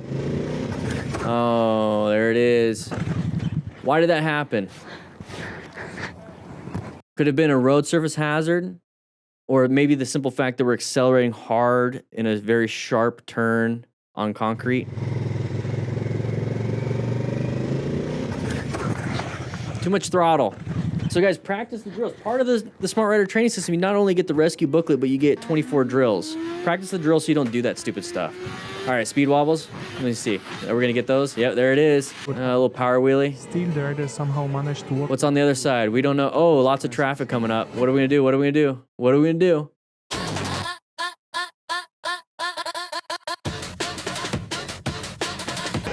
Okay, so part of the problem here, if we look at the plan method here, are we the active threat? Because there's no road surface, there's no cars, nothing right now. We are the active threat by going too fast. We're not putting ourselves in a position for safety. We need to be putting ourselves in a position for safety. So we're not doing the right thing here.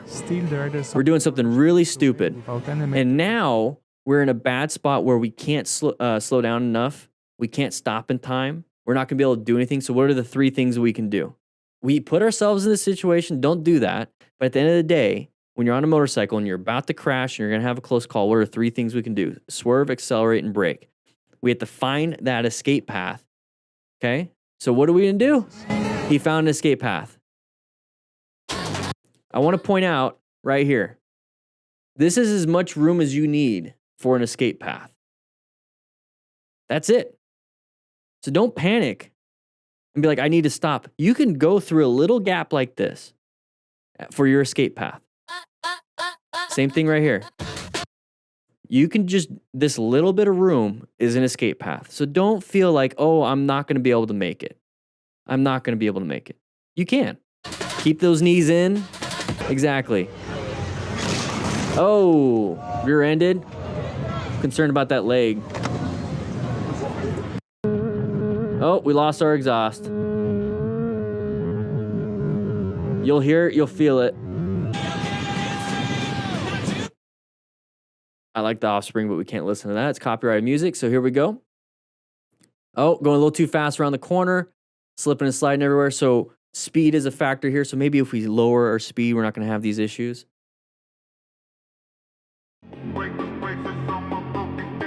What do we got here? We got probably, I don't know if it's copyright music. Don't run over your foot. Don't run over your foot. There it is. That will crush some toes. Be careful where you put your feet. This is why it's also important to keep your feet up on the pegs. So how are you going to be able to do that at a slow speed? That's where practice slow speed maneuvers, friction zone, throttle control.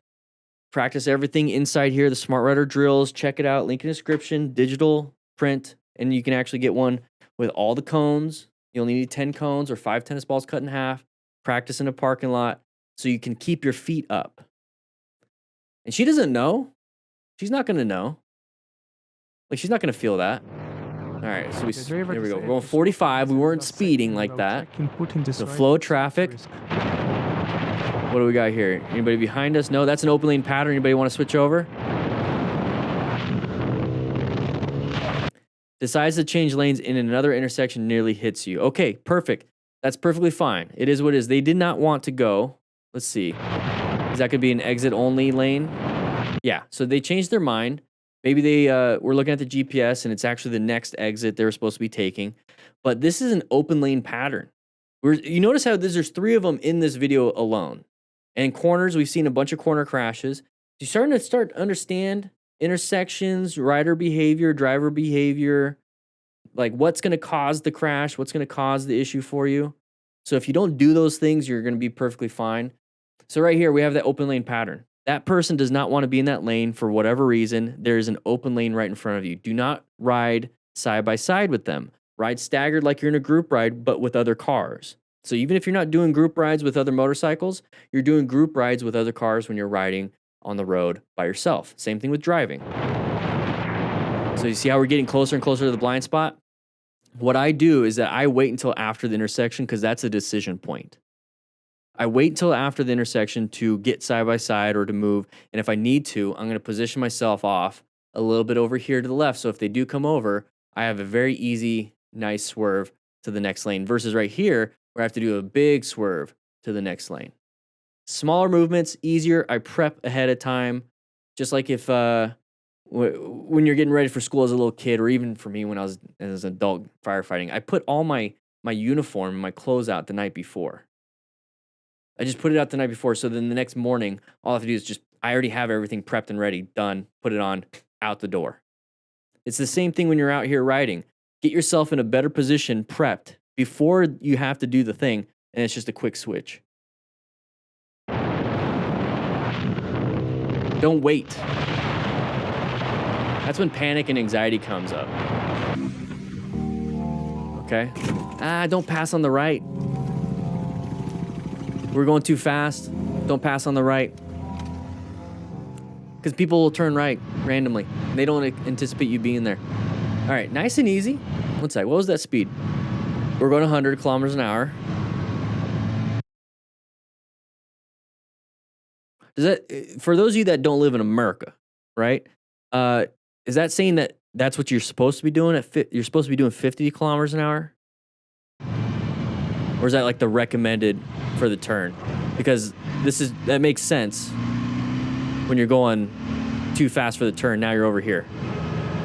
Okay, so we're going double. Minor accident, major repair bill. I want to point out something though. Outside of the terrible music. Oh, geez. I want to point something out though.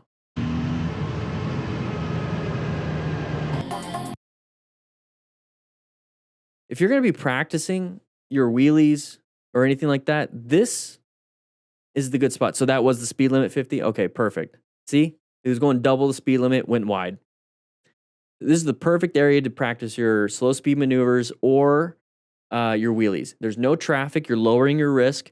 You're taking a risk, but you're practicing your skills. This right here is the area you want to do it because if you did crash and you're doing this in like an intersection or downtown, you could possibly get hit by a vehicle. So go ahead and do this here. That's a great parking lot for the Smart Rider Trails, by the way. All right, here we go.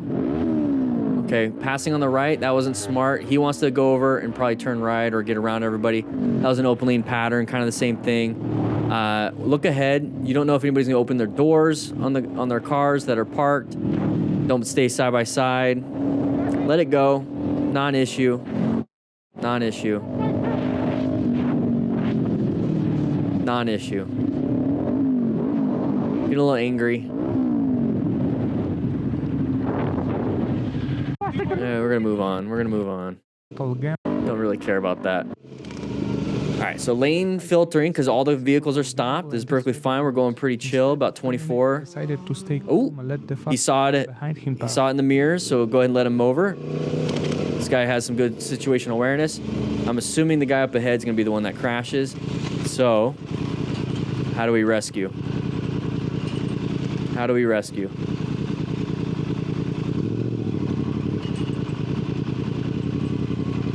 There it is. So the person that isn't speeding through traffic is fine. The person that is speeding through traffic is not. It's gonna let you know what you should be doing and what you should not be doing. erectile dysfunction. All right, here we go.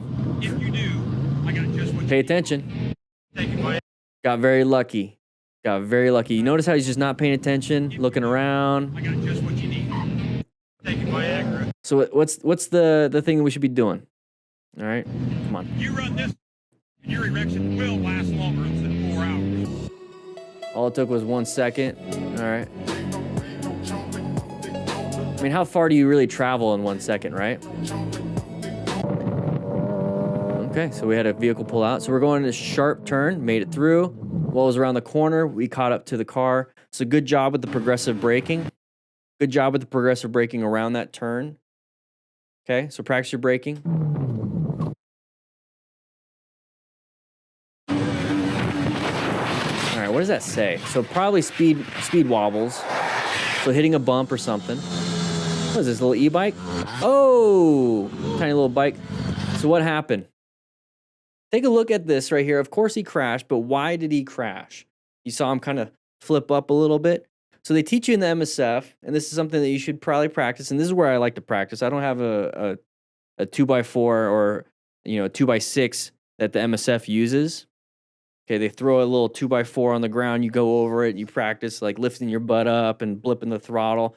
So right here, I practice these every now and then whenever I'm in a parking lot. It just lift your butt up on every little speed bump. So if you want to practice going over an obstacle, go to a parking lot that has speed bumps and practice going over the speed bump. There's a lot of things you can do that you don't have to go to the MSF, and that's part of the system. The first book will take you through everything, but you can practice everything.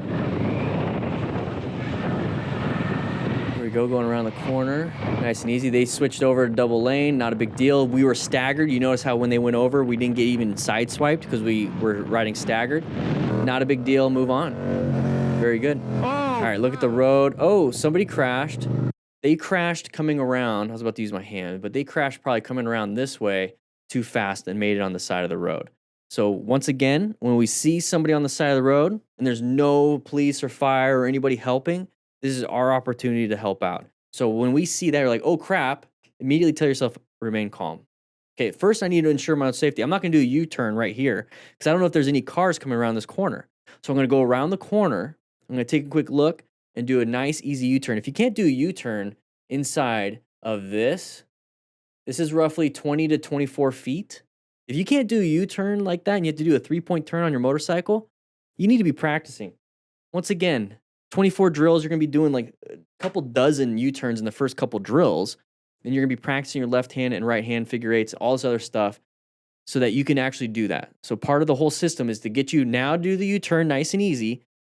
Part of the system is the rescue, so ensure your own safety and see if there's any major bleeds. Inside the book, get yourself a trauma kit, get yourself a tourniquet, a bunch of other stuff. I talk about that in the book, so that way you know how to stop any major bleeds, and then ensure your own safety, call 911, all that stuff.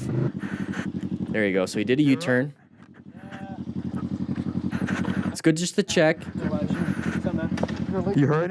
So here's the thing is like usually when somebody crashes and they're like, I'm all right, why is the bike still on the ground? So that's either going to tell me this just happened or he's not all right and doesn't have the strength to lift the bike. So if anything, at minimum, if he is perfectly fine, no bleeding, no concussion, no nothing, you can at least help him move the bike up and then walk through the bike and take a look at it. It's like, okay, no bent rim, things are working pretty well. I think he's able to ride it home. I'm going to sit with him for about 10, 15 minutes to double check, make sure everything's fine. I'm going to ask him if he wants me to call 911. He can always refuse. It is what it is, but I'm going to double check and at least help him lift the bike up. Yeah, I'm chilling. You hurt? Nah. Hold on. That's a nice little Harley. Yeah, my foot rest is gone again. All right. 3, 2, 1. Okay, watch out for anybody wanting to pull out. There it is. Notice how we weren't going super fast? Honking the horn's not what saved us here. What saved us? Applying the brakes. So swerve, accelerate, brakes. Brakes. Are you blind? Yeah.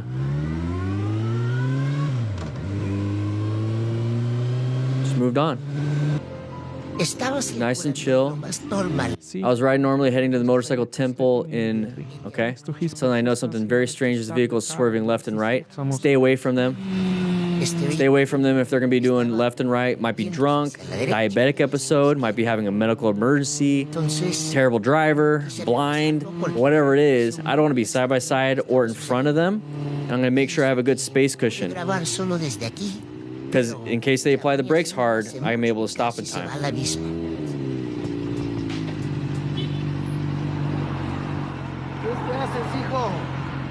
So real quick, I want to point out, look where we are. We're still in the roadway. Either get behind them and then walk up to them. Don't stay in the roadway to say hi. We're still in the roadway. We can get hit. ¿Qué haces, hijo? Escúchame, escúchame, un sano consejo. Escúchame, papá. Te vas a chocar. Estabas a punto de estrellarte ahorita, brother. Te lo digo como... Still in the roadway. No te muevas de aquí. Anybody know what he's saying? Hazme caso, no lo hagas. Te vas a chocar, mijo. Te lo digo. No, pero no te vayas así, no te vayas. Ten cuidado, cuidado. Se viene la tercera y última parte. Está muy densa, muy densa. Despacio que está tomado ese muchacho. Probably drunk driver. Yeah. Be careful, side by side. I get you want to do it because he can kill somebody on that. Oh, we got a checkpoint. That helps. Yeah, see if you can get the authorities. Not much you could do there. They're going to check on them. But that's the thing is you don't want to be side by side or in front of them because they're going to be either accelerating hard into you. You don't want to be right directly behind them because they can slam the brakes like you just did. Don't be in the middle of the road. Guys, with that said, though, we have 4 more videos. I keep pushing these wrong buttons. We have 4 more videos on this live stream. Thank you for being here. Make sure you guys ride safe, be safe, and I'll see you on the next video. Crashes and close calls and what not to do. So rain, lower traction, especially on knobby tires on a dirt bike like this. So if we're having to do some braking, we might have some issues. Which in such road conditions was quite risky and completely So everything I talk about, here we go, there it is. All right, so everything I talk about is a part, oh, his helmet flew off. That's not good. Once again, everything I talk about here comes from the Smart Rider Motorcycle Training System. This is in a neighborhood. This is neighborhood riding. That's part of Riding Smart, the book. So the system that I have here is multiple different books. This one will get you from 0 to license. This one is parking lot drills that you're going to have 24 drills to practice, only 10 cones, and how to rescue somebody after a crash. These are all things that we're going to be talking about during this live class here on Tuesdays at 11 a.m. Mountain Standard Time. I said I wasn't going to pause, but I did. But here's the thing. Neighborhood riding is extremely important to do when you first start riding because you're able to utilize the plan method. So position for safety, locate, assess, and navigate. That's what we're doing here. Road surface hazard is going to be a problem because our total stopping distance, like I said. Was quite risky and completely. And then neighborhoods, I want you guys to understand, I said I wasn't going to pause, but I love doing it. Every driveway is an intersection. Every driveway. So that's why it's the perfect training grounds for a brand new rider. You ride around in your neighborhood until you get bored because you're so bored because you got so good at it. Not because you're bored because you want to go faster. You're bored because it's become so easy to do. Now we move off to the next thing, which is going to be a surface road outside the neighborhood. Now you're riding around the actual neighborhood, not in the neighborhood. But this is going to also teach you that people want to go into intersections. They want to go into a driveway. So whenever you see a vehicle in the neighborhood, pretend that there's an intersection, all these different things. So there's the side of the vehicle we're going to talk about, side of the vehicle. We don't know if they're backing out or pulling out or going in, whatever it is. Practice, no more pausing. Okay. So right here, you're not going to be able to stop in time. We have 3 things we can do. We can decelerate, like stop, we can turn, or we can accelerate. All right, here we go. Corners, hazardous areas, that's part of this. Whoa, that's why, because you never know what's around that corner. It's a hazardous situation, just like intersections. We need to navigate these active threats. Oh, having good 360 situation awareness is important. Seeing that headlights are coming at you quick, very important. Not much we could have done, so be a smart rider. Acquire and use personal protective equipment. There's that side of the vehicle. Let them. Just go ahead and paddle walk as much as you can back so we don't get clipped. What are you doing? Let them. Just let them. Why? It's kind of funny, but don't do that. Now you're creating more issues. Impulsive thoughts got to him. He made me laugh. Okay, there it is. All right. So once again, intersection. What's gonna happen? Riding an e-bike. Ooh. Can't pause it. Almost ran into the car, stopping in the road. So we're going around a corner. That's a blind corner. Going super fast. Good swerve. But we were going fast around a blind corner. We should have anticipated there might be something on the other side. The cyclist on a bench. Fortunately, this biker managed to react in time. Okay. Oh. Good job. The car went out of the way because of the cyclist on the side. If it's not safe to do so, don't do it for the cyclist. It is what it is. Oh, intersection. Once again, side of the vehicle creeping out. What do? We have to navigate that. Either accelerate out of it, brake, or swerve around it. So in that situation, swerving around it or accelerating past it really quick is important. Applying the brakes would have stopped and get hit. Oh, dog. Accelerate now. Accelerate. Once you got past it, juke it, accelerate. Oh, just powering through everything here. We're on a scooter. Side of the pedestrian. Idiots. They didn't see us. They saw cars. They didn't see a motorcycle rider. We're invisible. Oh, we're going to go ahead and lane split. You saw that. He has his indicator.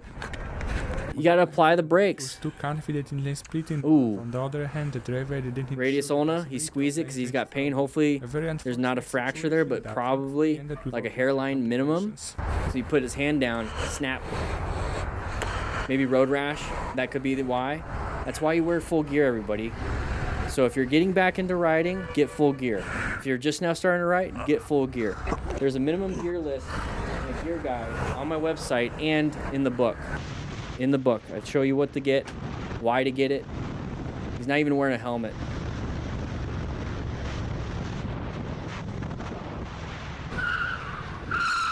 Got lucky with the swerve. Stay upright. Very good. We couldn't have seen it. It was very difficult to see why. Look at the sun's in our face. He's not even wearing glasses. Get a rock or a bug in your eye at that speed? Oh, Jesus.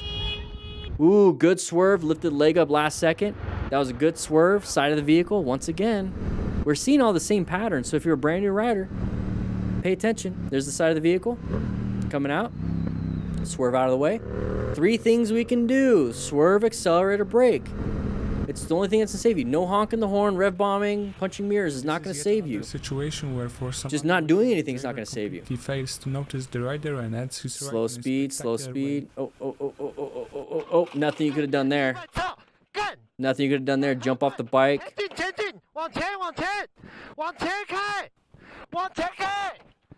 This is like a car accident, like a car versus a car typical accident.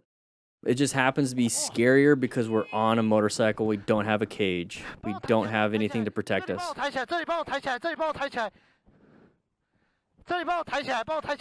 It's on his leg. Oh. Wear gear. That could have crushed his ankle. One sec. Did you see his knee? You guys see his knee? I think I might have been blocking it. Okay, so we got some discoloration. So possibly where the impact and it was putting pressure on it, that ankle looked bad. All right, here we go. Oh, how to rescue somebody. This is part of the system. You get a rescue booklet and a card, and you get digital versions of it, so you know what to do. You're like, oh crap, what do I do? Okay, yeah, I need to call 911 and remain calm. He's limping. That's not good. Okay, is he bleeding anywhere? Okay. I need a direct pressure apply, tourniquet, or pack the wound. Okay, cool. Get the system. You get all these resources. Be the smart one in your group. If you're going to be in a group, right, at least be the smartest one. You don't want to be the dumbest one, right? You don't want to be the dumbest one. And you want to be in a group that they're all smart riders, because if you crash, you want them to take care of you. You know? Ich muss anrufen, ich weiß es noch nicht. Doktor. Nein, ist gut. Das German? Weil ist da vorne kaputt, oder? Is that a Buell? Nee, ist total hell. We don't make those no more. No, it's not. Alright, moving on. It's all sad music. Let's take a look at this one. It's German. Open lane pattern. No, car. Ooh, found the escape. Don't hit the mirror. I want you guys to see this. He's in the middle of the lane. I keep pausing it. Sorry, guys. It's a Hornet 600. Nice. Switched over to a new lane position. That's part of planning your ride. You find a lane position that's safe for you. It's like, oh crap, something's in front of me. I have to navigate into a new lane position. That's it. Sometimes it's just a nice little lane change. Sometimes it's a massive swerve. To reprimand the driver who was heavily engrossed in his phone. The driver's reaction didn't sit well with the rider, and he decided to react strongly at the next opportunity. No, you're not the police. You don't need to. You're not there to educate people. It's hard enough to even educate like your kids. They're not gonna listen. Like, you think a stranger's gonna? I would not listen to you. You heard me. I would not listen to you. You're not gonna shame me. I don't know you. Pull over. You're not gonna make me feel shame. Pull over. I'm gonna laugh at you. Like, you're a Karen. Wind your window down. You're a Karen on a motorcycle. Why don't you quit with your phone and try to drive? You're weaving all over the goddamn road. Hey, why don't you pull over? Yeah, I'm gonna totally pause that. I'm totally gonna listen to you after you calling me names. You know, the simplest thing you could be like, hey, is everything okay? He's like, yeah. It's like, oh, you're swerving all over the road. I was just wondering if you're okay. Okay, cool. Pull over. Pull over. Come on. Come on, man. You wanna fight, man? You wanna fight? Fucking stupid. Hopefully he's not. This is a 2-year-old video. Hopefully that guy's not riding anymore. I always have to point out, because people do ask, like, why do they have that little antenna thing? If you're from Brazil or anything, I keep pausing. You're from Brazil and all that stuff. They have like these kites. They do kite wars where they put like glass into the string. So they try to cut each other's kites. And once they cut a kite, the kite goes flying. Now you have a string that has glass impregnated in it, just like hanging out.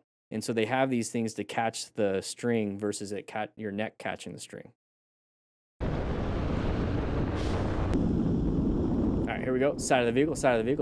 Switching our lane. Go ahead and roll the throttle. Find the escape. Very good. Handled it. Move over. Go ahead and accelerate out of there. All right, done. New rider makes mistake and nearly misses collision.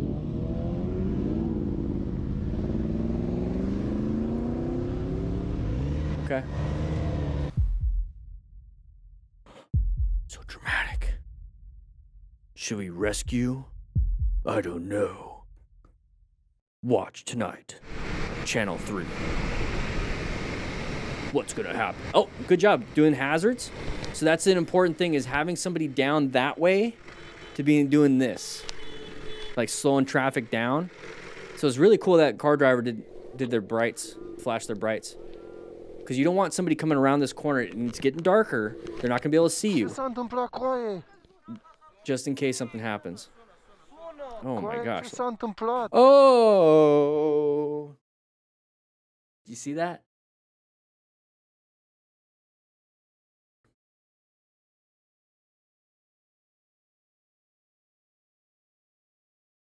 I'm going to go back 5 seconds. I want you to look at that only. Just look at that only. You ready? You ready? I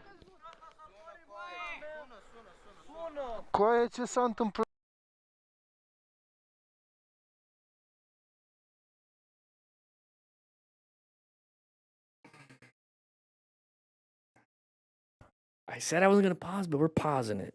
We're pausing it. That can cause a major bleed. You have arteries that go all the way down to your tippy toes. Small little ones, little arterioles. You have a giant big one that bifurcates into your hip, into your femoral artery. You have your aorta. goes into the femoral. Then it gets smaller and smaller and smaller as it gets down, down, down. But it's still an artery. If this thing is bleeding and splurting, you need to get a tourniquet. You see what I mean? You need to be able to stop major bleeds just in case something happens. If this dude is bleeding out and nobody has a tourniquet, nobody knows what to do, it doesn't matter. He's going to die before the ambulance shows up. You need to be able, to stop that major bleed. Blood. Take a look at it again. And he's not doing good either. It's around a corner. Around a corner. Right leg snap. So we fell to the right probably. Snapped. Call 911. Grab your trauma kit.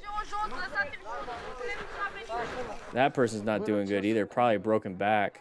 Wrapped around the tree. So everyone's like, what do we do? What do we do? Panic, panic, panic, panic, panic. Get the system. You'll at least learn how to rescue somebody. Going a tad over the speed limit. Oh, jeez.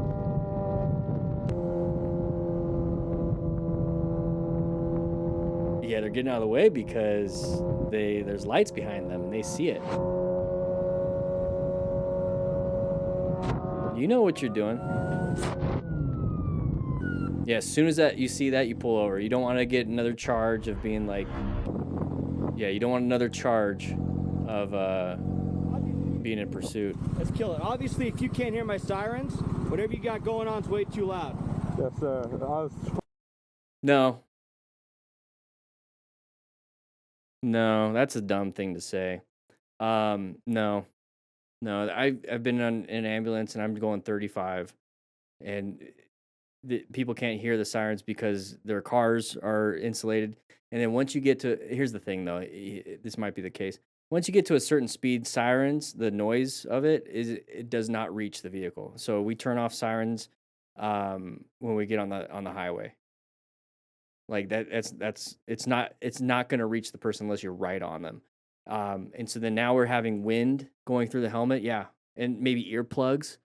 You're not going to be able, it's hard. It's hard to hear sirens. So I keep pausing. I'm sorry. We pause now. I was behind you. I got you doing 62 going this way. That's why I pulled you over. Also, your license. 22. That's criminal speeding in Arizona. So we pulled over. You're gonna get your car or your motorcycle impounded. Think about that already. I don't know. Someone's like put you in a Gmail or put me in a Gmail. I want to show you guys the thing on Amazon that he told me to order because I went. So this is whatever video. That motorcycle cop stuff, like I went to a motorcycle rodeo this weekend, and they do some impressive stuff. Like they're going nuts. These guys know how to ride. Look at that. They're going pretty crazy. You're not gonna outride one of these cops. You're just not. Yeah. You might think you're good. Yamaha doesn't make that anymore. You got to go to. You're not gonna see what you can find. Some aftermarket plate holder. Yeah, and then I put that one on. I got pulled over again because it was. So just chatting. Hidden plate, 22 over the speed limit, expired plate. You're gonna get some good tickets. I actually clocked you at 62. I'm only charging you for 5 over. You've been really cool with me, and I think that deserves a break. All right. He said something stupid earlier, but don't fight the cops. Be nice. Take accountability. Take responsibility.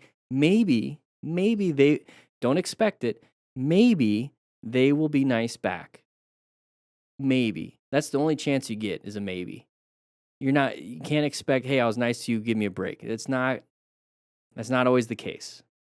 But you have a greater chance if you're not being a dick. Okay?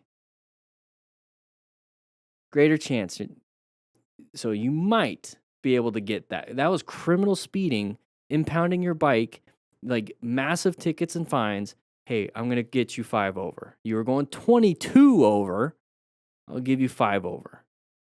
Give you your backpack. You don't have to lean down. I don't want you to wrap your bike or nothing. And he's kind. No, I understand the whole running situation. I know a lot of guys who do run. And go. Yes, sir. Thank you so much. Drive safe, okay? There's a bunch of idiots out there. Yes, sir. Thank you. I like the cop. I like the cop. All right, here we go. No more pausing. So he did it to a van. What an idiot. So just because, you know, you're on a motorcycle doesn't mean you get, you know, special treatment from me. If you're an idiot, you're an idiot. I don't care who you are. If you're a 3-year-old baby, I don't give a crap. If you're an idiot, I'm gonna call you an idiot. Anyways, good job. You better hurry up, dude. You better hurry up. You better hurry up and get that 3-point turn going, you dummy. Not a big deal though. I mean, he did it probably on a green arrow.